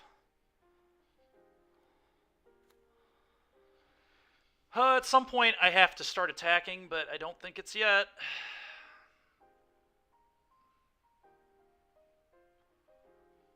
Go to 6. I can attack with 6 creatures. I have 3 blockers. I gain 2, go to 8.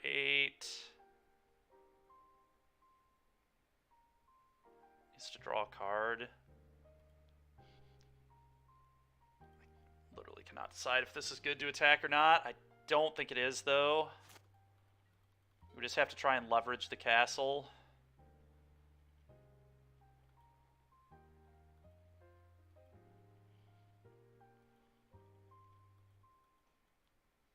What a strange game. Sure.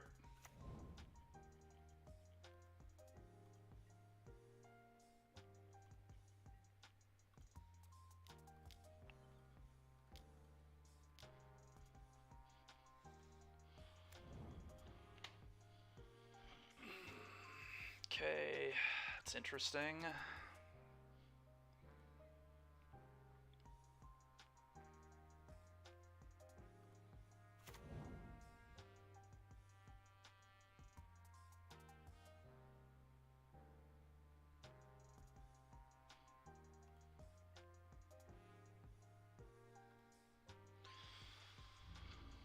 At some point I have to attack, right? Just like, I can't keep not attacking.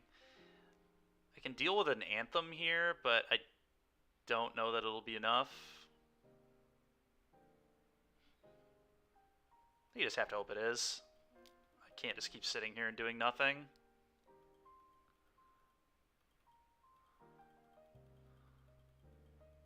So that is not going to win me the game. I'll tell you that much.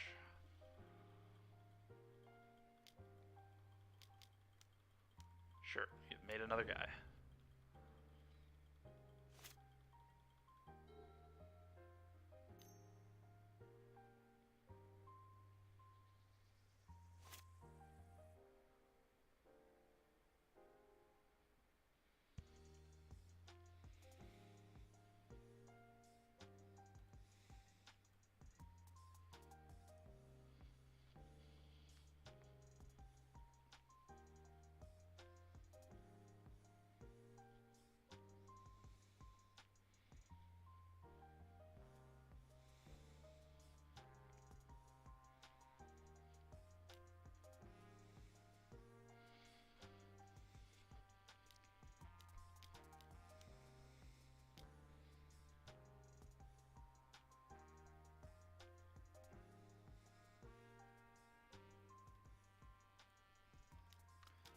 Wake up.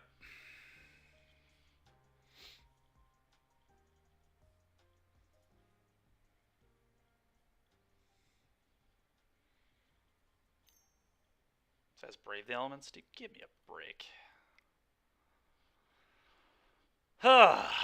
It's annoying. It's very, very annoying. Alright, well.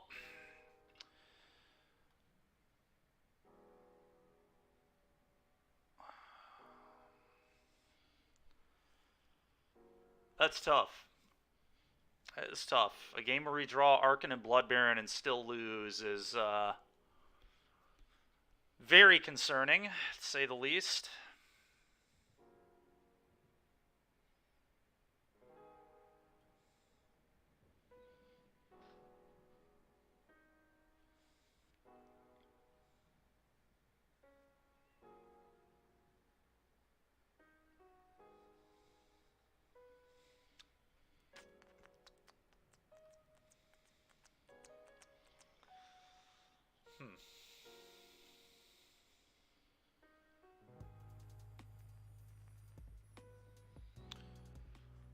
Okay.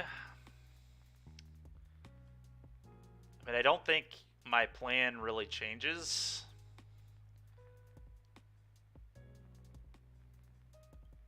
It's possible ECD is actually good against this deck, because they do have, like, a bunch. We're going to keep this.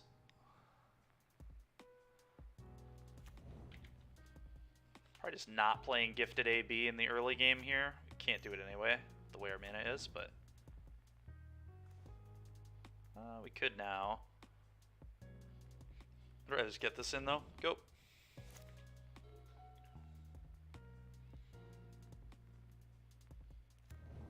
Yep.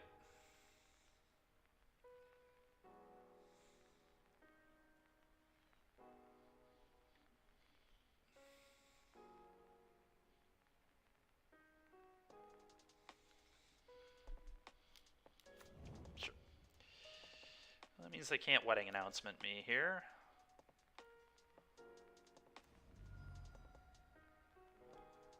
It's an interesting draw, isn't it?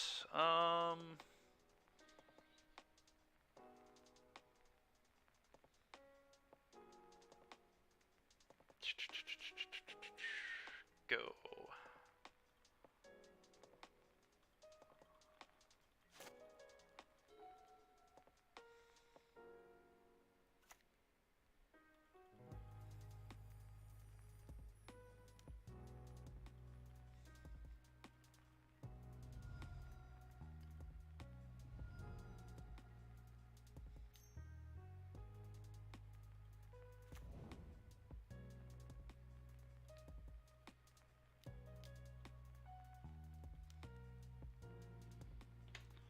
Try and get the Thalia, they'll brave the elements, that's fine.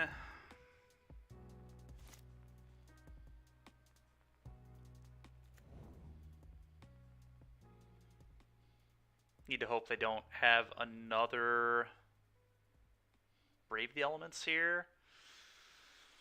Oh boy.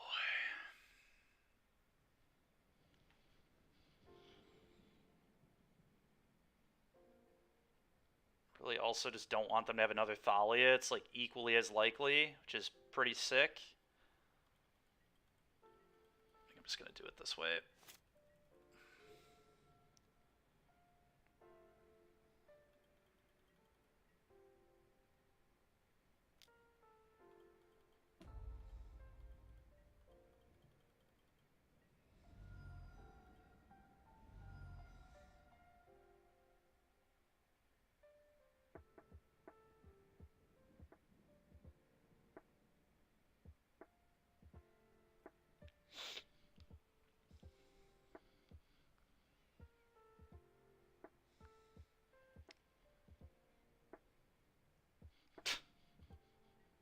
Are you kidding me, dude? This has another brave. Oh, if I tap deck and untap land, we just kill everything and get a gifted. So I guess this still could work out really well for us. All right, expertise, you monster.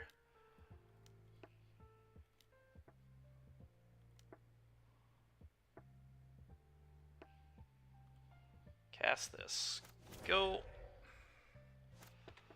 Well, it ended up working out pretty well. Sure. Jesus. Okay.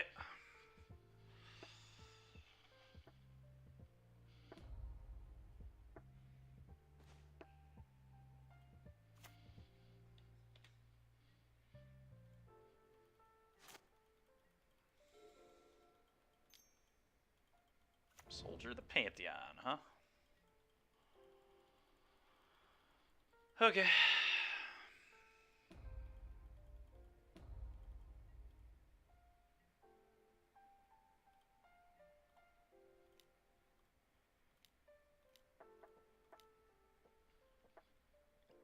Make it 2-2.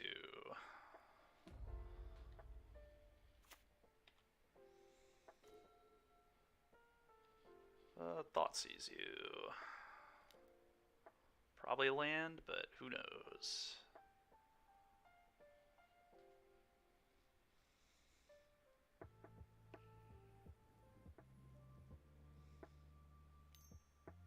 Brave the elements, number 3. You got it, man. That's fine. I'm glad we did that. Make it 2-2. Go.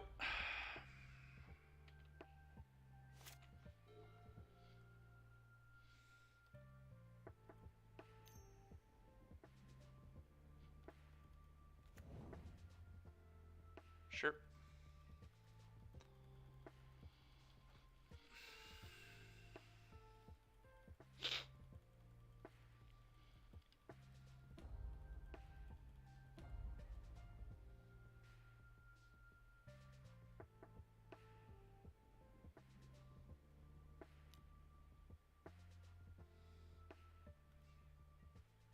Just gonna double block here, I think.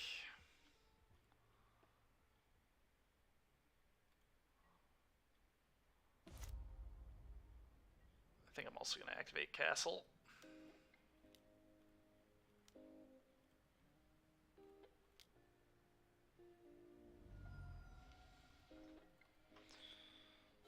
Okay, make a guy.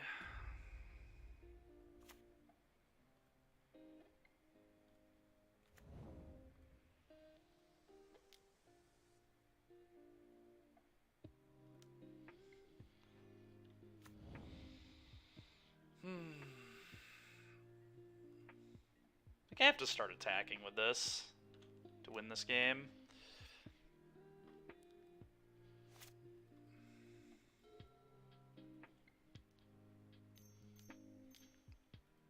Jesus Christ, dude. What is it like?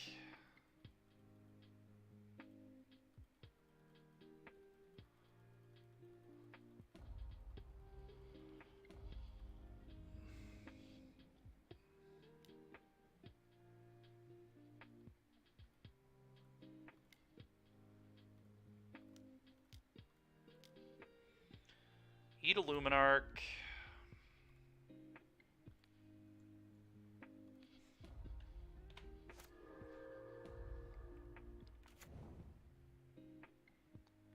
Should have timed this slightly differently, but that's fine. I'll take 4.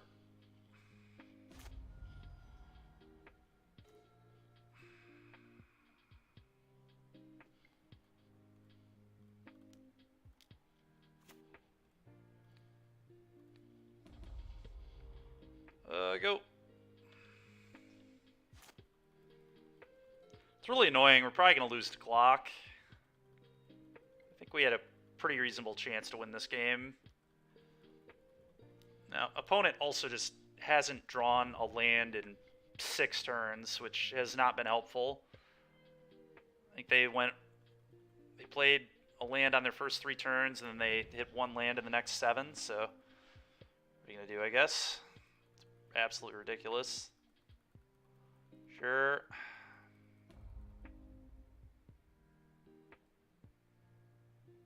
Trade off.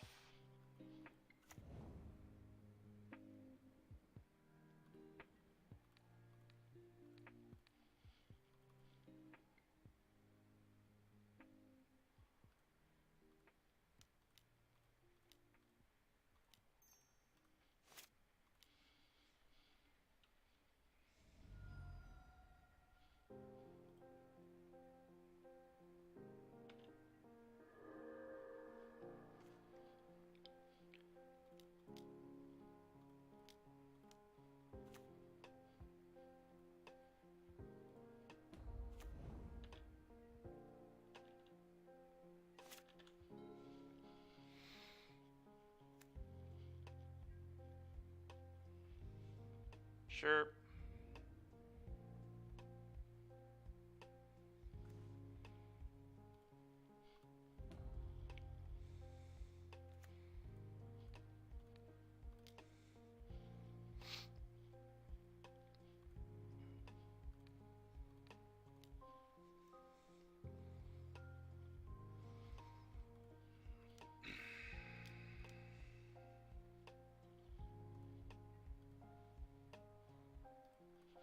Just gonna try and kill my opponent. That's all we got right now. Just try and win this game. Oh my god. This is nuts. Yep. Yep, you take a bunch. I gain 2. Go.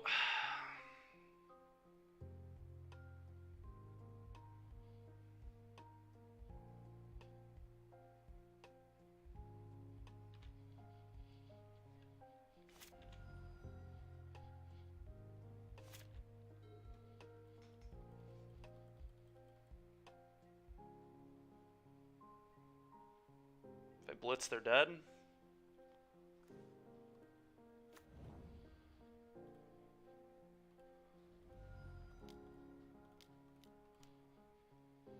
F6 attack all.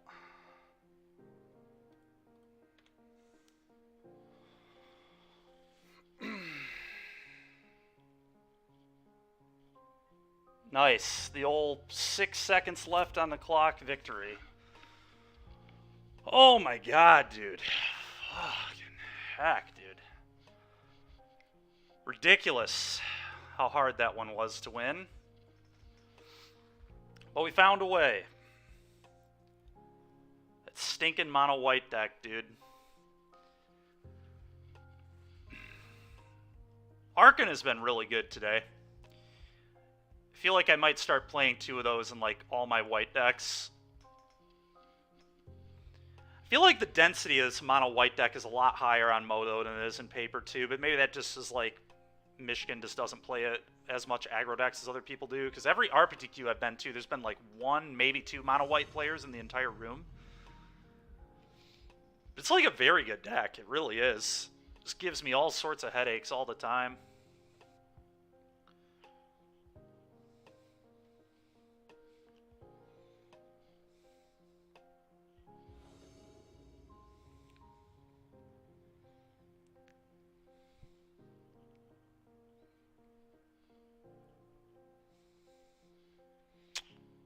Think of that mana. That mana's fine, because I can play this on black on turn 2. Yeah, this works. This hand works. It's not, like, amazing, but it's good enough. No Archon in the board? Ooh, okay, fair enough. I'll do that right now. Oh my god, it's mono white again, dude. Every round. Mono white just doesn't stop. It just keeps coming for you.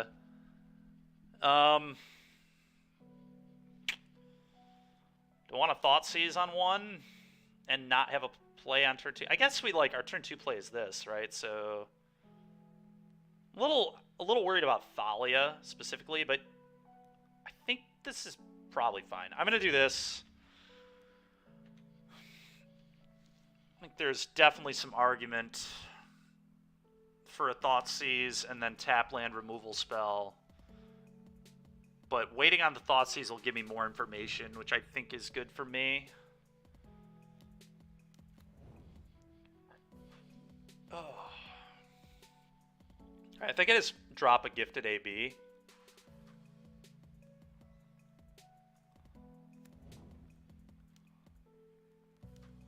Pretty big fan of the Gifted here. Go. One thing that's kind of a silver lining about Thalia being in play is it makes Brave the Elements 2 mana, which is nice. Much easier to play around my opponent just leaving up 2 mana every turn than them leaving up 1 mana every turn. It's a much steeper tax. But Confidant, let me see if I can switch that around real quick.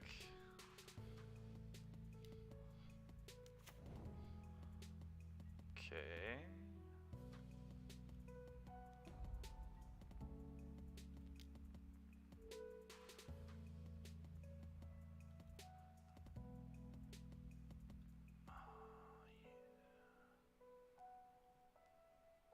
Oh, I see. You know what it is. I have to... Alright, well, I have to not block, obviously.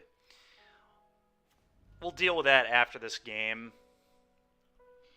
We already went to 6 seconds left on clock against Mono White last round, so... Really need to make sure we, don't do that again.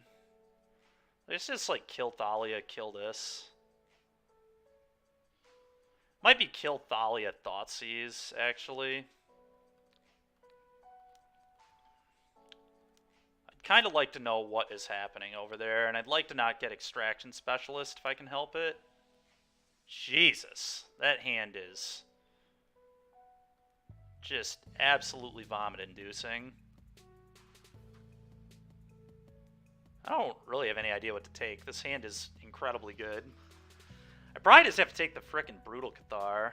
I can deal with everything else pretty well, but Cathar is, like, pretty annoying. Because the Adeline, like, isn't that bad because I have Verse. I'm going to take the Cathar. I just do not have time to deal with that right now. And I'll sit back to block. Yep, I agree. I think it just has to be. Way too awkward if they take this and get a good attack here. Dauntless, huh? Okay. They play the Lieutenant. It is.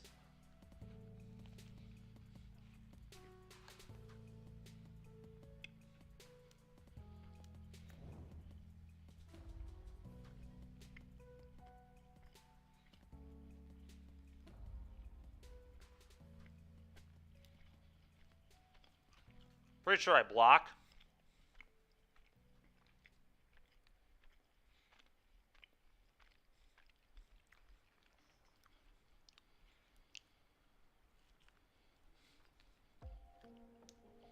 I think so. It's not going to get better for me.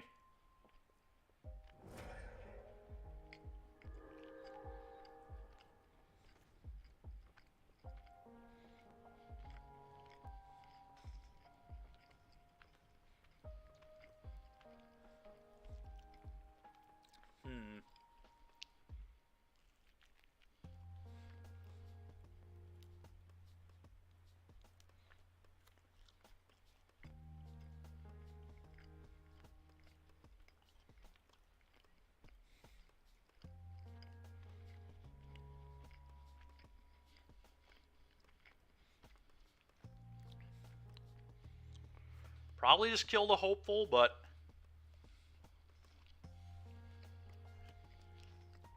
Maybe it's the Luminarch? I'm gonna get the Luminarch.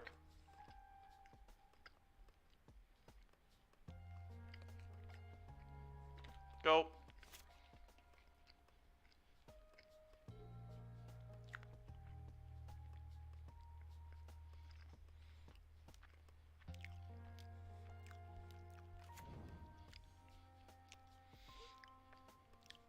It's drawn pretty dang well here.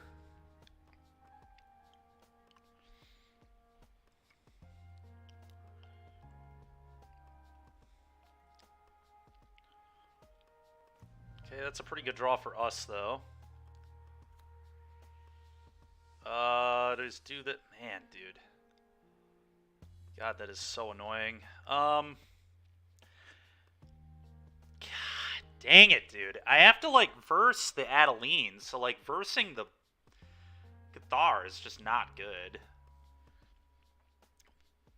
But I almost have to do it. I almost don't have a choice.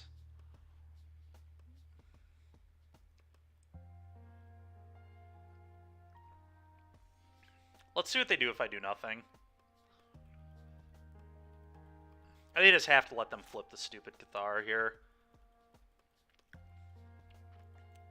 Because minusing the Wandering Emperor on the Brute could be a real way to win this game still. If they attack with it, and I assume they will, but who knows. Huh.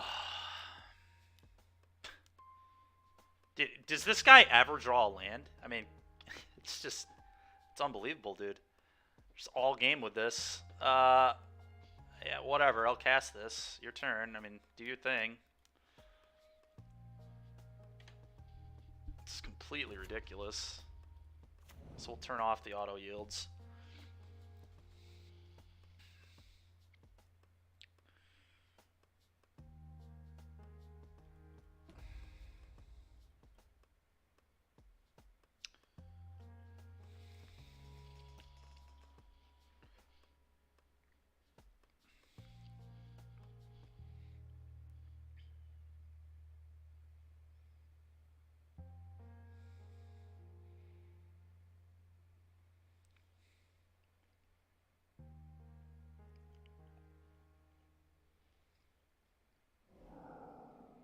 Sure.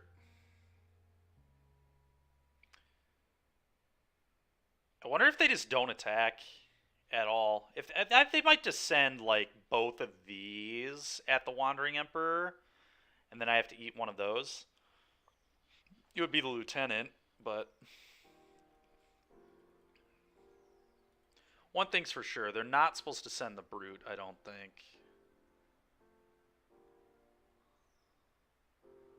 That would not make sense.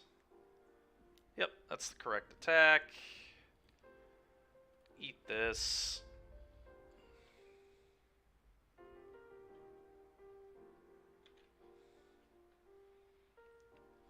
I'll gain 2, kill your guy.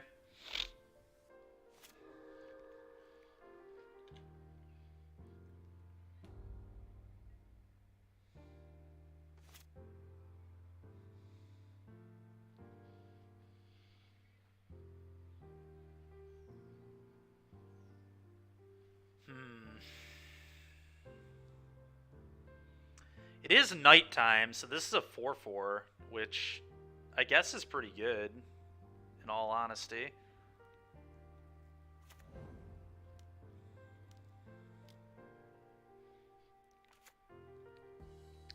Eat your Thalia and your Aspirant. Those seem by far the most annoying for me. Go.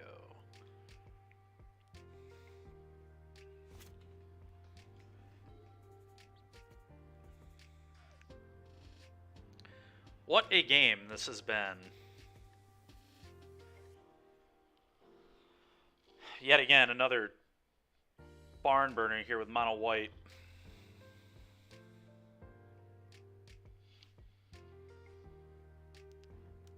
Yeah. Not playing Adeline, huh?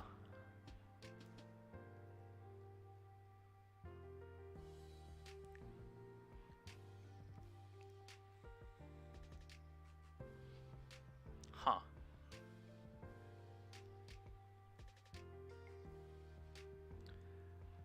Kind of want to attack and eat his guys. Then I can Vanishing Verse this, get my Death Touch Lifelinker black, eat the 1/1 they attack. Yeah, I think I need to attack. I don't think I'm going to win the game if I just sit. They probably have a Brave the Elements in their hand, and they're trying to draw a land to protect the Adeline.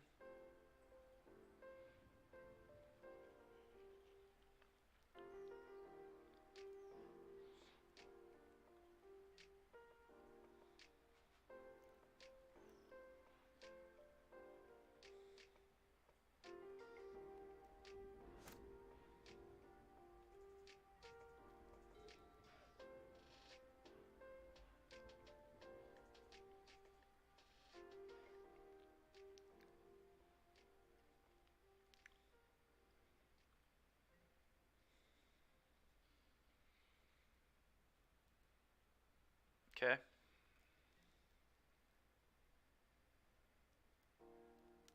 I'm going to get my guy back, please.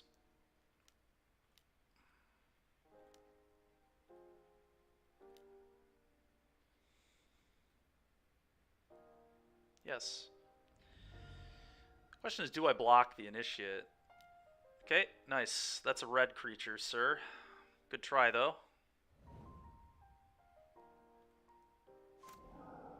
Not how that works. And now they can't Adeline me this turn. That is huge.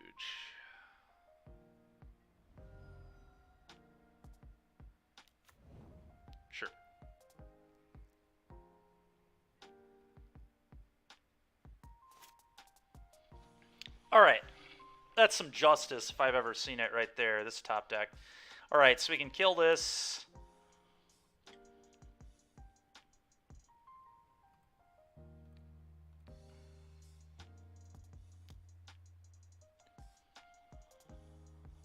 Okay.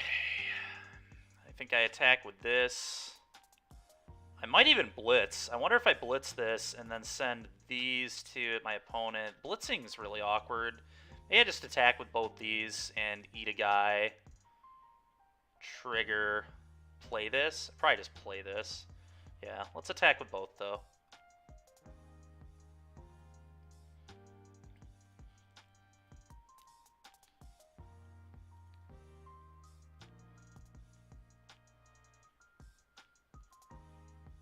He won't block. I'll gain 2 more. He'll take 5, go to 6. Main cast this. Go.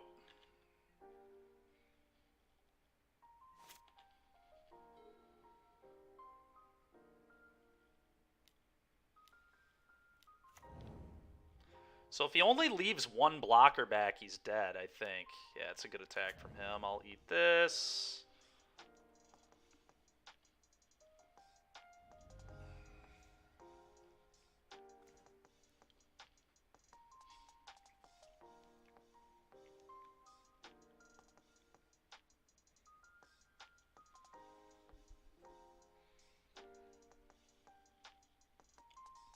If I just send the AB alone, I think I just send the AB alone.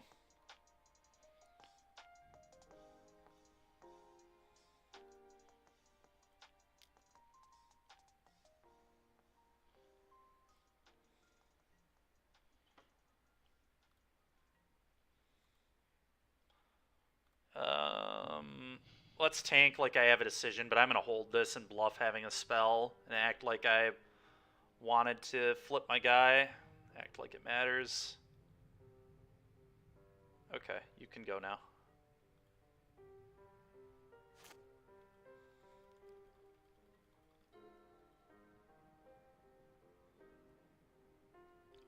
This guy has literally not drawn a land since turn 3. It's just, like, come on, dude. It's turn 10. Play a 4th land.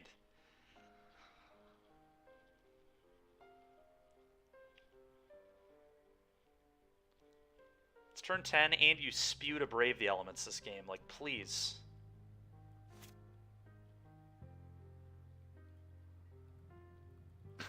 He just has another one, doesn't he? Yep. Probably. Although, he'd be sending the bodyguard if he did. Okay, maybe he doesn't. Maybe just another Adeline? That a good block? That a real block?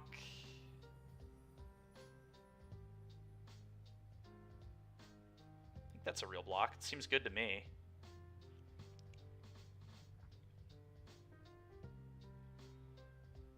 Probably right. Kills the Adeline, kills this, puts me to 5. I think this is the correct play.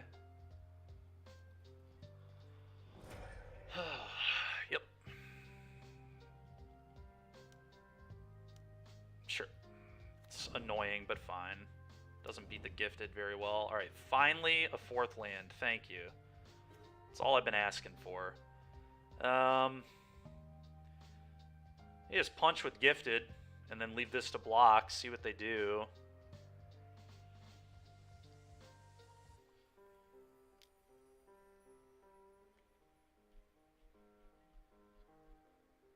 Okay. Go to 7, they go to 2. Is there any reason to play this land? Does this do anything for me? Not really.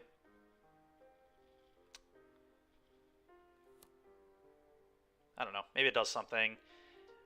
I think it does much to play it, right? I can't imagine the land drop mattering.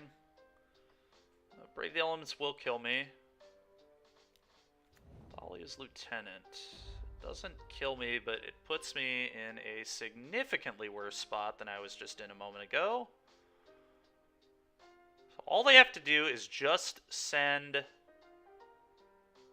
their Spellbinder here. Actually, they just have lethal anyway. They played right, though. I think this is a good play. It's part of the reason to not play the land is that they think I have nothing, or they think I have something. It's just sickening. Just absolutely disgusting. Oh, man, dude. It's a pretty tilting loss right there. Such a close game.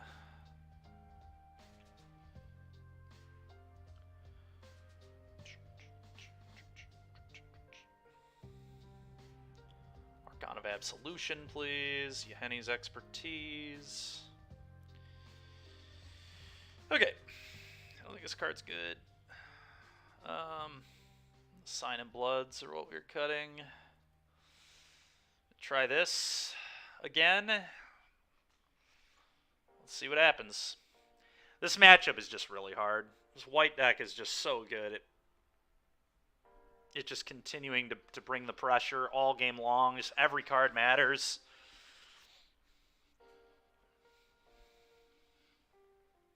Just not a single bad card in their deck.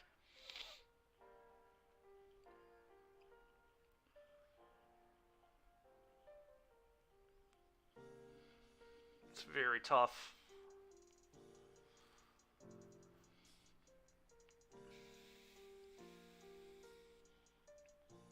The most tilting thing about that game is how badly our opponent, the spew on the Brave the Elements, and it just didn't matter. I don't know that I can keep 6 lands Blood Baron. I am on the play,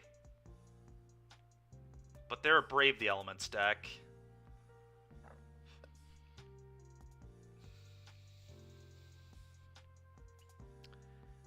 I'm not going to lie to you, I'm tempted. I'm tempted to try this and just hope to rip spells. Because they're not beating... I mean, Blood Baron is super good, obviously. But it just doesn't do any... I mean, like, if I draw lands, I lose. Like, if I probably draw a single land in the first 4 turns of the game, I probably lost. So I think we probably have to mulligan. But I do think that was a kind of close hand, at least. Alright, well, this one is quite good. I may just get rid of the Wandering Emperor here. I think I like that. Don't need the 4-drop, necessarily. Tapped Godless Shrine, your turn.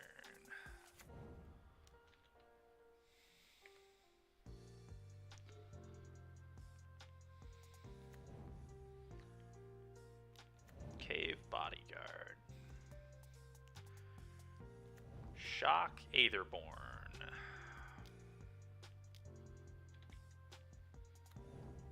Go.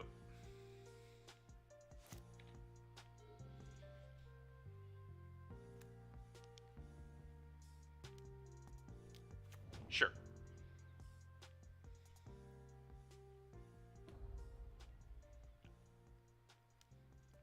So I could trade, but then I just like kept nothing going on. It's probably better to Nightmare. I don't know, though. It's a lot of damage if I'm committing to not blocking it. It scares me a lot. I'm probably supposed to take the trade, honestly. I think it's fine. Elspeth's Nightmare.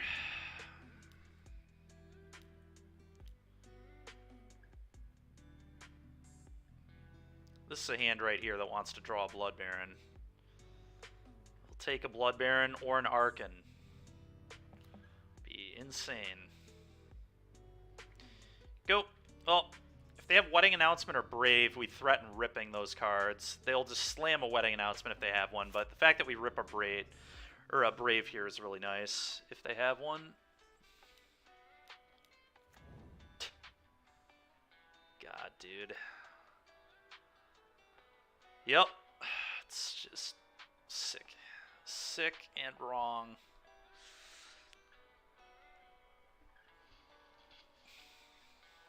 These have such a good curve.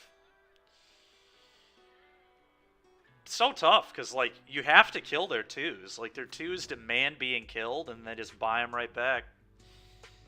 Very frustrating.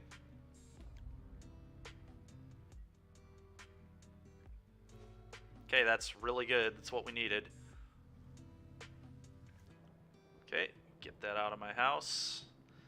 Another extraction specialist, huh? Guy means it. He means business.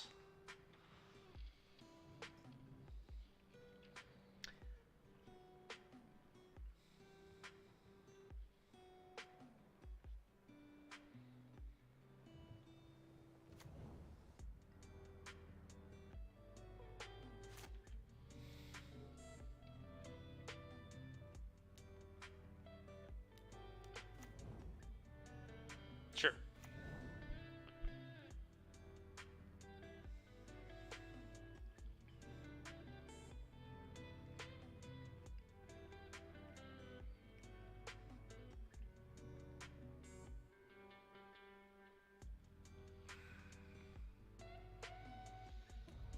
Well, at least we're going to be able to stall this game out for quite a while, but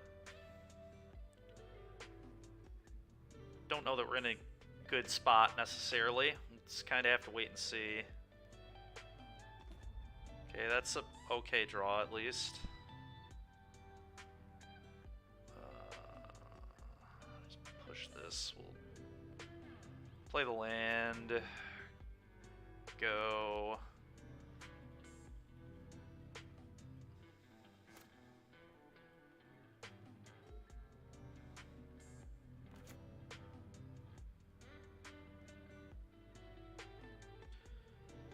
I wonder if I'm supposed to push this. We know that they have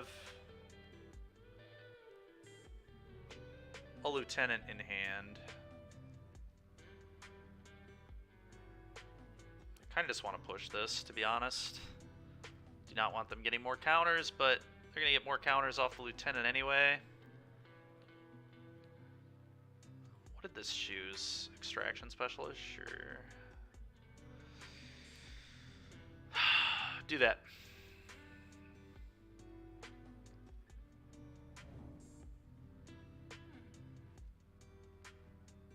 I didn't realize we weren't in combat yet. Whatever, though.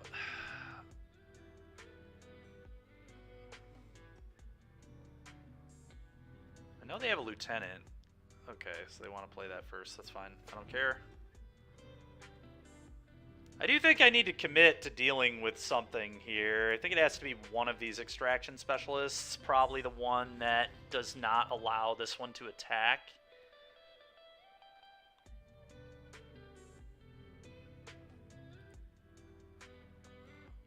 This one's paired with that one.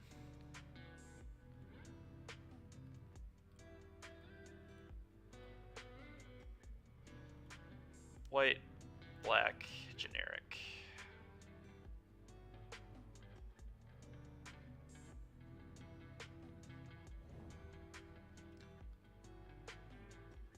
There we go. That's pretty nuts. That's what we needed. This is how you beat the white deck. You just throw a bunch of protection from white creatures into play. Well, I can definitely punch with this now. Next turn, I'll just punch with this.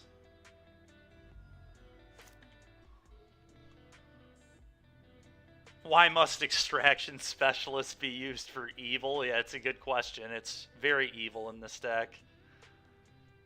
It's an absolutely disgusting card.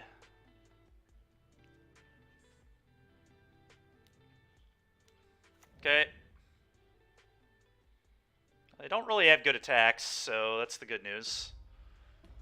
Can only send 2 creatures, and we could kill 2 of them, so... yeah. That's a very good draw. Alright, I've drawn really well off the top. Not gonna lie. Super fortunate this game. It's amazing how good this white deck is. Like, I just throw Blood Barons in my deck. I throw just, like, a bunch of things that you would think would just, like, dominate this deck. And it just, like, doesn't even close. It's not even, like, we need so much to beat them. It's just crazy. Like, I honestly drew about as well as I possibly could this game. Cannot imagine many better sequences. So, funny enough, Blood Baron is going to be a 10-10.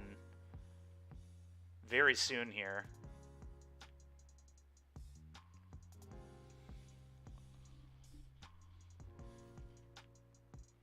Which Archon do I have again? It's Archon of Absolution.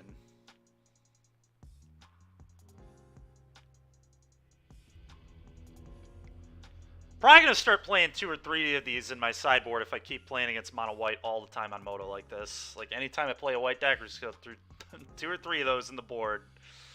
Just no mercy against these mono white players, man.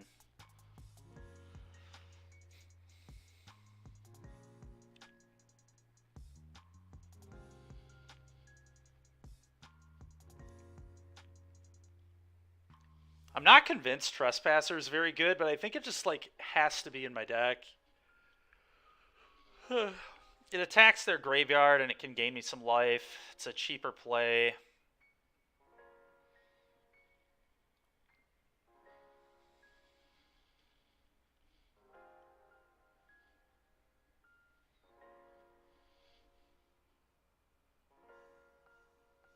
All right, well, this guy's playing for a 4-1. Meanwhile, we're playing to keep the dream alive still, to get to 3-0.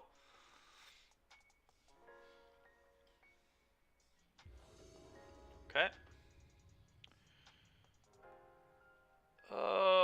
We've got removal. We've got a Blood Baron. I'm on the draw. We need to hit our land drops, but I don't think I can mulligan this hand ever. If I hit lands, I would imagine we're in pretty good shape. Obviously, I bring in the Elder Spell. Yeah. That'll teach him a lesson. Maybe we can kill a flipped Kythian. They probably don't even play Kythian. Like I said, their deck doesn't play bad cards.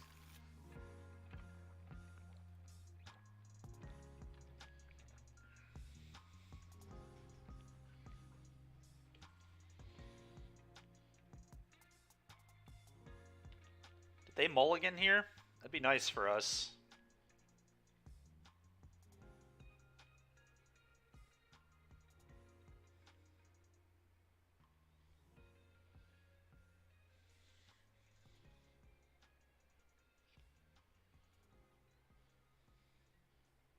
Okay, they did mulligan. So that's helpful.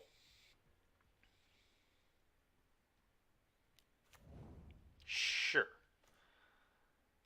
Sure. That's a good start for me. So I almost oh man. I think I'm just going to play this tapped. Obviously, if he Luminarch Aspirants and puts a counter on the Giant Killer, it's annoying, but whatever.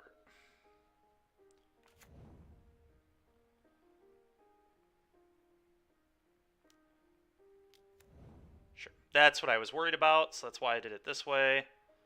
Now I can kill their Thalia. Really need to draw some lands, thank you. Let's play this, and let's think here if we're supposed to kill the Thalia now and get blown out by Extraction Specialist, or if we're supposed to play... I think we're just supposed to get blown out by Brave, especially with the Blood Baron in my hand. And with the Trespasser, like, if they don't have the Brave, this is so good for me. End step, kill your Thalia. Okay, that's pretty annoying. I wonder...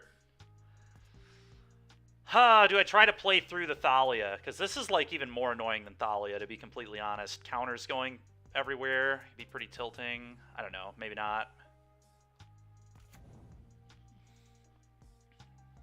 It's kind of close, I think. But Thalia is pretty obnoxious here.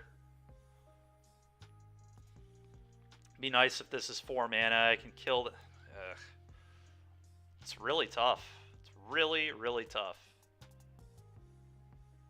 My gut is telling me leave the Thalia in play and kill the Luminarch and don't let my opponent get a million. Because they're going to get at least 2 counters off this if we... Yeah, I need to kill this. I think we got to play through Thalia this game. I have a verse for Thalia. And again, it's nice that their Braves are 2 mana as opposed to 1 mana. Right now, and with them with only 2 cards in hand and 3 mana in play, like, I think this sets me up nicely. So I can just Vanishing Verse the Thalia at some point when it matters. Hopefully you can just hit land drops. Yeah. Hitting land drops is going to be huge.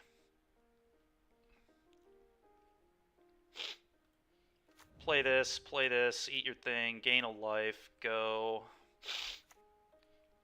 Deal you 1.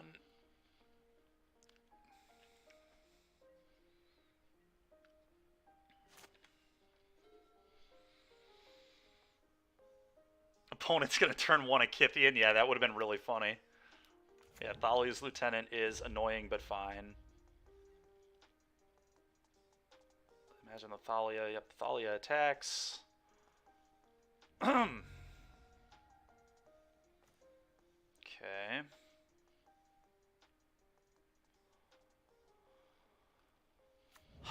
So I think I just pass, and I flip this, make it nighttime, which makes Brutal Cathar do nothing pretty much too, which is big if it's night. So let's just pass. I can Vanishing Verse them later.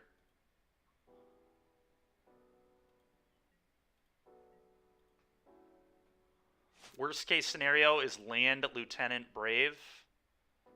It's the best possible 3 cards our opponent could have here. What's also nice about Thalia being in play right now is they can't Wedding Announcement. So Thalia is annoying for us, but it's also like kind of messing up our opponent's game plan a little bit too, I think, hopefully. Really? You're going to tap my guy and discard a card, huh? That's a play. Okay, you can go ahead and pitch a card to that. It's aggressive. Oh, they just... Okay.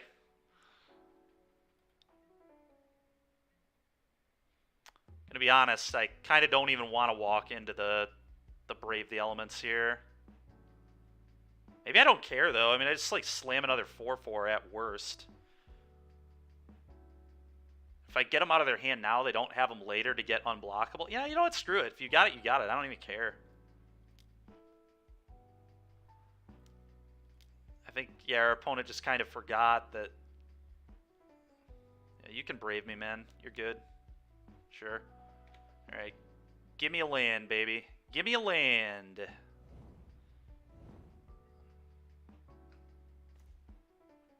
Alright, I'll just play another 4/4, I think. Actually, probably attack them as well. Yeah, let's get some pressure going here.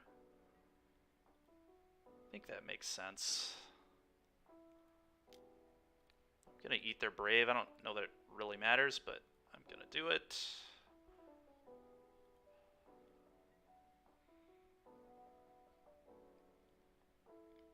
Oh my god. He has an Extraction Specialist as the last card in his hand, and he's going to get blown out by this. Oh, man, opponent. Thank you. Thank you. Gimme. That is not good mono white playing right there. Yeah, opponent literally just told me they had an Extraction Specialist in their hand with that play, too, so we just, like, know what their hand is now. Alright. We have been having to work for these mono white wins, but we're getting them. Alright, let's edit that deck list real quick.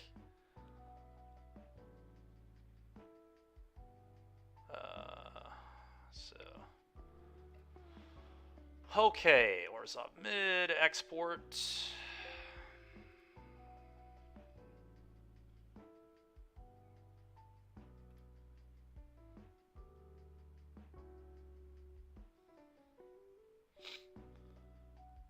Cardboard Live.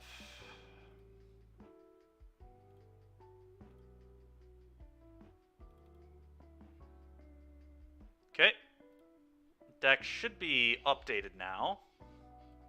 Should be good on that. All right. Let's get back to it here.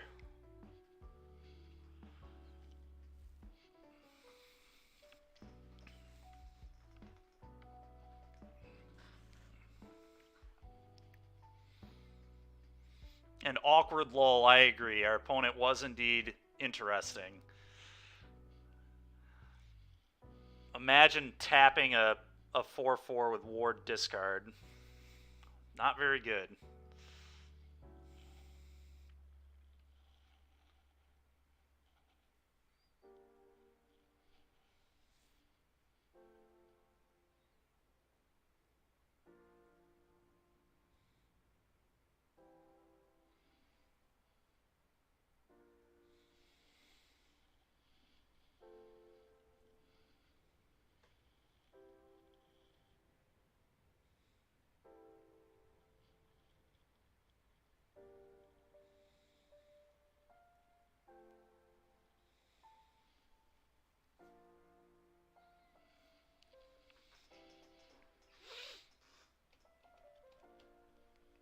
Come on, an opponent.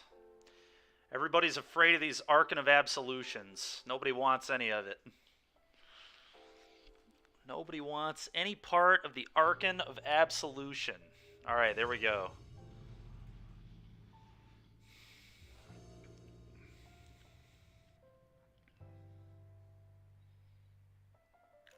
Hand looks pretty good. I'm keeping it, for sure. It's a little painful, but no pain, no gain.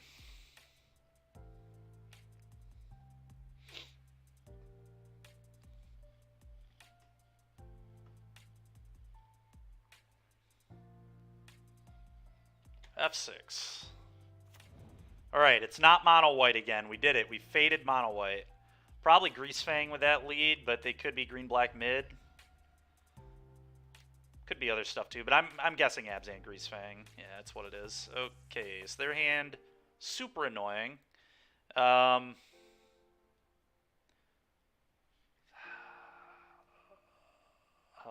kind of just want to take the Satyr Wayfinder. Take Satyr Wayfinder, see what the... Yeah, that makes the most sense. Command can mill themselves and return a land. Command sees less cards, though, right? Mill 3 cards. Then you return a land. Yeah, it's definitely the Wayfinder. It's just a much better enabler for them. Could have also taken the Greasefang, I guess. Tried taking Greasefang Chariot this game, but I don't know if that's a good decision. Alright, they just whiffed on a land, so that is absolutely awesome. Okay, so I could Thoughtseize and rip their Greasefang. Yeah, with the Trespasser, that makes a lot of sense.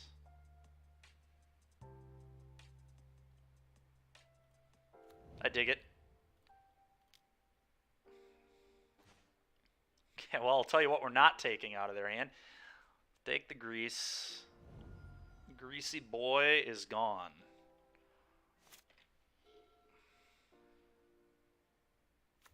Okay. The good news is, our deck can beat Asika's Chariot pretty well because we're a Vanishing Verse deck. I'm just going to start eating these Greasefangs in case he finds Can't Stay Away. Just going to get rid of all this garbage. Please do not tap top deck and untap land. Your deck plays like no lands in it.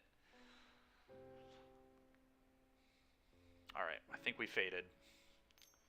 Well, we did not fade a spell, but we did fade... Okay, if this is a Oh, okay. Sure. Pretty annoying. That hits a land. I guess go Sorin, make an idiot here. Also play double underdog, but I think Sorin Idiot is a much better play.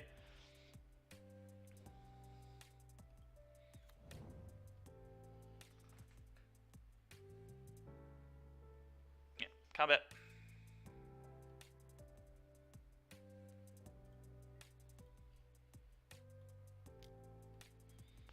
Greasefang. Alright, 2 Greasefangs gone.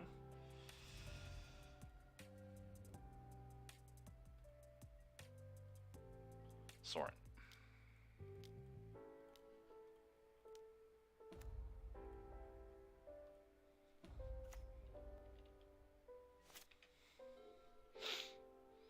Paid off indeed. So here's a Chariot. That's fine. There we go. That's really stinking good right here.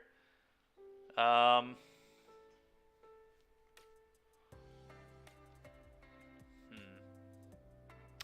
think we just plus. I think we plus and just kind of hang out. We flip this back over, maybe.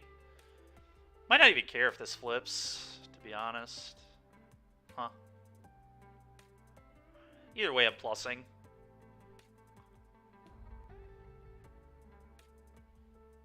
Okay. Yeah, I would like to pay 0 to put that in my hand. Thank you. Okay. question is, do I play one of these? Is playing one of these better than flipping this? I don't know that flipping this matters that much because I'm going to want to like double spell later in this game, almost certainly. So it's probably better to play this tapped, just cast one of these, leave up the Vanishing Verse.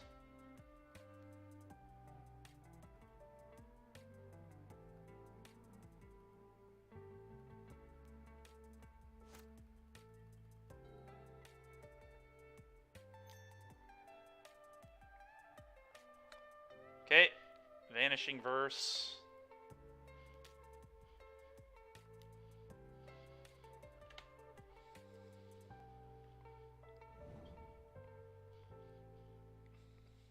Whiff.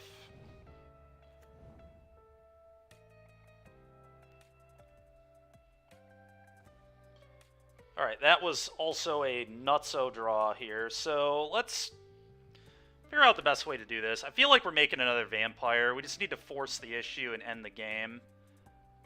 I also think I need to eat this Consulate Sky Sovereign so he can't Greasefang this trash back into play. It's one of the only ways I think we can lose, is that exact scenario happening. So I think I make another 2-3, more than likely. Yeah, 2-3.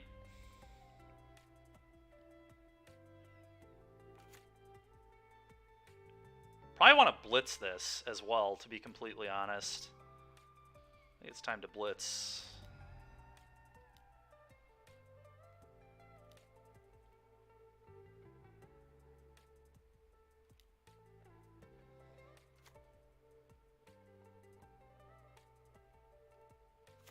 Combat.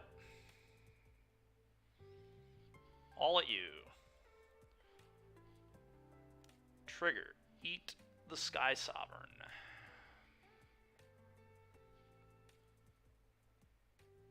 See if they double block the Trespasser with 2/2s. I feel like that's what they're going to do, and then I push one.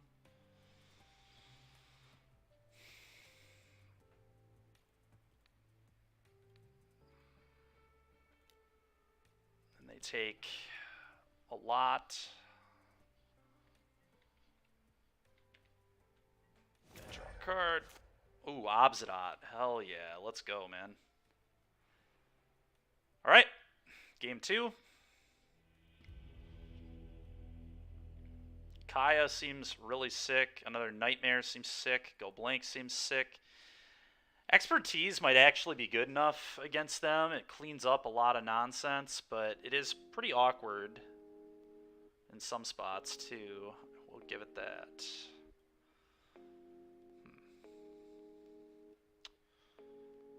I don't know. It's pretty interesting. We've got a lot of like cards that could come in.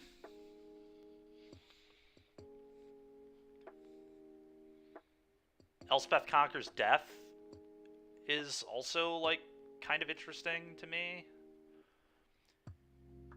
Like Gifted AB is probably pretty bad. I don't usually love Fatal Push against these decks or Blood Chief's Thirst, but it is a way to just deal with the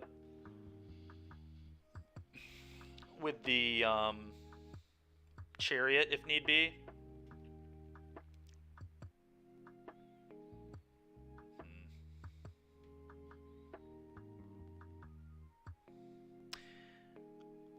I almost feel like push is bad.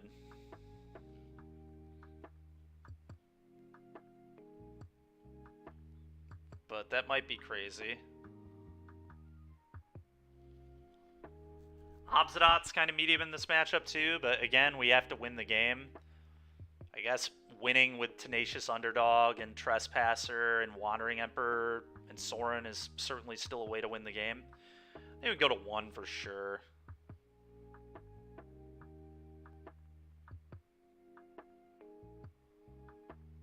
Question is, do we go to 0? I might just not need this. Let's try it. I'm going to keep the Gifteds because it's an early game play and it buffers my life for the Sign of Bloods and Thoughtseizes I need to play. That is true. I think we definitely trim some. I guess Blood Chief's Thirst is probably even worse than Fatal Push, to be fair, though. What do you think of, like, a 1 of ECD? ECD deals with Chariot, kind of, which I like. Could just bring in Duress, too. I wonder if Duress is good. Duress is probably good. I think a 1 of Duress is fine. I don't know that it's better than, like, an ECD would be.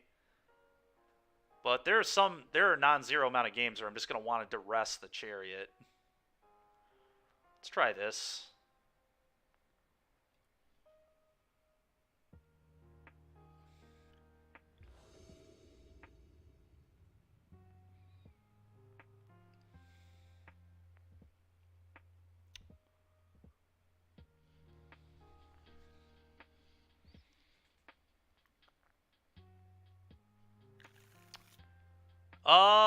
Yeah, I mean, it's not amazing, but it's certainly a hand I need to keep.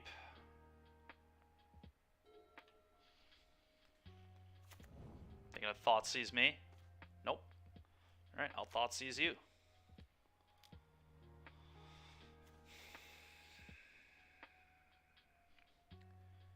Well, I've got to take the Salvage, I think.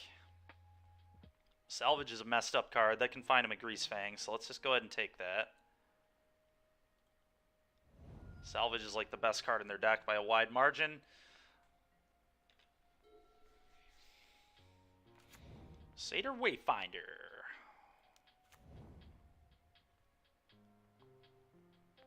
Okay, a lot of vehicles in there.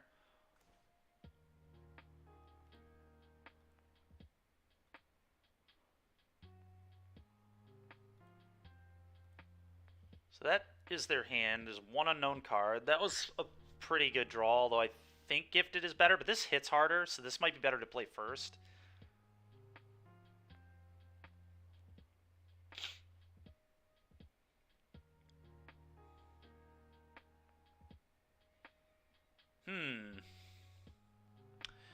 They like this first.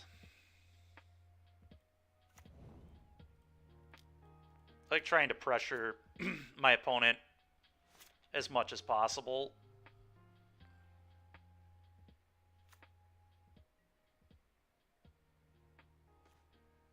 It's a good draw. Combat.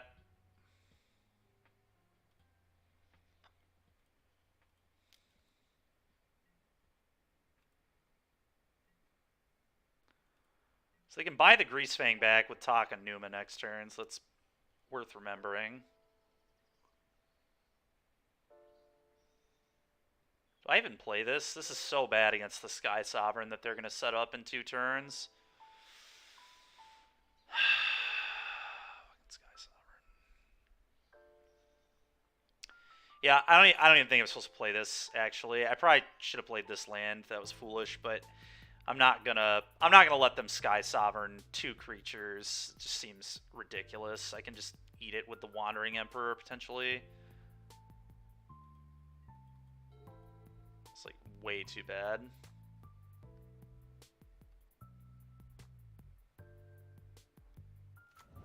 Yeah, now they will Takanuma the Grease Fang back, yada yada. We know how that's gonna go. Sure, no attacks. It's odd. Don't get why you wouldn't punch there, but whatever. I'll play this on white. Gonna attack for 3.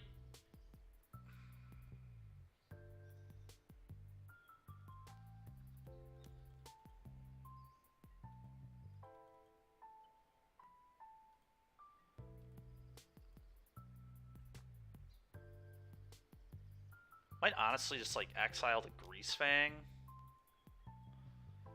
when he taps and crews. We'll see. We know he has another Sky Sovereign in his hand. Obviously got back. Yeah, okay. Fortunately, Vanishing Verse does not deal with Sky Sovereign. Unlucky. Okay.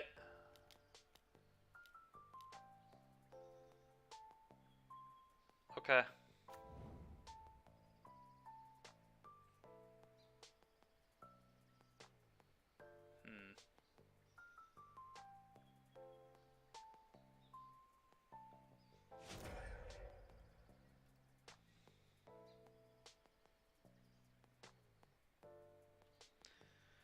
Still think I probably need the Wandering Emperor, but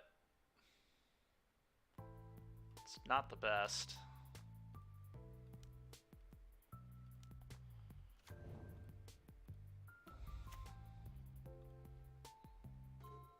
Go blank. Oh, what a draw that was. What a draw that was. Let's shock this.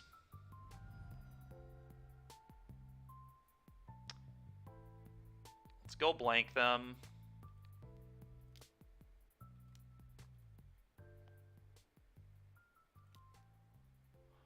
I think I'm going to play Gifted and plus onto the Gifted, but we'll see.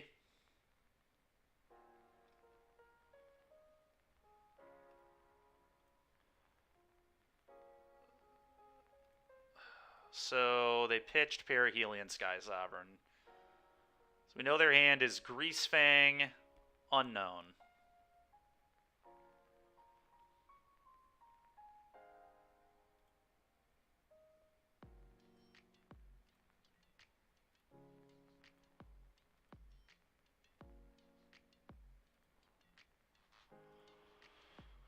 Okay, play this. Probably should have attacked before go blanking for the record, but it worked out okay.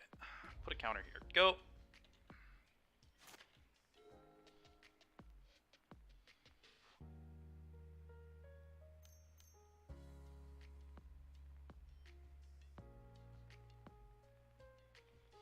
Okay, that was a really bad Grizzly Salvage. They hit a Tassiger, which is annoying, but certainly beatable. Can Vanishing Verse the Tasker, too.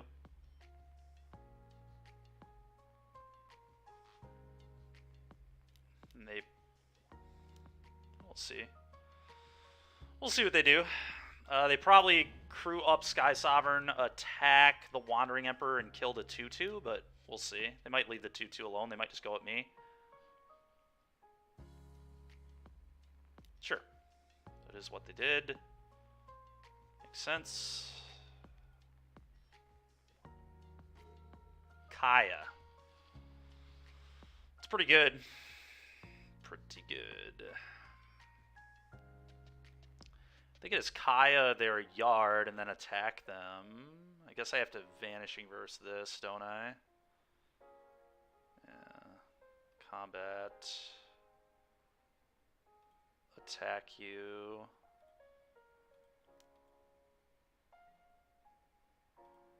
Gain 3. Kaya. I'm gonna hold this Sign in Blood for as long as possible because this might be a kill you with Sign in Blood kind of game.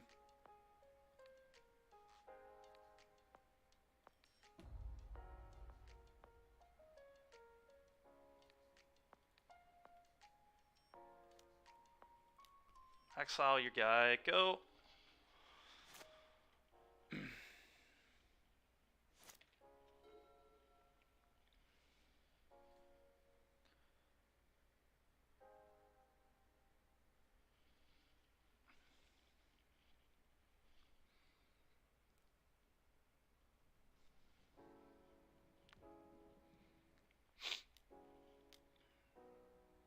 Greasefang, there it is.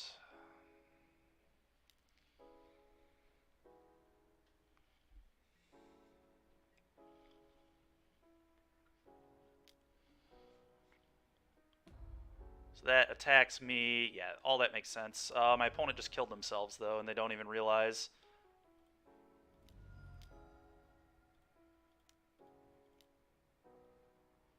Unless they have, like, an Abrupt Decay. They could have, like, an Abrupt Decay or something. That'd be disgusting. Nope, doesn't look like it. Alright, Sign in Blood you, GG. Alright, we're 4-0, chat. 4-0. Sign in Blood you. Go ahead and draw some cards. Okay, well, Dykeman 5-0 achieved. Can we get the actual 5-0 with Orzhov Midrange? I would really enjoy this. I've been working on this deck for a while. Oh, that's not the first time we've killed somebody with Sign in Blood either. That's like probably the third or fourth time we've had lethal with Sign. It's It's a fun card. I love Sign in Blood. It's just a great draw spell. The fact that it can target either player is just gravy. The fact that it can just be a burn spell sometimes, it's so nice.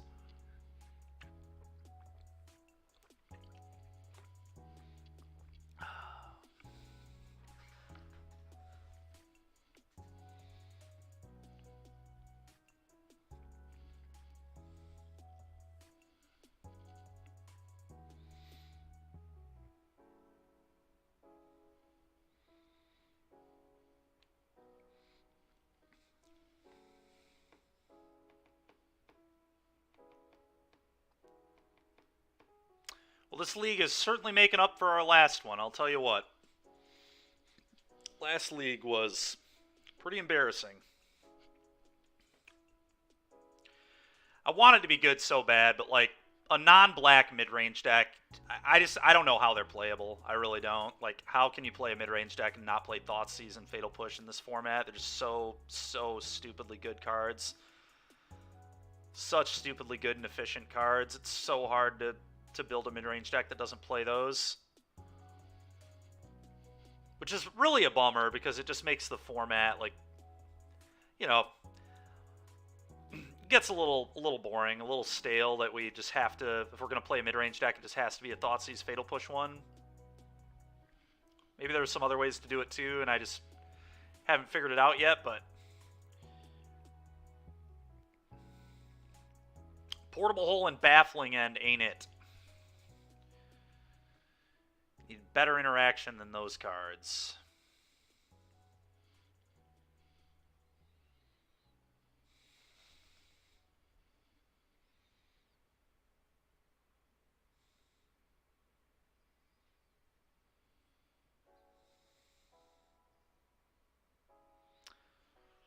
I'll tell you what, though, I mean, we have played against Mono White like 3 times a day, but the Archon of Absolution has been excellent. About as good as I hoped it would be.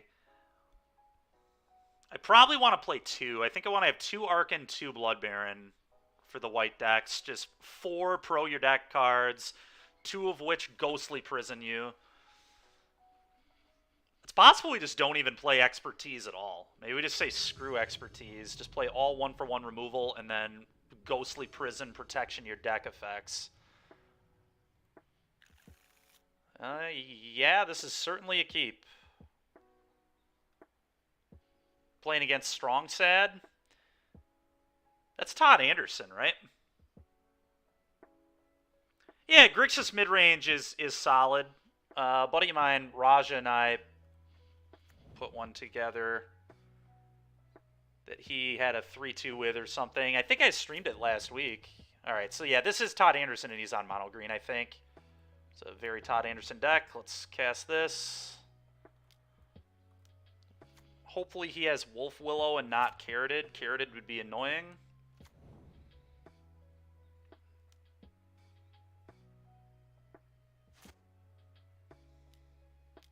Okay, I think I versed that. I'm like pretty sure I just deal with this, but there's a chance I just let him have 4 mana and wait. Just get this into play and start attacking for more. Kind of interesting, really. Just save this for like the Cavalier.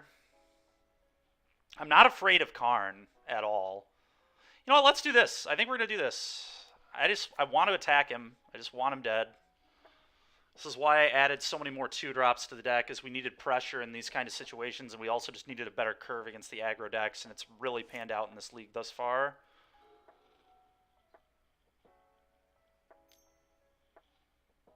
Oh, God, Kiora. That's a Kiora. Yep, that's a Kiora. You got it. Sure.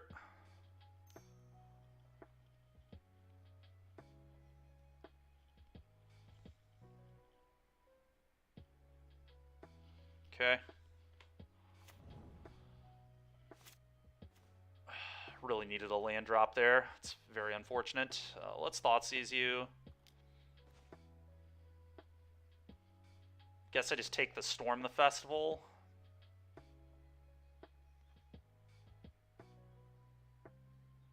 Yeah, we definitely just have to take the Storm the Festival here.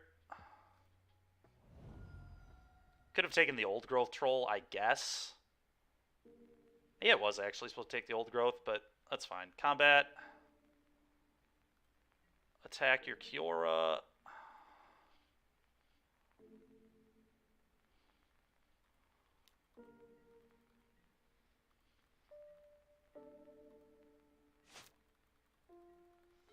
Can Vanishing Verse the Troll.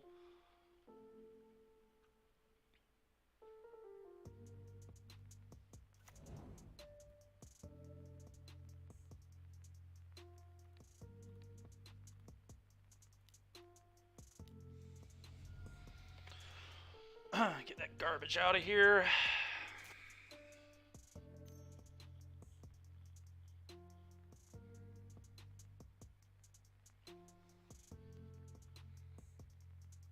Yep. Sure.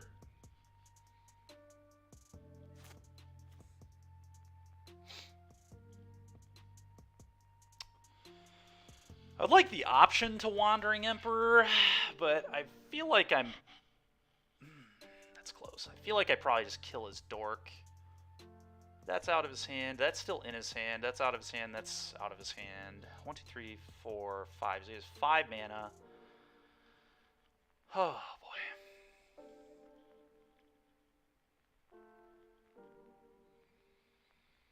How relevant is my life total? That's the real question. How relevant is cutting him off a mana? Wandering Emperor would minus, make it 2/2, then we would start plussing. I think no matter what, I'm not plussing, and he's not blocking, so let's just do this.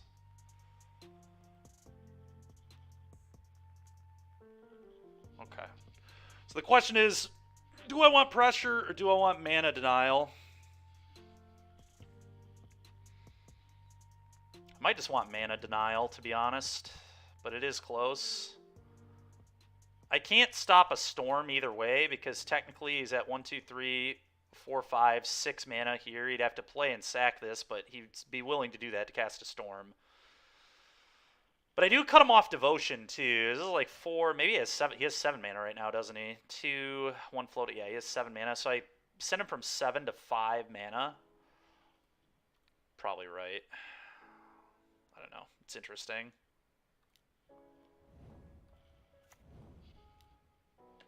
That may have been incorrect. Sure.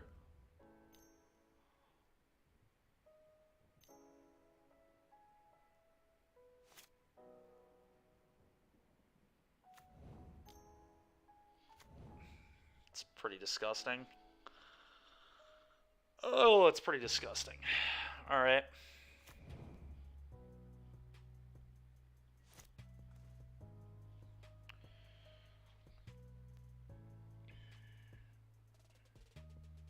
I think he's just going to get me here. Where's our Field of Ruin? Yeah, we could, I mean, we could try Field in this deck. I just don't think it quite works. I'm really mana intensive with 6 double black spells on turn 2.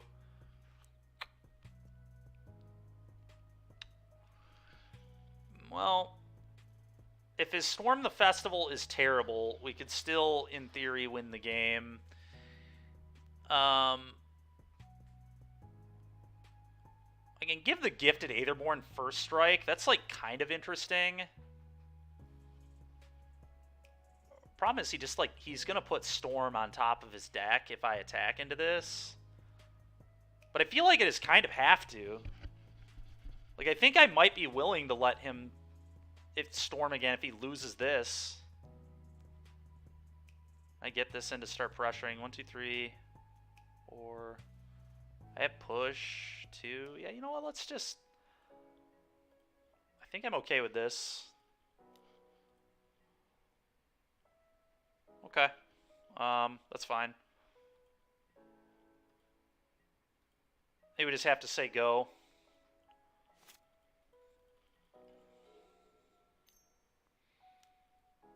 He has a trillion mana. He has another Nykthos, which I assume he might not use it yet. There's no reason for him to use it yet, so he's just going to empty his mana here. Yep. Todd knows how to play Magic. He's not going to screw this up.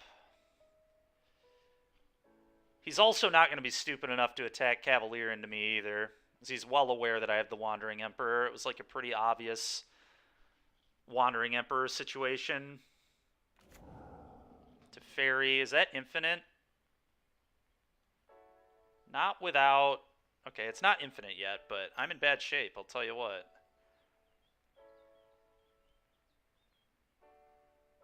If he has a Karn, I lose.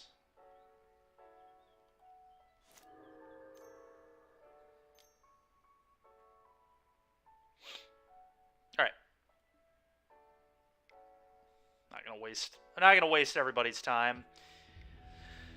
I'm well aware I die. Alright, ECD. The Elder Spell. Elspeth's Nightmare. Go blank. I think I went to one of these last time when we played Mono Green. I think we cut the Trespassers, right? The Trespassers all went.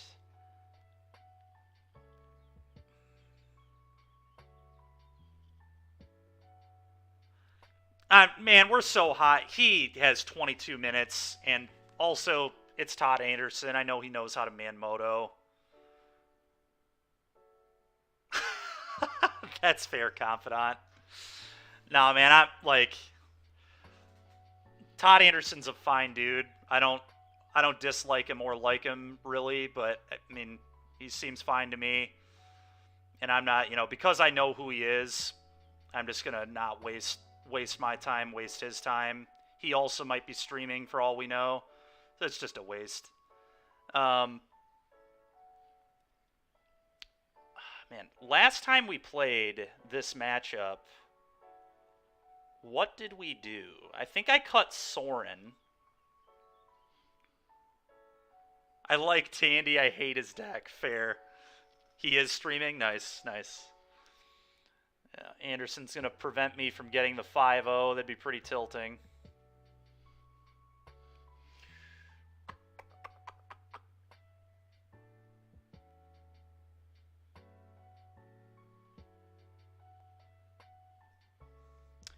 I kind of like the AB to pressure in this matchup. But maybe not. I don't want, like, too much pressure. I want a little bit of pressure and then just a bunch of interaction. Maybe I could go down one Wandering Emperor. I'm going to try that. I'm going to go down one Wandering Emperor, up a Gifted.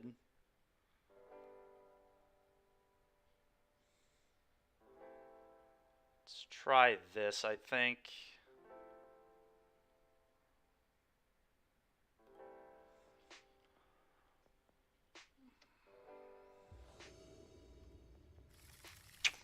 That is not it. Alright, that is fine.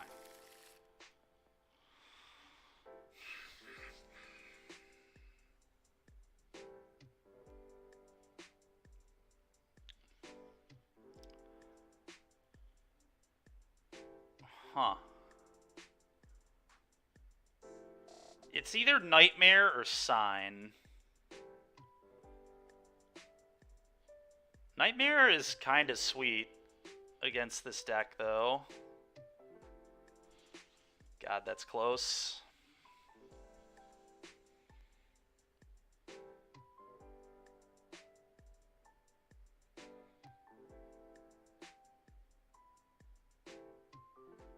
Sign is just like such a good card. It's so hard for me to bottom this, but it may be wrong to keep it. This card can be so awkward, but it can also be so good. Depends how many dork, like how heavy of a dork hand he has.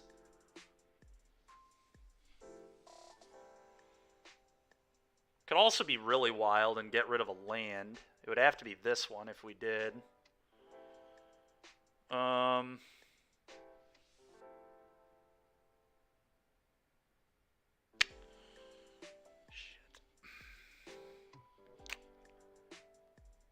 think it's going to be the Nightmare.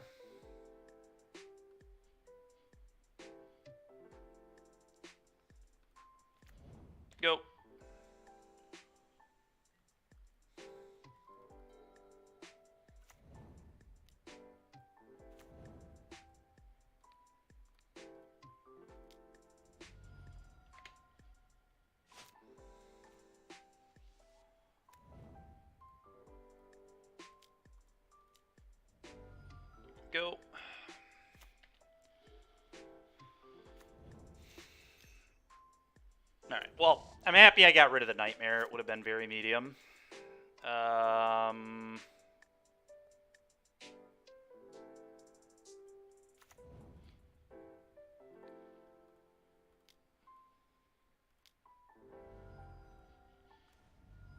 Awkward. Combat. 3. Go.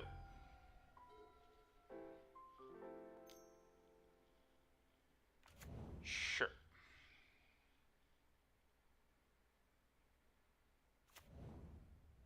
Sure.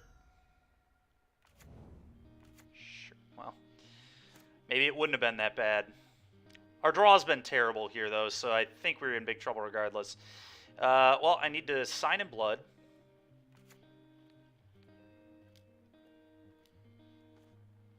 Okay, a Blood Chief's Thirst isn't the worst. It's not great, but not the worst.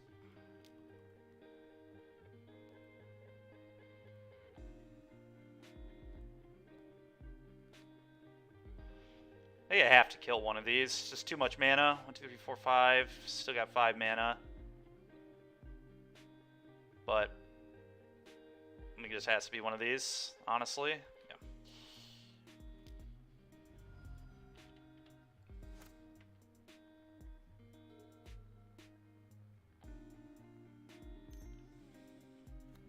Sure.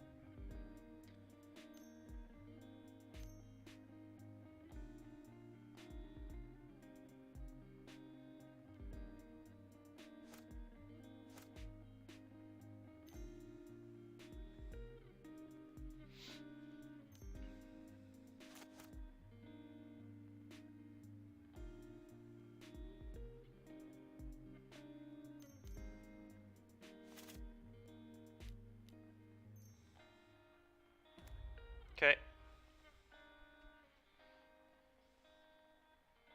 Portable hole, that's very rude. Very, very rude of my opponent there. Dang it. Yep. Oh my god. It's quite a hand there.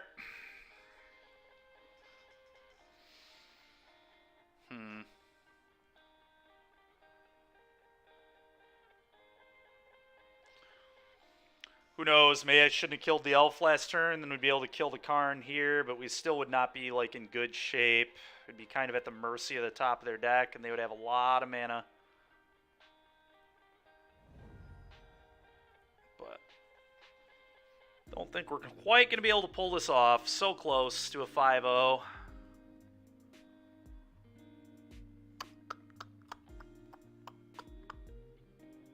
Guess if I draw the Elder Spell, maybe.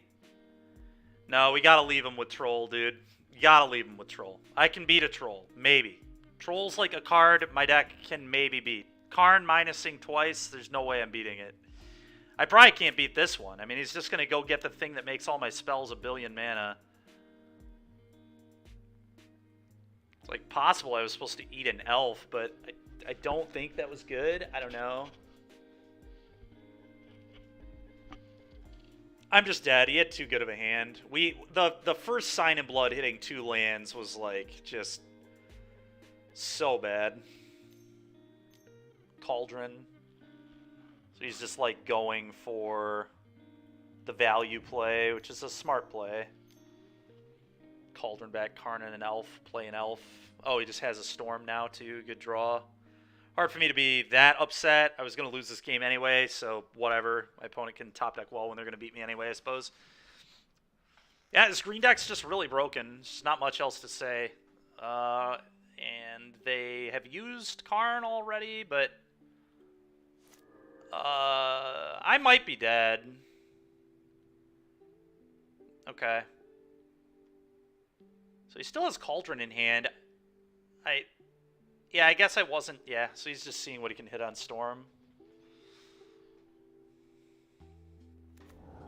Alright, well. That's enough of that.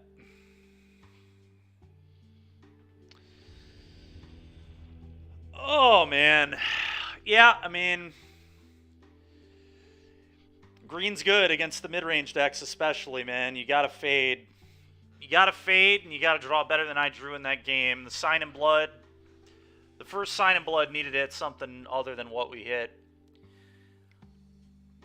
It's too bad. We beat it once in that league. We beat green in round 1. I think our green matchup's like fine. I think our green matchup is better than Rakdos's personally because Obzidot is a way we can just win the game while sitting there.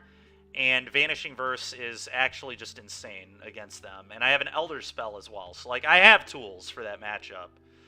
But unfortunately, you know, you got to fade. I mean, we're playing a mid-range deck. You have to fade good draw steps. And I did not fade good draw steps there really at all. It's possible Elspeth's Nightmare is just too slow against them. I don't know. It's like very good against Phoenix, but it might just not be good enough against Mono Green. Maybe I should have like Duress in my deck instead.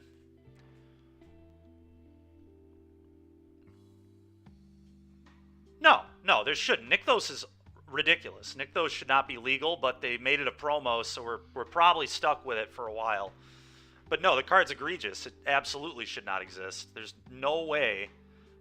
There's no way that people should be doing what they're doing with that card. It's just so dumb. And the best part of Nykthos has always been so stupid. It was so stupid in Standard. It was insane in the early stages of Pioneer. It got Leyline of Abundant, whatever the green Leyline is, that got banned. It got Oath banned initially, and now Oath is back for whatever reason. I can't remember when Oath came back. Yeah, I mean, they should. I totally agree. Nykthos is not an acceptable card, in my opinion, but they're not going to ban it anytime soon because it's a promo. I don't think. I would be surprised. I expect it to live at least until after regionals, but things could change. It really just depends what the thing about Mono Green 2 is it like doesn't dominate, right? Like it's not even clear that it's even the best deck. In fact, I would say it's not the best deck, but it's certainly the most powerful deck. But I wouldn't even say it's the best deck because it does have some really bad matchups. Like Heroic is bad, Humans is bad, and Spirits is like nearly unwinnable. So if Mono Green isn't the best, what is? Yeah, I mean, it's debatable, right? I think Phoenix is on a downtick right now, but I still think it's a very good deck. I think Rakdos mid, I've heard that Rakdos mid has the best win rate in the format. So if you go by win rate, if you go by numbers, you would say Rakdos midrange is the best deck, which is incredibly ironic because most people hate Rakdos midrange, right? It was like a meme for a while on Twitter that the deck was just like awful and unplayable or whatever, despite Ginger just doing nothing but winning with that deck all the time. But anyway, you know, the point is, Red Black you think is the best, but you love Mono Red. Mono Red's awesome. Mono Red's also a very good deck. Is no way the best deck. That's fair. That's fair. I mean, it really just it depends what your opinion is, I guess. So this is a real question. Is Expertise just garbage? And should I just play another Archon of Absolution and play another? Honestly, what about another Gifted AB? Gifted AB has been really good. I honestly wonder if there should just be another Gifted AB in my main deck, but it's tough because I do like Elspeth's Nightmare against Phoenix. Yeah, this Orzhov deck is really good. Don't get me wrong. Like, we just 4-1'd, and our only loss was to very good draw from Mono Green, and that's just how this format works sometimes.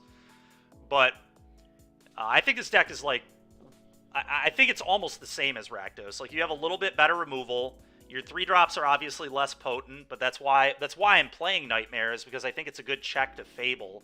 I think if somebody plays a Fable and I play this, like, we're about at parity, and you could even say I'm up on the exchange because I'm going to get to rip a card out of their hand. They get selection, but they're not up a card. They do go up a card when it flips, so, you know, you're about at parity. You think Go Blank is better than Elspeth's Nightmare? Maybe. We had Nightmare come up pretty big against Mono White, though. The fact that this, like, kills everything in Phoenix and kills, like, a lot of creatures is why I play this. Obviously, like, Go Blank is very good, too, and it may be better. But I'm not sure. Go Blank, better. Yeah, I mean, it is usually better than Nightmare, but the thing is, Nightmare doesn't kill threats. Or, I'm sorry, Nightmare kills threats. Go Blank doesn't kill threats, right? So I can, like, have a hand of 3 Go Blanks and 4 lands, and they can just go, like, Ledger Shredder, Young Pyromancer or something, you know? Yeah, I like Nightmare in the main. I might not need a 3rd copy. This might be excessive. This might be very excessive. Maybe this would just be better as another Go Blank. I think this card is trash. I genuinely think Expertise is just not good. The fact that it doesn't kill Adeline is awful, and the fact that it just kills all of my stuff is also really bad. I would honestly rather play Settle the Wreckage. Like, that card is just not a very good sweeper, unfortunately, against those human decks. They just outgrow it too easily. I, like, want it to be good, but I just don't think it is. And it just kills my own stuff. I'm going to play another Archon. I was really impressed with this. I want this for these aggressive white decks. And I think I'm going to play Settle the Wreckage.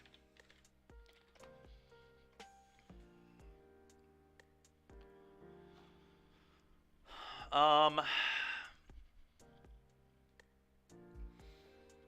yeah. Archon was really good for us in that last league, man. The first copy was very good. I would not mind to have a second one.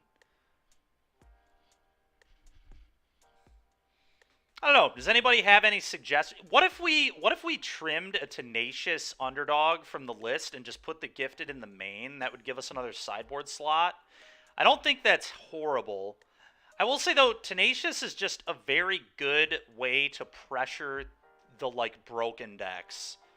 So maybe I do just still want 4. Because, like, this is a better 2-drop against mono green than this one by a pretty significant margin.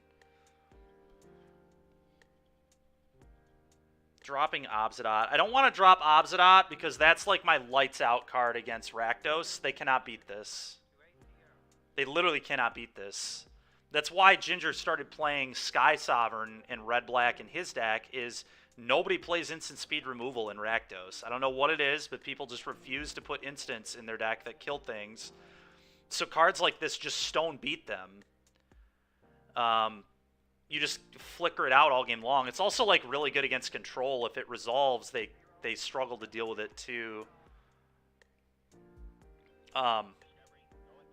I also just think it's a nice card that just gains me a lot of life.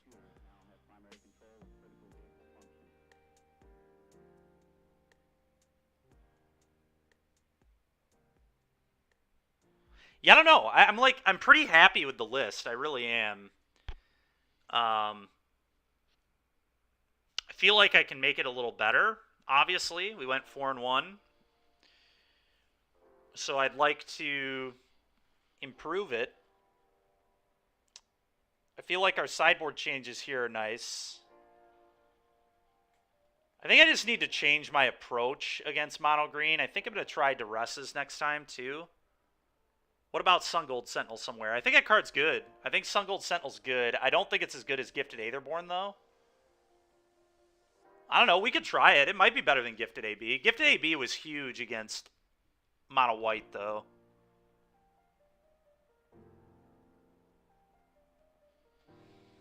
Just absolutely clutch. But Sentinel is good. Sentinel would be pretty good. Yeah, AB is important because it doesn't die to Stomp. Like, all of my 2-drops, I'm okay with getting stomped. That's why I'm playing this set of 2-drops.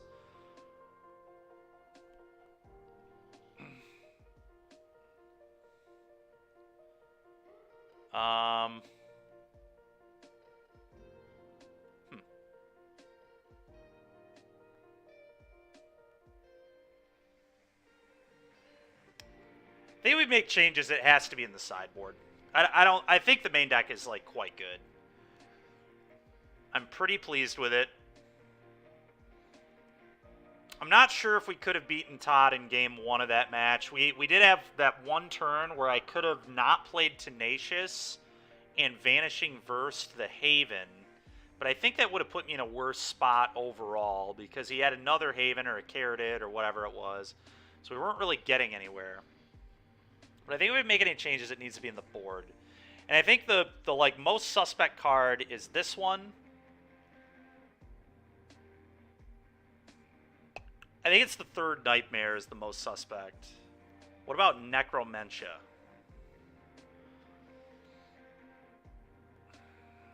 Is Necromentia Storm the Festival good? We could maybe try Necromentia.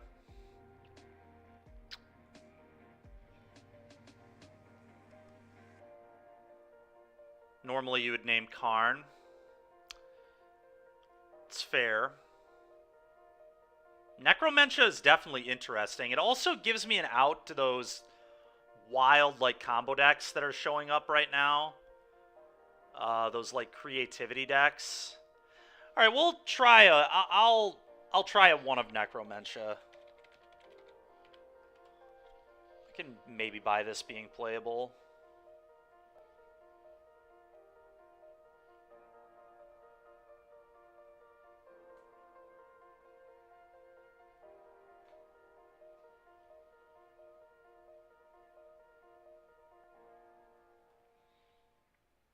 I will say, I guess Settle the Wreckage is still like really good against mono red too, because they're like a cleave deck, so you just like settle them when they cleave you.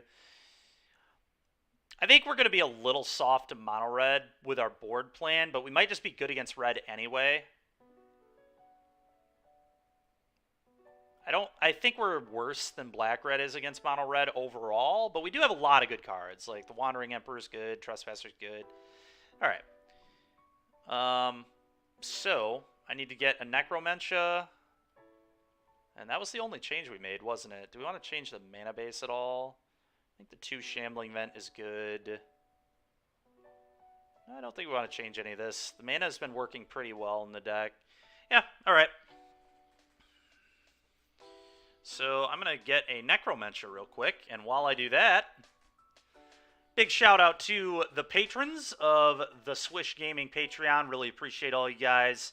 For $1 a month, you get access to deck lists, various articles, things of that nature. Then upper tier stuff, $5, you get access to sideboard guides, exclusive content, things of that nature. And then our higher tiers than that, I believe $10 a month, gets access to even more exclusive stuff. So pretty cool. But anyway, huge shout out to the supporters of our stream and our Patreon. We greatly appreciate you all. All right.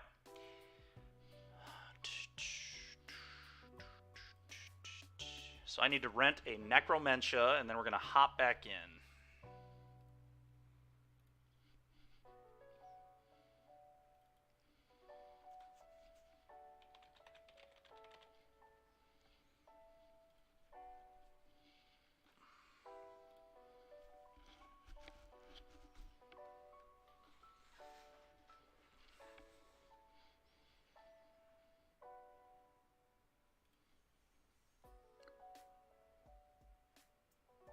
Tainted Adversary as a late game one of threat. Maybe. That guy has Death Touch, right?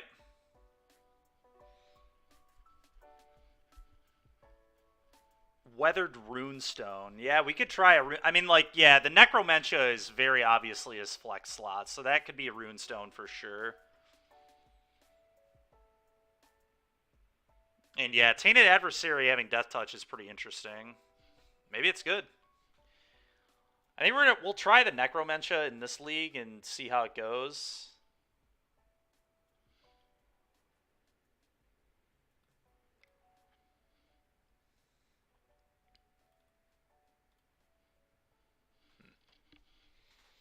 Or in our next league, I should say. I think, again, we're getting kind of late on the stream. We got about an hour, 15 minutes, hour-ish left. We might just go jam a few pickup games again because, again, my team's testing pretty hard this week for that event. And not only would being in a league be awkward for whoever's playing on this account, but ticket rental things could be an issue. So I think what we're going to do... What is going on? Do I just need to... Give me this. There we go. Alright, I don't know what that was about, but...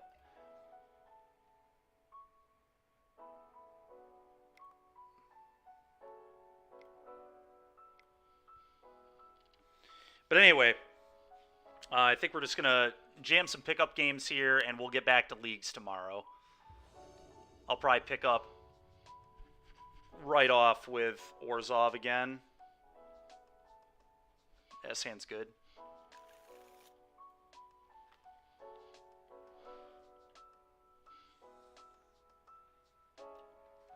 There's also a world where you could go down 1 Sign in Blood. Maybe I don't need to play 4. It might be a little excessive. Maybe I could play a 3rd Gifted Aetherborn over 1 Sign in Blood. I just love Sign in Blood so much. Yeah, classic. Play against Mono Red as I'm talking about. Maybe we should cut. Alright, well, I'm probably not playing Shambling Vent on 1 now. I think we're just killing this immediately. I don't want them to be able to light up the stage, so let's just kill this. Go. Don't know which version of red they are yet. They're probably Cleave Red. That's more common right now, but their turn 2 play will let us know what's happening more. It's a Burning Tree Emissary, I think, the way they're paying costs. Oh, it's a Steamkin. Interesting. Alright, well, it's going to get Vanishing Versed, and I think it's just going to get Vanishing Versed right now, but let's see what my opponent does.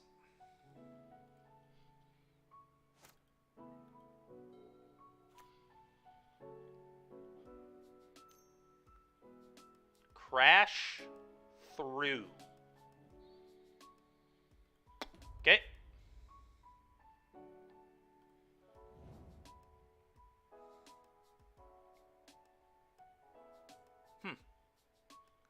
Interesting version of Mono Red here. I'm going to respond to this. That has to target a thing, too, so he's not going to get to draw a card. Yikes. That ain't it, boss. That ain't it. Big yikes for our opponent there. I'm just going to play a Shambling Vent past and say go. Or Shambling Vent tap, pass, say go. Can sign him, start signing Blooding next turn, but I certainly don't need to do it now.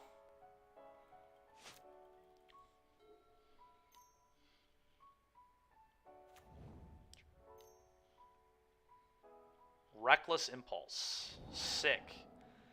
This guy knows how to make a mono red deck. I dig it. He's probably playing Reckless Impulse and Light Up the Stage. He should be on Gigantha, but maybe he's playing Chandra instead. He must be playing Chandra instead. So the question is, do I Vanishing Verse, or do I just Bloodchief's Thirst? I think it is Bloodchief's Thirst. Go to my turn and Bloodchief's Thirst it. I think that's a smarter play. I still don't... I assume they're not playing Annex, but you never know. I'm going to Sign in Blood. Use the pretty one. Things are getting bloody. Okay, that's a really, really nice draw. Both of them were pretty good, especially the Wandering Emperor, though. That and Shambling Vents are good pals. Kill this. Go. But one reason to hold the Vanishing Verse is future Den of the Bugbears.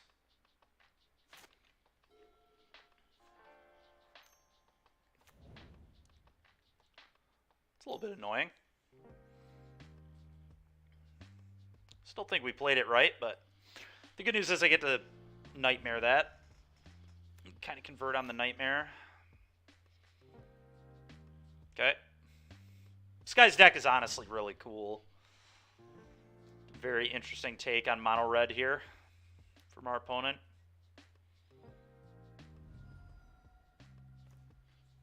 Oh, that's a pretty good draw too, huh? Play that on black. Elspeth's Nightmare.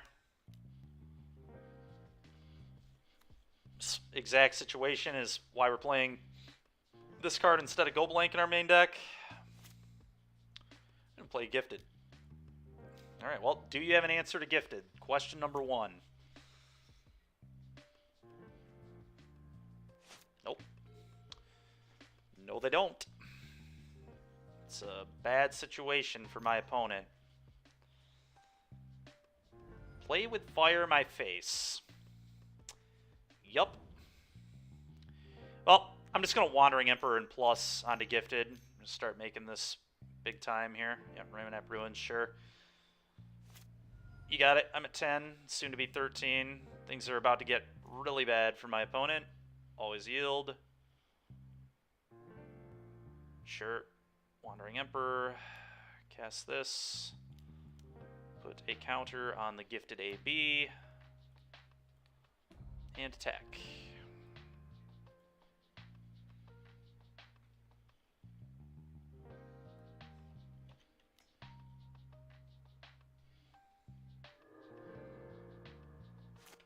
Go. Sure.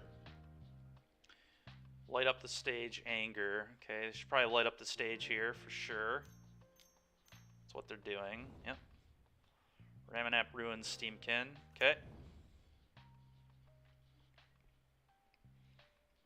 Well, there goes their graveyard. The graveyard really wasn't relevant, but that's fine. Maybe later it would have been. Who knows? I kind of just want to fire up Shambling Vent and put a counter there too, and then just 6 him, gain 6, leave up Vanishing Verse. Can start Sign and Blooding later. I think it's the play. Just, ooh, actually, I don't have enough white to make that play.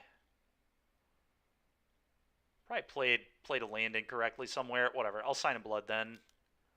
Changes how I want to play this significantly. Definitely. Oh my god. Oh my sweet Obsidian. Sweet, sweet Obsidian. For you. So if they're honestly, if they're smart, they're just gonna anger on the gifted AB. I'm just gonna Sign in Blood myself again. Like, I have the luxury to just be able to do that this game. It's just beautiful. Just Sign in Blooding left and right against mono red. Well, I don't think we can lose. Yeah, I agree. I'd agree, Shaman. I think we're in pretty darn good shape here. Something pretty insane would have to happen to lose this game. I guess Experimental Frenzy is a really busted card, but even then, we have Vanishing Verse. Did they target the right thing? Ah, come on, opponent. You gotta be smarter than that. You gotta be smarter than that, opponent. At least target the gifted there. It's a free card draw. There's no reason to target your own thing. Just silly. End the festivities. Yup. That's an end the festivities.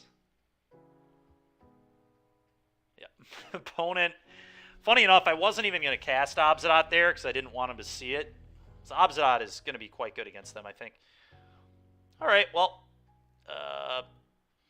Gifted Airborne number 3. Kaya actually seems pretty good against this.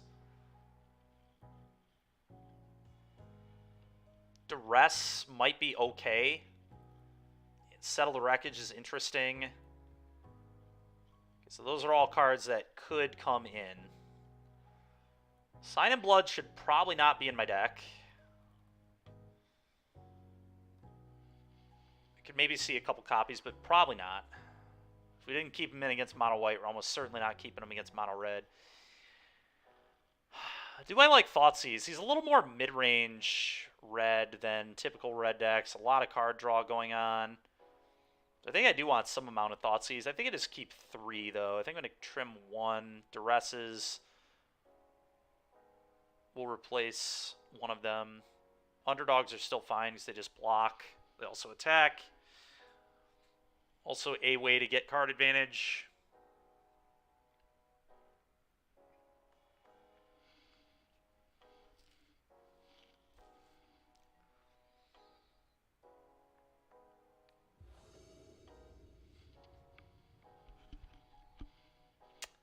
Hand is a little unfortunate. We're going to mulligan that. It's a weird one. It's a weird, weird hand. I think I have to keep it, and I think I have to bottom the Wandering Emperor, because I think I just have to go Castle into Pathway on black. Ruben Luna 11, thank you very much for the follow. Appreciate you. We're going to keep this, and we're going to get rid of the Wandering Emperor.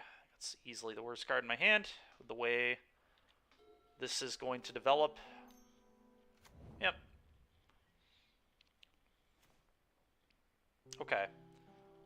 So that may change how we sequence everything. I think I want to duress on turn 1 here.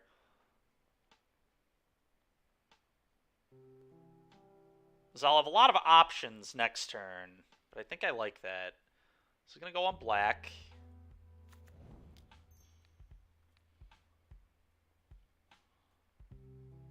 Just want to see what's up.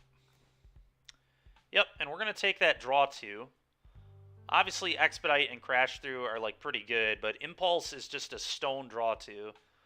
So we're going to rip that. That's why I have Duress in my deck, is to take Impulse and light up the stage. So we're going to do it.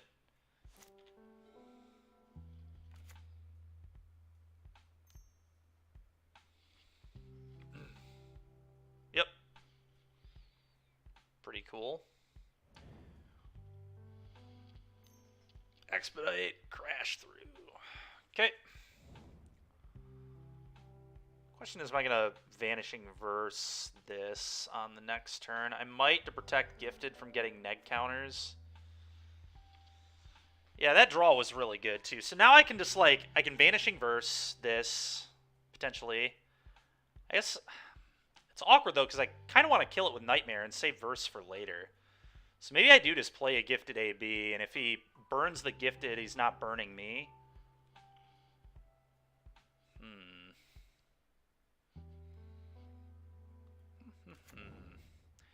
May I just leave up Verse and see what he does? I think that's what I'm going to do.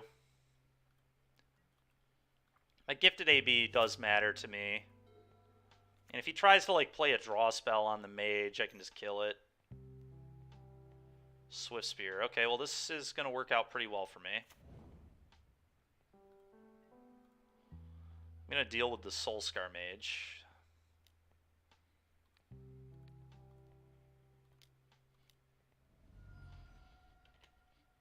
Hopefully can dodge Light Up and Reckless. It's very unlikely he has a Reckless. He would have played that pre-combat, but he might have a Light Up. Okay. Yeah, we're just going to Elspeth's Nightmare. He would need 2 spells, and then he'd be Hellbent. So even if they were like 2 burn spells here, I wouldn't mind. This one should go on white. I'm going to play this on white, and then I'm going to go Elspeth's Nightmare.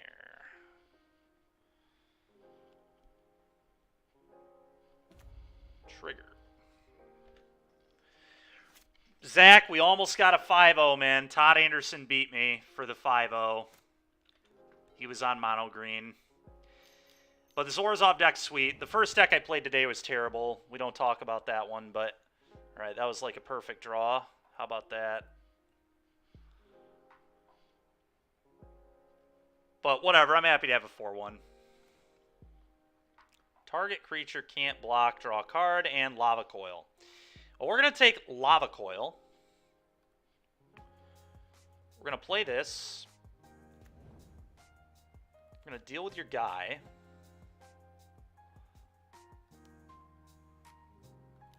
Mana this game, really, really awkward, but I think we're okay. As long as he doesn't top deck super well here. Opponent has actual nothing going on. They have a redraw. Target my guy and redraw, which I think they just have to do.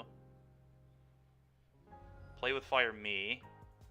Okay, now they can redraw, but that's fine. Gifted Aetherborn gets to start going to work now. Sure. Sure. Alright, well. Opponent is in some trouble. I just play Swamp here and attack. Next turn I can play the Castle. And start drawing some cards. Love an Obsidian. Obsidian probably locks this game up. Anger, sure. The Wandering Emperor would very nearly lock it up too. Yeah, sure. A lot of cantripping going on over there. Okay, that's a Swift Spear. Just gonna F6 it here. Yep, I'll take 1. That's a really nice draw. Play this. Combat. Attack. I'm just gonna play this. It's not even mess around. Play this. No creatures in anybody's graveyards. May as well just eat their anger, so if they draw another one, they get less power. Combat, attack you. Yeah, Obsidian's nice. Obsidian's nice, and we haven't even played against Rakdos yet, so that's where I really want the card. But we beat green once in our league. I'm playing a really interesting card in the sideboard, Zach, called Archon of Absolution for the white decks, and it has been really good. We played against Mono White twice in that first league. That was like the deck that beat me twice the last time I played Orzhov, so I really wanted a card that was like a haymaker against them, and it was really good. Spike Field, double Spike Field. Okay, I don't really care about that. Opponent probably just attacks for 3 and leaves these as spells. Opponent's deck, I will give them... I mean, their deck is really cool. This is a very neat version of Mono Red. It's a lot like what I've been playing in Modern, honestly. So that's pretty cool. Oh, that's not good for my opponent there. We're gonna go ahead and attack both. Eat the Expedite, I suppose.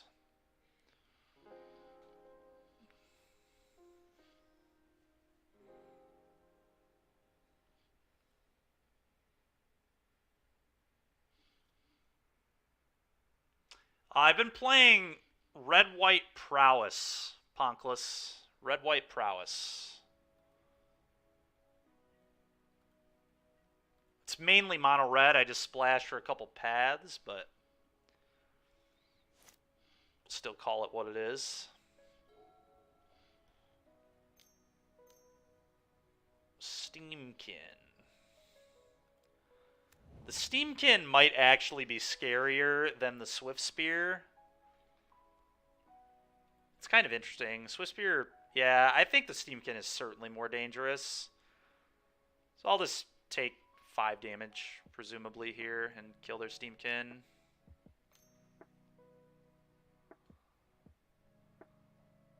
Uh-huh.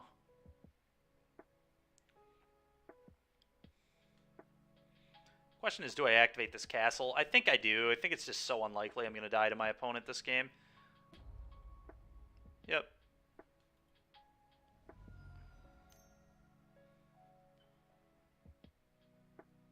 Yeah.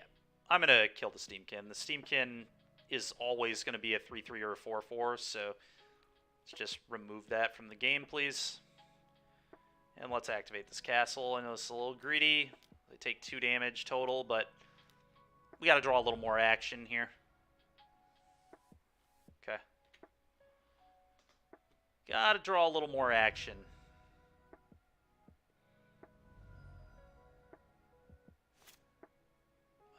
Not quite lethal, but a very good blocker, let me tell you what. Tap this. Cast this. Combat. 5U, eat a guy.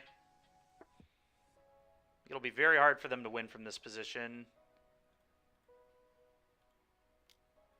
Eat your guy. Where is he? The Steamkin. They go to 5. We go to 9.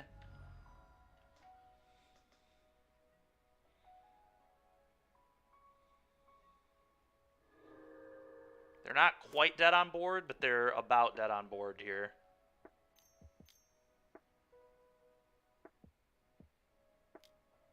Light up the stage. Oh, Bedlam Reveler, huh? That's pretty nasty.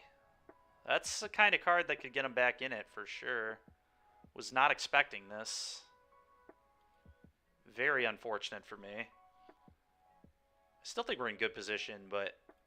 Alright, activate this. Thoughtseize. Okay. That might... The Thoughtseize and the Duress here might kill them. I guess they have 2 blocks. They're going to have to lose their Swift Spear. I don't think they have a choice. I'm going to Thoughtseize you. I'm going to take your Bedlam Reveler. I'm going to Duress you. And take your Impulse.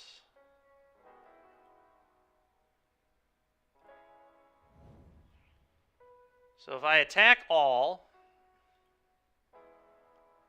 They have to eat this and chump this.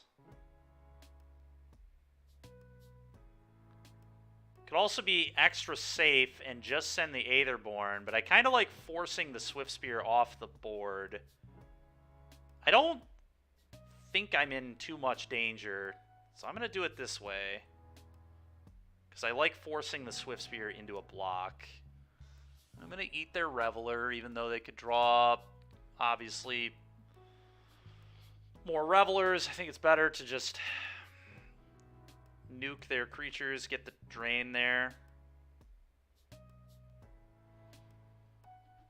they have to go block Trespasser, block Tenacious, go to 2. Yep, it's fine. I gain 2 more life. And they are in a lot of trouble. Probably should turn off the auto yields. That's a pretty annoying draw. You've got to be kidding me right now. Opponent has drawn really well in the last, like, 4 or 5 turns of this game. Okay, so they can only attack with the Bedlam Reveler alone. They lose. What the hell is this? Dude, what are you doing, man?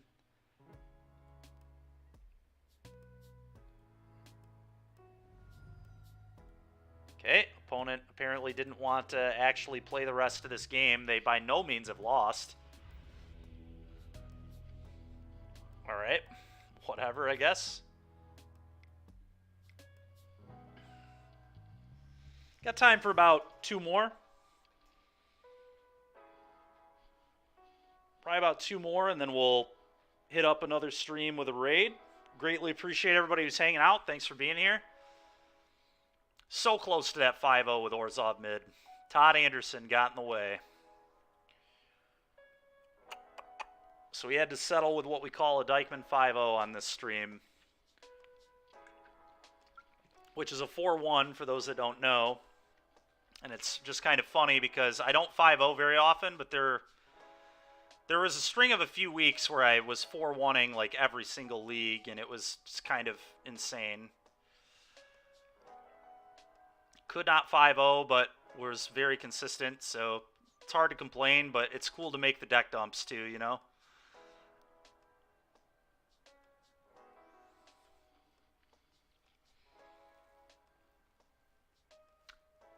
But I think this Orzhov deck is like actually good. I really do. I'm excited for it to get Liliana.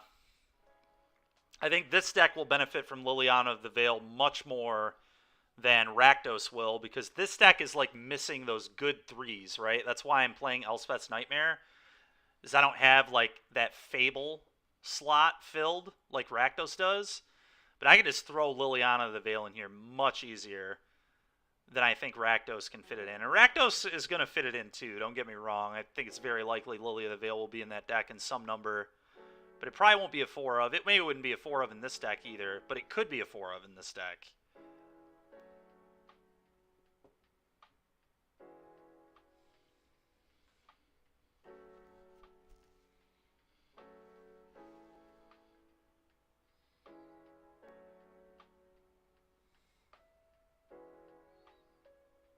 But what to take from Black-Red? Dude, I have no idea. I have no idea what Black-Red cuts for Liliana of the Veil. That'll be for people smarter than me to figure out.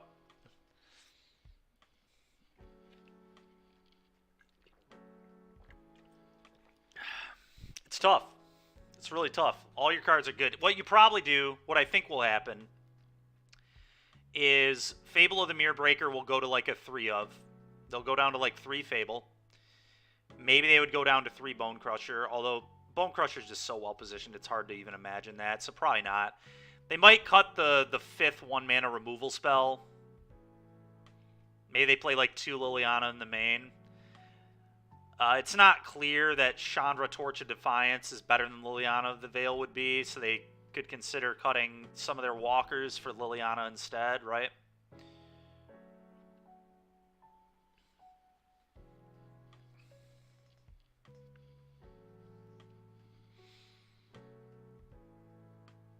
But yeah, it'll be interesting. When does that set come out? It comes out in a few weeks, right? I think so. It'll be fun to start brewing stuff up when it does come out.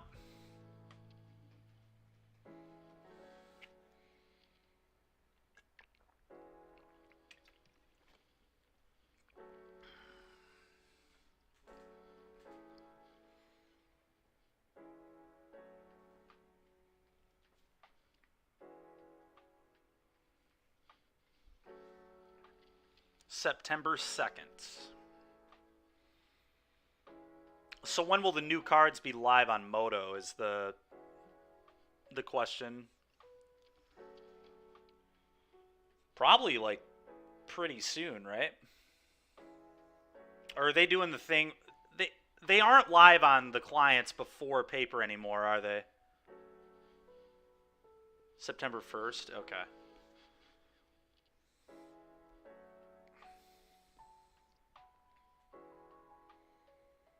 Not legal until September 9th. Okay, gotcha. Gotcha. Okay, that's cool. Come on, opponent. Just want to get like one more match in, and then we'll probably call it for the day. Head on over to another stream, and we'll continue with our Orzhov shenanigans tomorrow. And we're actually doing our paper streaming tomorrow, so if you're watching tomorrow, Larry and I will be doing paper instead of me playing Moto, which will be interesting. He still hasn't... I still don't 100% understand how we're setting all that up and doing it, but he's convinced it'll be no problem, so we'll let him come over tomorrow and tell me what to do. But it should be fun. Maybe we won't play Orzhov because I don't know that I know anybody with this deck. Not exactly sought-after cards here.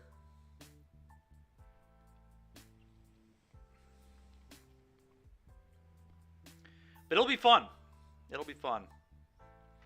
And I'm also going to be streaming in pigtails, so if anybody wants to see me embarrass myself, tomorrow's the day to do it. All right, this is getting a little ridiculous.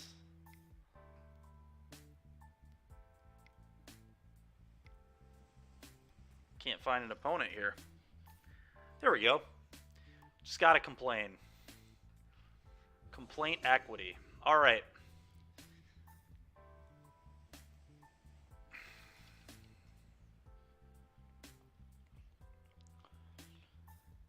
This hand is fine. Little awkward, but fine. We're going to keep it. Opponent on the play.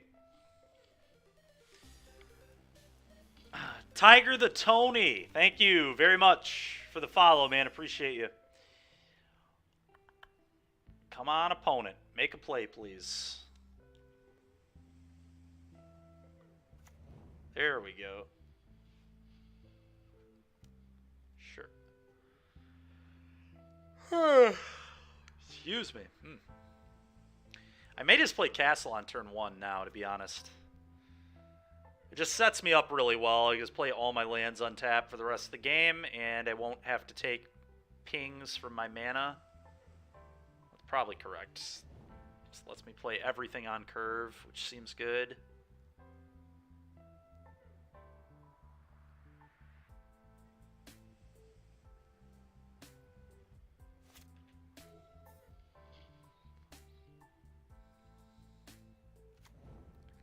Oh, God. They're playing Boggles. I have a bad feeling we're about to get boggled. Hexproof creatures, whatever you want to call it. Obviously, they don't play actual Boggles in their deck, but... Okay, maybe not. Maybe we're not playing against that. Okay, we're playing against Green-White Heroic. Interesting. Okay. Well, this is going to die. I'll tell you that much. And we're going to play this on black. Okay, this on black. Blood Chief's Thirst. Kill this. Go.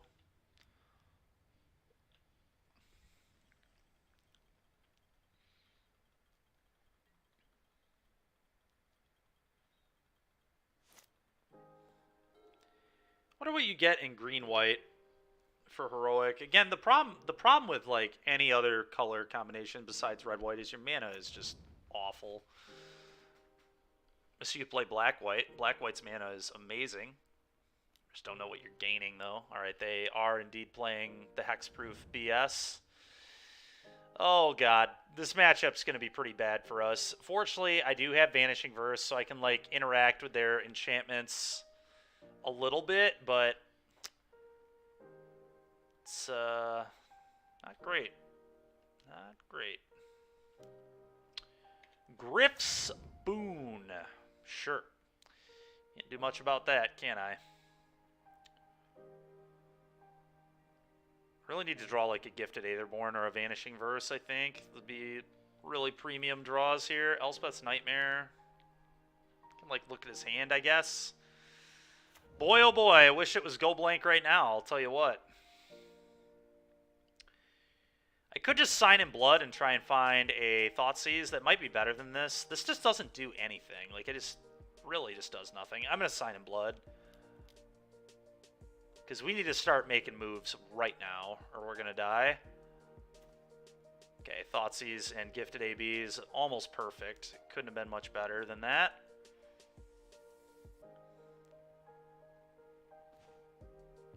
God damn, dude, are you kidding me? Used to have 2 of the frickin' All That Glitters Ethereal Armor effects. Oh, I am so dead. Well, we're going to take the cheaper one, because that one makes sense to take, but we are going to lose this game, I think. I think if they draw nothing but lands, and I drew the Wandering Emperor to start putting counters on Gifted AB, we might have a shot. But if that exact scenario does not happen, we are going to lose. Yep.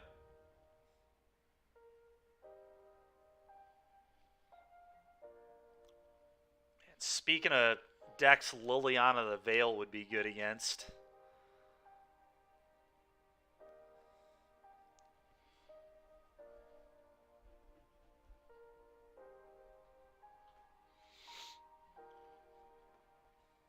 Sure.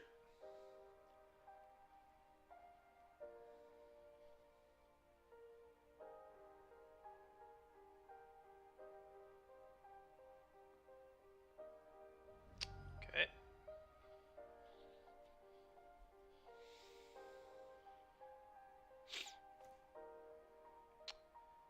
I mean, that...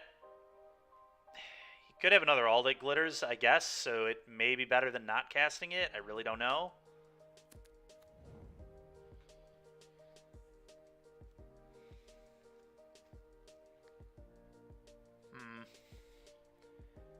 I think it may be worth it. I can't beat another All That Glitters ever, so let's take that if he has it. It's a snow-covered forest. That's a good play from our opponent, honestly, sandbagging it like that. But I still think I had to play it this way. I really do. Alright, we need, like, a Wandering Emperor right now.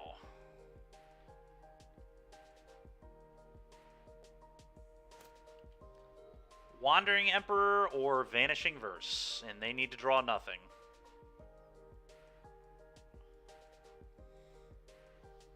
Obs it out would be good too, I guess. It's 2 more power. Yeah, I don't think I can win. Vanishing Verse. If I drew Vanishing Verse exactly, I could hit the All That Glitters. This then becomes a 3-power creature, and then if I drew something else, we can maybe get out of it, but... Matchup's tough. All hexproof creatures is pretty annoying.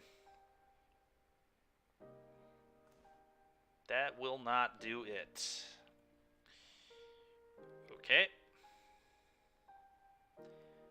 I do not have much on my board for this. Well, actually, Settle the Wreckage is amazing here. Everything with lifelink should be in my deck. Go Blank is probably pretty good. Duress is, like, acceptable. So the Wreckage should be in. Kaya, like, eats 1 mana enchantments, so it's probably good enough. What cards are bad? Tenacious Underdog seems kind of awful. So I might get rid of it. Elspeth's Nightmare seems really bad. Fatal Push is obviously pretty weak, although we did see some creatures we could interact with, and they're probably playing SRAM and maybe Light Paw. So I think the Wandering Emperor is bad too. Well, no, the Wandering Emperor can load up on Gifted Aetherborns. It's probably good enough. I wonder if I'm like cutting underdogs. I don't love not really having pressure, but I feel like this card is just pretty awful in this matchup. Trespasser's also really bad. Trespasser might be worse. I've got Go Blank to attack their yard and Kaya, so it's probably better. I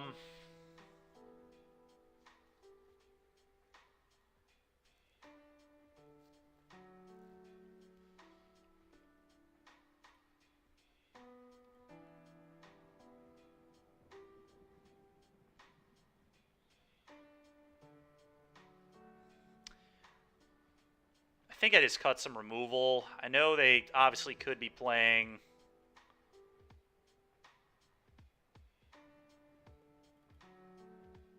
more creatures than that don't have hexproof, like SRAM and stuff, Light Paws, but I do have answers to those cards. I just like don't want to have to answer them, if that makes sense. Maybe I like go down one of these because I brought in a Gifted. Let's leave in one more Fatal Push just because I don't know enough about their deck yet.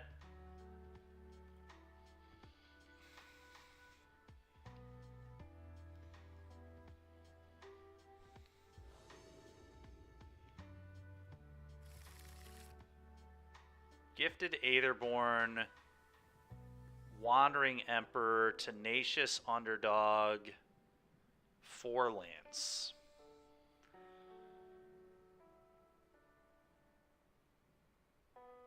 I think this hand is bad, but it does do something kind of powerful, and that is just put a Gifted into play and start putting counters on it.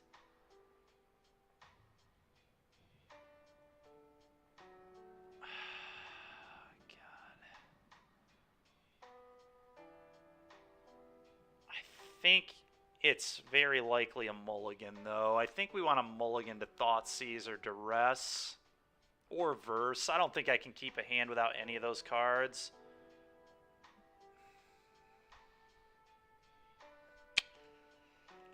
Oh, boy. Oh, boy.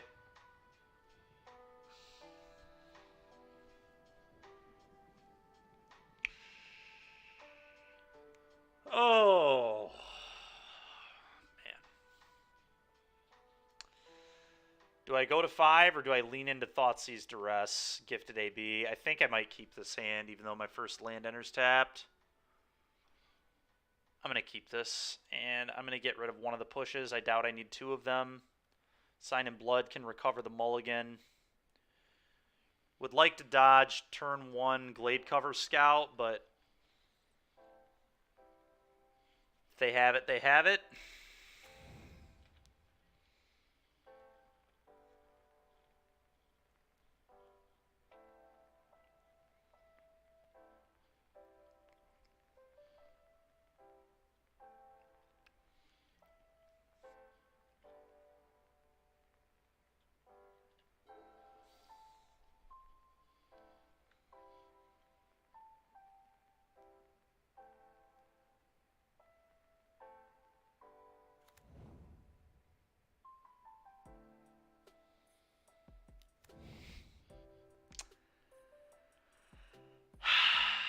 Yep, that's what I said I hoped they did not have. There it is, right there, the turn 1 Gladecover Scout.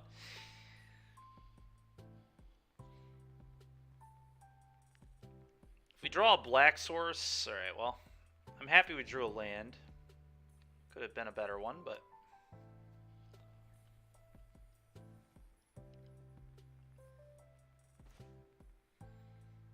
All that glitters. Dude, what the... Man, God, this guy's hand was unreal. Hexproof creature on turn 1, double armor effect, Light Paws Portable Hole. Like, give me a break, dude. Alright, well, I'm going to take the Ethereal Armor for sure. Go ahead. We can Fatal Push the Light Pause, so at least I look smart for having push in for that. And then we can duress the All That Glitters if he doesn't All That Glitters here. The All That Glitters that will be pretty annoying.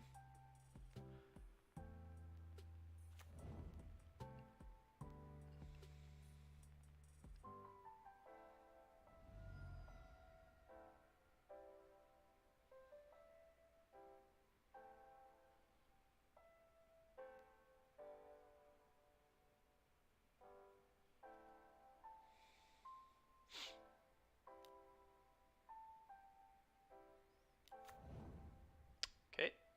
We're going to get the Fatal Push and Duress, so this could not have gone much better. Okay. It's odd. All right. I'll take one.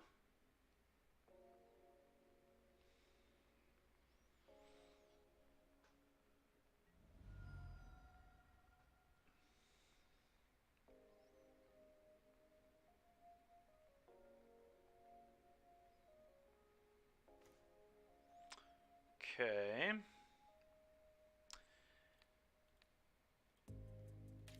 Duress you.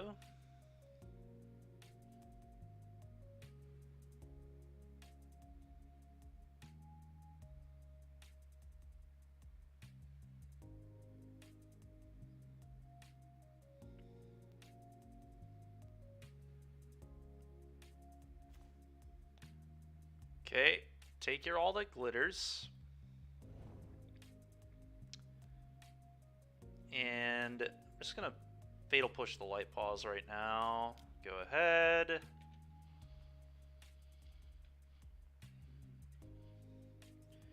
Well, we've definitely staved off the initial onslaught here. We're going to have to fade some draw steps from them. Hopefully they can draw some lands or medium auras. If they're going to draw auras, just don't be ethereal armor effects, please.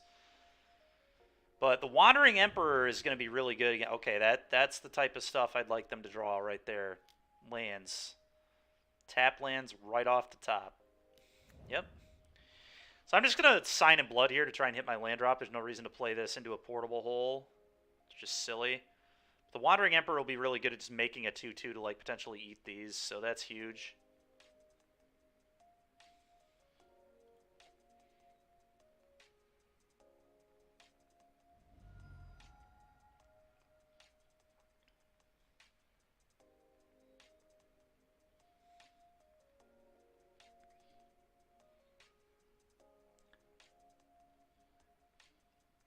Not that bad. I don't think it comes up on that link, but it should be available on the Cardboard Live on the left side of your screen. Zyphon, if you're still in here, could you edit that link? And also, some night this week when I'm in a Discord call, could you show me how to make this link actually put the correct deck up there? This literally happens every day. Sign in Blood.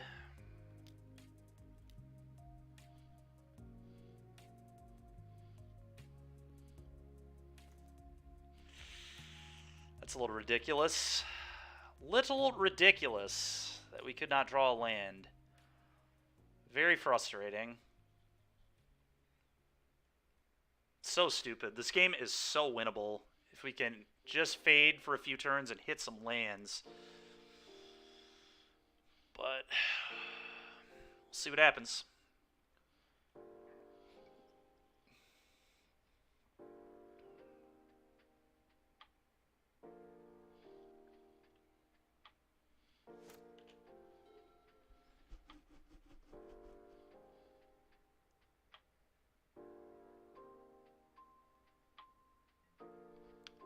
Take two. At least we're fading auras, and that's kind of what we need to fade right now. More threats would be pretty bad too, but we especially need to fade auras at the moment.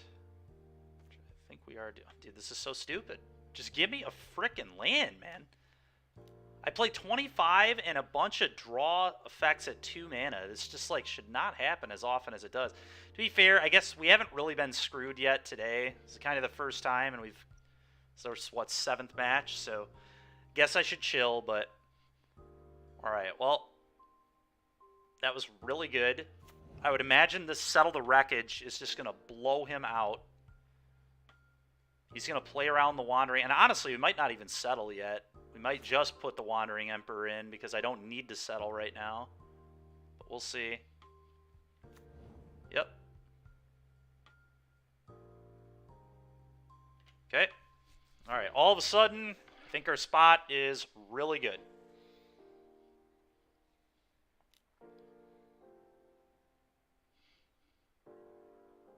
Oh, no problem, Zach. You're good, man. I was asking if you could make that MTG bot link to the actual deck, to the Cardboard Live. Alright, pass.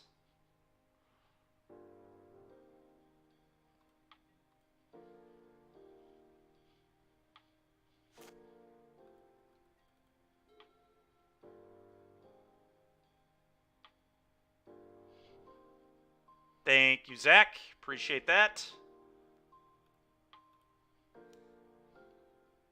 Perfect.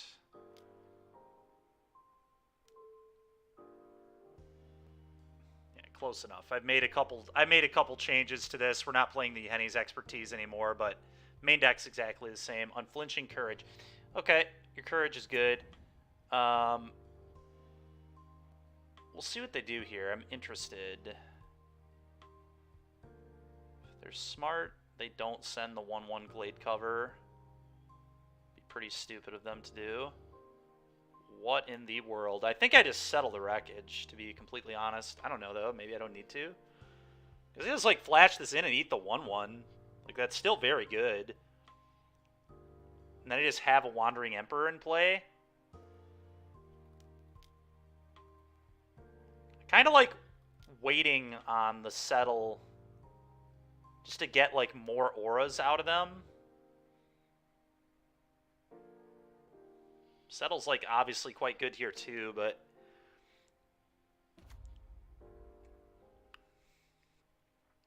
I think we can do better than that. I think we can just... Because this is going to bait a Portable Hole out of their hand, too, which I want to happen because I want these Gifteds to put this game away. Start rolling Wandering Emperor up on them every turn. Not quite to that point yet, obviously, but block this. This also gives them less lands out of their deck, which isn't, like, crazy relevant, but it is relevant. Yep. Imagine they Portable Hole this, but they might wait till next turn. I think they just want to be mana efficient, though. I think we're going to get the hole out of them. There's minus here again. Yep.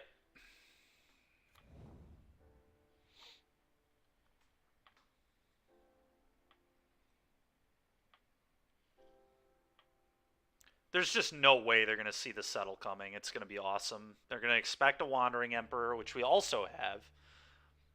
I'm really surprised this card is not seeing a little more play. It plays so well with the Wandering Emperor. Being able to hold up Settle plus Wandering Emperor, like, how do you play around that? You can't attack heavily into Settle, and you can't do, like, little minor attacks into the Wandering Emperor. It's, like, bad no matter what you do.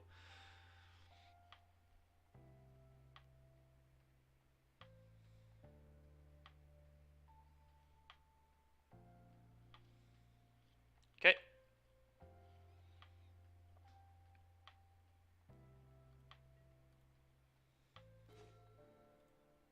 Classic. This land has entered tapped so often today. I do think they need to be in my deck still, because we've, like, had to activate Castle Lochtwain many times today to win games, but it is a very awkward land. I think we don't really have a choice, though. I think we just have to play it in this deck.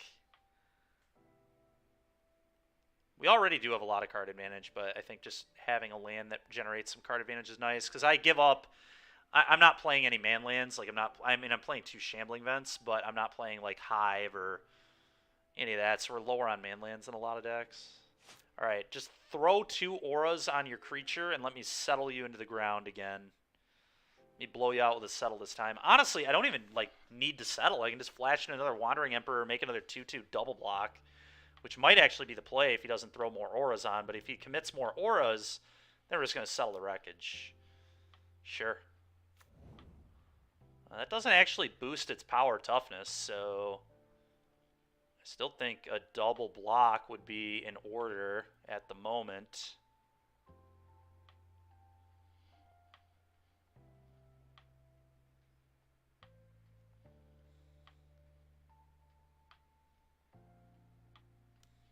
Okay, well, we baited 2 portable holes, and now we get to blow them out with Settle the Wreckage and try to win the game with Gifted Aetherborn. So I think we have hit a good spot in this game. Very good spot in this game. Yep.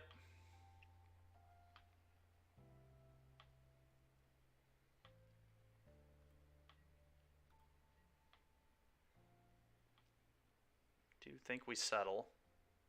Oh, they're debating where they attack. If they attack the Wandering Emperor, I'm absolutely not going to settle them yet. Put in another Wandering Emperor and be happy about it.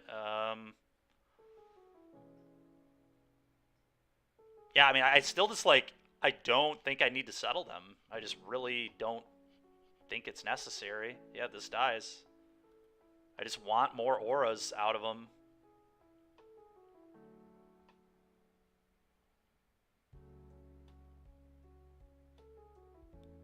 I don't know. The upside to settling is then I get to get Sorin rolling. It's, like, kind of close. Thinking about it more, maybe it's better to get the Sorin going.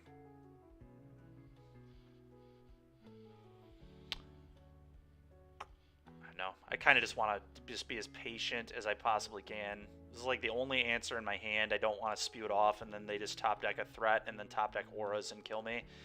So I think I'm going to go with the Wandering Emperor line over the settle, but I do think it's close. I think it'll continue to bait portable holes out of him too.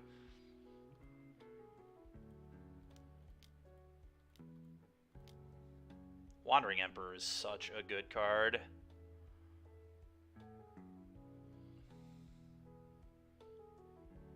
So make 2/2, make 2/2, attack you.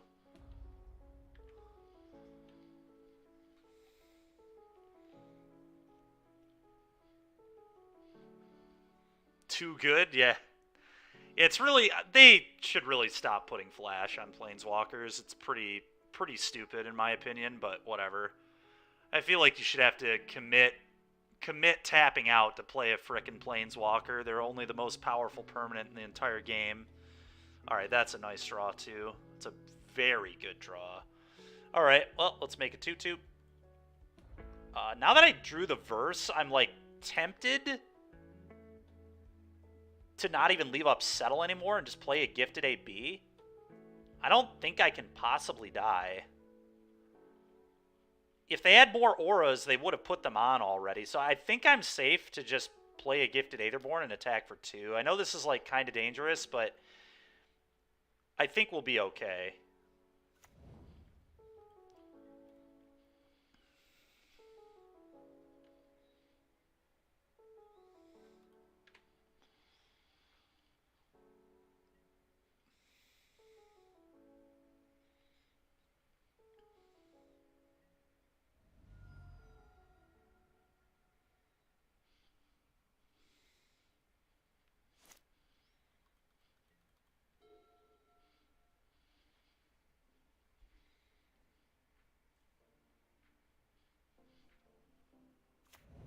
Sure.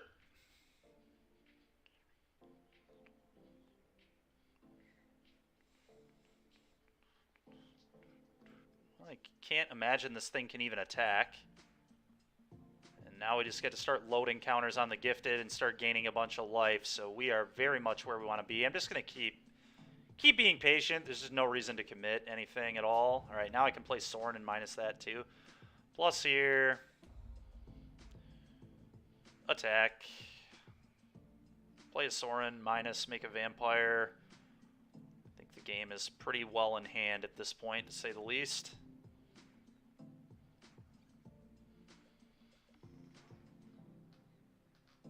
Opponent might end up losing the clock. This is pretty ridiculous. Here I was thinking we'd be done a little bit before 5, and we haven't even... This is still game 2. We're down a game, so I'm maybe going to after 5 today, working overtime. All right, let's play this. Minus. F6. Go.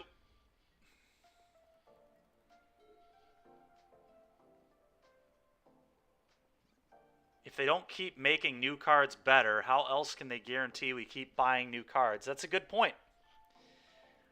That's a good point.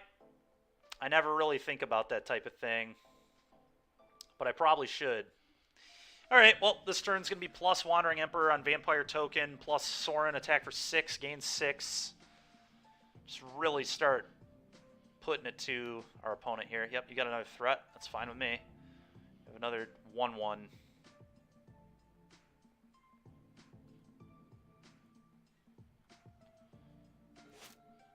Okay, let's plus this up. Yeah, plus this up.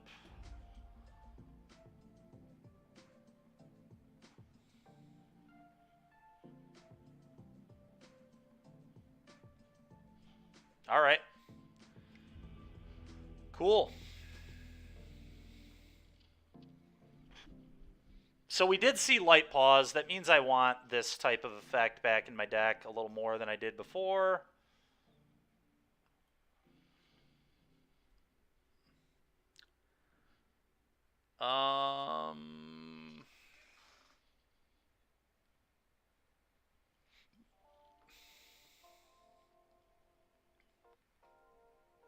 So I think I'm just going to cut more Tenacious Underdogs.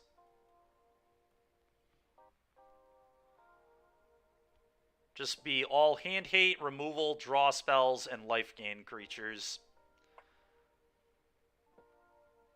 And a Settle the Wreckage. Which my opponent, by the way, has not even seen yet. Holding the Settle could end up coming up huge because they might not play around it in game 3 at all. So, very happy I did not show it. King of Poners, thank you for joining the Swish Swarm, following the channel. Appreciate it. Pinter, are you streaming tonight?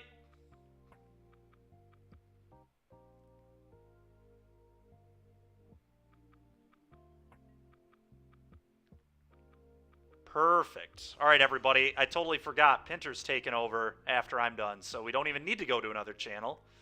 Pinter's... What are you playing tonight, Pinter? That's good, man. Glad to hear it. We've got Go Blank. We've got a Vanishing Verse. I think this hand's good enough. Got a Sorin and a Wandering Emperor, so I've like got a good threat. Got a way to pump the good threat. Got a way to hate their hand a little bit. Way to deal with an aura. Not having a Thoughtseize is frustrating, but I don't think I'm supposed to mulligan this hand. I don't know, though. It's, like, close. Maybe I do mulligan to Thoughtseize, thinking about it more. It's just tough, because, like, I only play 4. Legacy Mono Red Painter. Nice. That's what Andrew might be playing this weekend, so that is great. I'm starting to have second thoughts on this hand, but I don't think I can mulligan to a hand hate spell. I just don't know that that's a good strategy. I've kind of got a pseudo hand hate spell and Go Blank. I'm just going to keep it and hope it works. I don't know. This might be a bad keep, thinking about this more, but...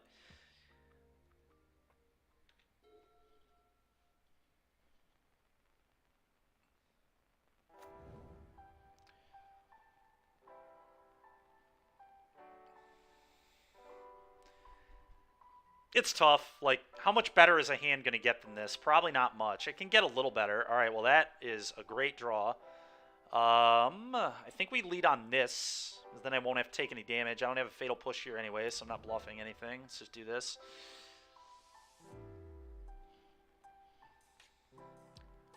If they play a Light Pause, I think... we will wait to Vanishing Verse it until they start to try loading it up with auras, because I don't think they play protection in this deck. I think this is just all in, throwing pants on a creature and hoping it's good enough. Times just got to put the pants on. Okay, well, we're probably just playing a gifted AB then. It's fine with me. And we can always instant speed verse a portable hole and still block, which would just be disgusting. Play this. Go. It's amazing how, like, this card always looks so bad to me on paper. And then I, like, play it. And honestly, it's, like, pretty good. Like, this card is so much better than it looks. And maybe I'm an idiot. Maybe a 2-mana, 2/3 Death Touch Lifelinker just looks good, and I'm a moron. But I don't know. It also just doesn't get stomped, which is huge. So I assume they're gonna they're gonna Griff Spoon to try and get over me. Always verse that later. Although we might have to verse the Ethereal effect instead. It's a lot more power. Oh, God. Alright. Well, Go Blank doesn't really do anything, so probably just leaving up Vanishing Verse this turn.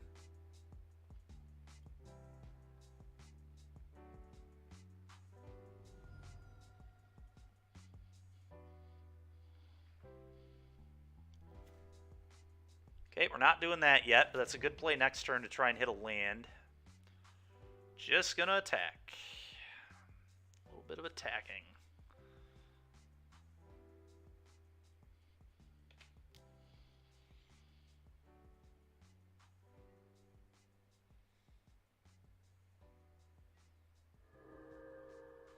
So we're sure as hell not blocking. Yeah.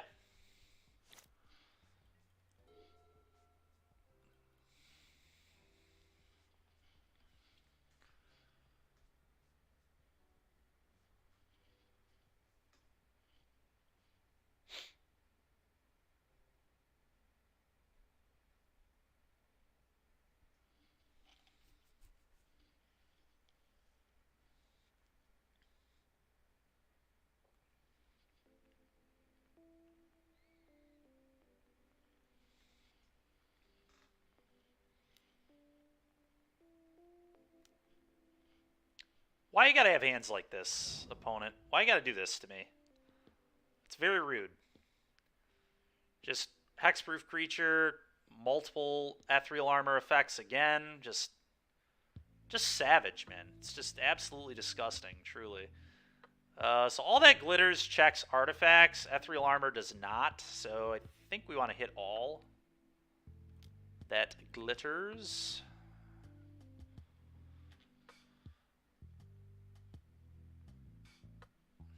Thank God, gifted AB, giving us a little bit of a life total buffer here.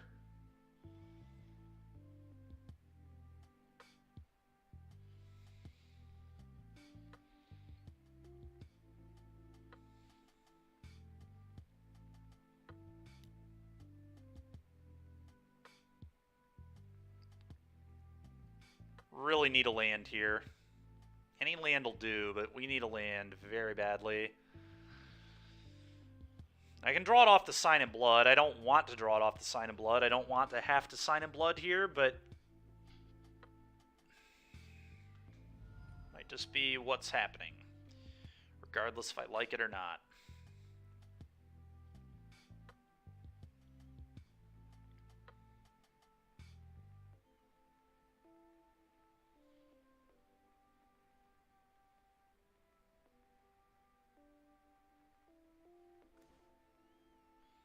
That ain't it. This is a very greedy play if I go for the Sign in Blood. Maybe I don't go for it. Maybe I just leave up Vanishing again. We're definitely going to attack. That's not going to change. It certainly is not Go Blank, I'll tell you that much.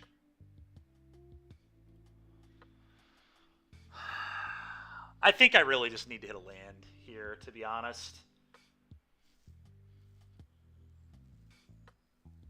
Every land in my deck other than Shambling Vent will enter untapped, even the castles in this spot. So we have 23 hits on 2 looks. Problem is, if I miss, I probably lose. Whereas, if thing is, like, I'm kind of hoping that next turn there's a land on top of my deck with this play anyway. So I think I have to sign in blood and hope for the land.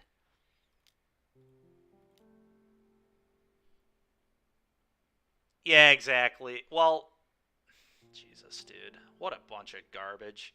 All right, whatever, man. That is just so stupid.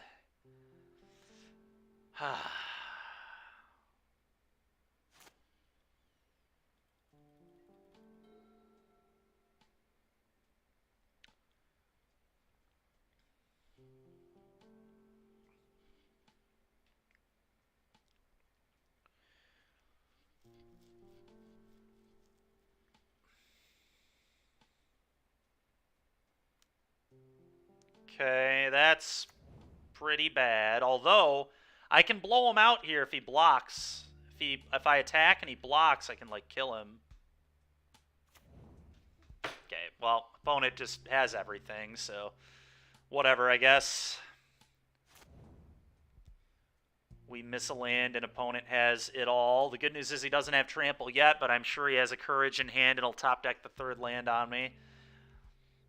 And I like have to hit a land now. There's no going back. We got to hit a land for the Wandering Emperor to make chump blockers at the moment. Oh, but that doesn't even do it because this stupid thing yeah, I mean, whatever. I saw 3 lands and 14 cards in my 25 land deck. What can you do? It's a stupid loss, but not much I can do about it. I still think we played right. We could have obviously left up the Vanishing Verse last turn, but you can't play like you're never gonna draw lands. Like, this is not a good way to play Magic. And the thing about it is, like, we weren't hitting the land anyway, so we were still gonna lose. That's a bummer, but tough way to end it there. Anyway, everybody, I'm going to shut it down for a quick second, and Pinter is going to come on and take over. Are you about ready to go, Pinter? I'm going to real quick return all these cards that I have.